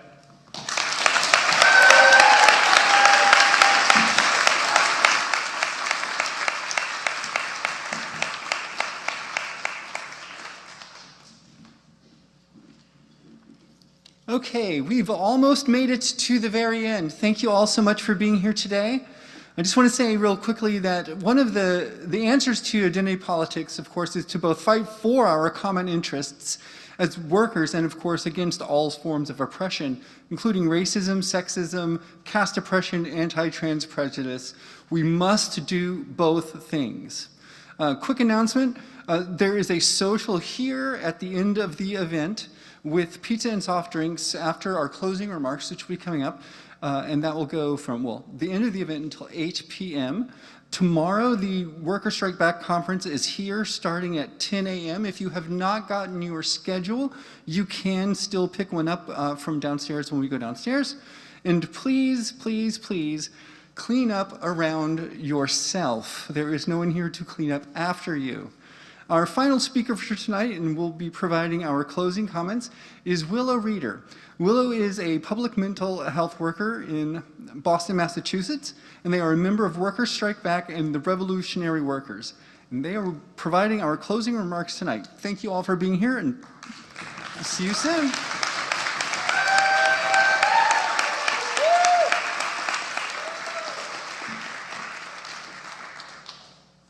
When we fight, when we fight, when we fight. Thank you so much to all of our speakers. and to everyone who sacrificed your time to be here today. We had well over 200 people here in person, with another 6.5 thousand tuning in over live stream throughout the day.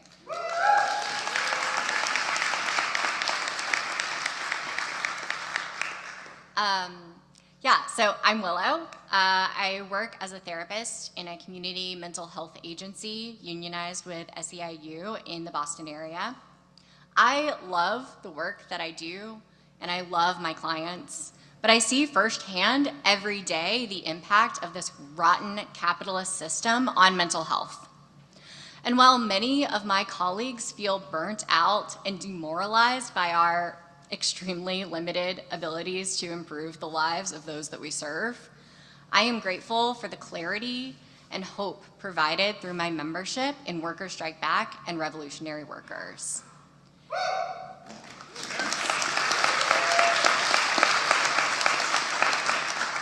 It's important and entirely necessary that we are here together as working people, union and non-union, as forces on the left, to discuss the way forward to build a united, militant, working class movement to fight the rich and both their parties.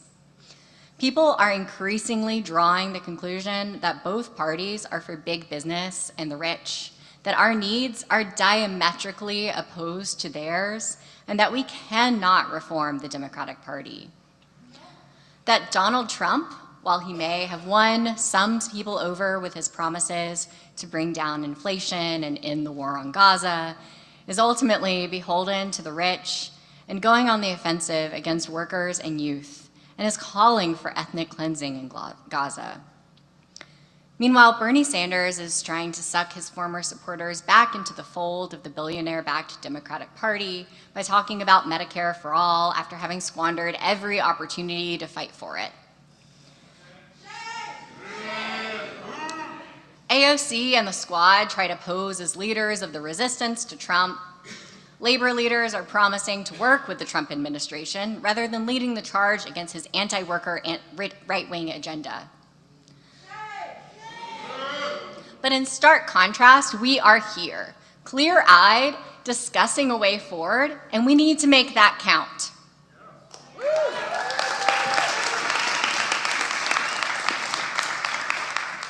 We must oppose Trump and the right wing, but opposing Trump and the right wing is not enough. We need to build the kind of movement that can win historic victories for working people that clearly demonstrate the strategy needed. We need to launch bold campaigns to fight for expanded Medicare for all, social housing, free transit, a living wage, and an end to deportations of immigrants, war and occupation, and attacks on trans people and other oppressed communities. We need to unionize Amazon. And as someone who joined Workers Strike Back just this morning said, we need to kick Jeff Bezos in the proverbial teeth.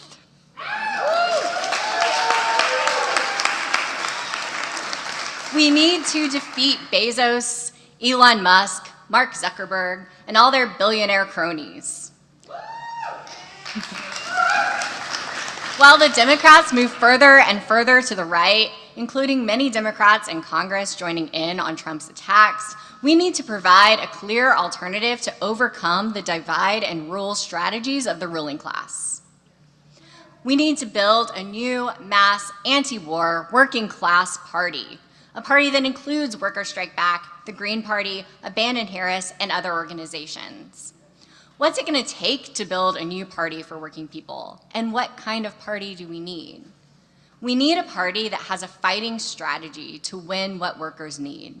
Medicare for all, taxing Amazon and big business to fund social housing, free mass transit, ending all military funding for the Israeli state and the occupation of Gaza and the West Bank, unionizing Amazon in every workplace, and bringing down Trump, the billionaires, and both their parties. That is the program of our proposed Fight the Rich campaign. Free Palestine. We need a party that has fighting leadership, with a track record of building effective movements, of taking on big business, taking on the Democratic and Republican parties, and winning. We won't win by just running a lot of candidates for office. And we don't have the capacity to do that. We need to concentrate our forces to wage effective class struggle campaigns, which could include running a few strong leaders in key elections. But a working class party has to do more than run elections. We need a party that will lead mass movements, militant protest action, mass civil disobedience, coordinated mass strikes to take on the power of big business. We need a party that will disrupt business as usual and use every tool at our disposal to win our demands. We shouldn't see this as launching just another third party to give more choices on the ballot during elections. We need to bring together the forces of the working class and the left to build the kind of mass party that can push aside the Democratic Party, the Republican Party, the bosses, and ultimately their entire system.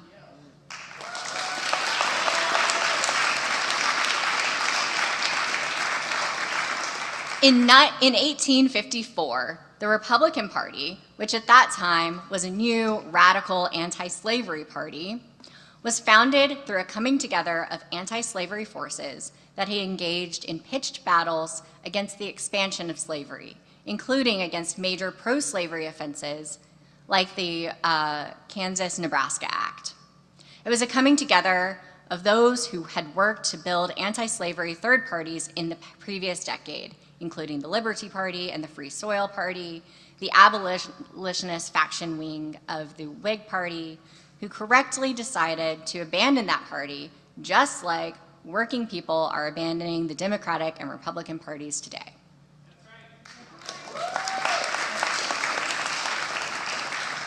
We need that sort of coming together today, of the best fighters from the Green Party, of abandoned Harris, of the militant wing of the union movement, of principled socialists, of Workers Strike Back, revolutionary workers, and of the millions of working people that are not currently part of any organization or union.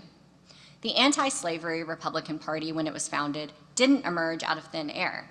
It was born out of movements and concrete struggles.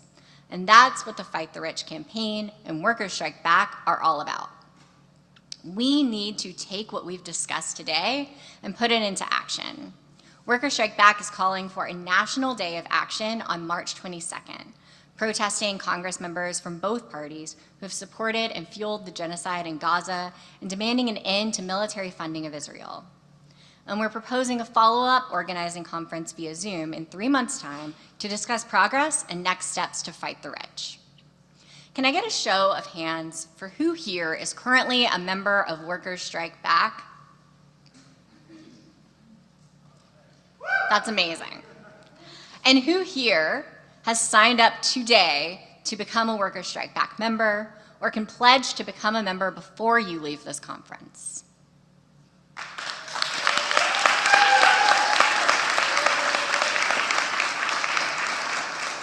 Please go to one of the Workers Strike Back tables and sign up to become a member. Buy a copy of our pamphlet about how Kshama Sawant and our movement won historic victories in Seattle, like the Amazon tax and the first major city $15 an hour minimum wage.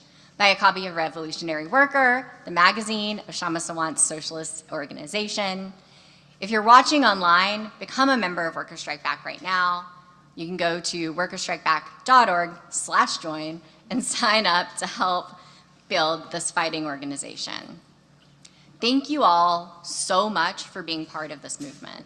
I hope to see all of you back tomorrow for our Workers Strike Back convention, where we'll hear more about work happening around the country, discuss the Fight the Rich campaign and our priorities, and vote on democratic structures and leadership to build Workers Strike Back into the strongest possible fighting force with chapters around the country. If you're attending tomorrow, please bring back your lanyard and your name tag with you to help you streamline things. And we invite everyone here to stay and join us for a social in the Great Hall downstairs to continue these important conversations informally. Real quick, who's our enemy? The rich. Who's our enemy? The rich. Thank you in solidarity.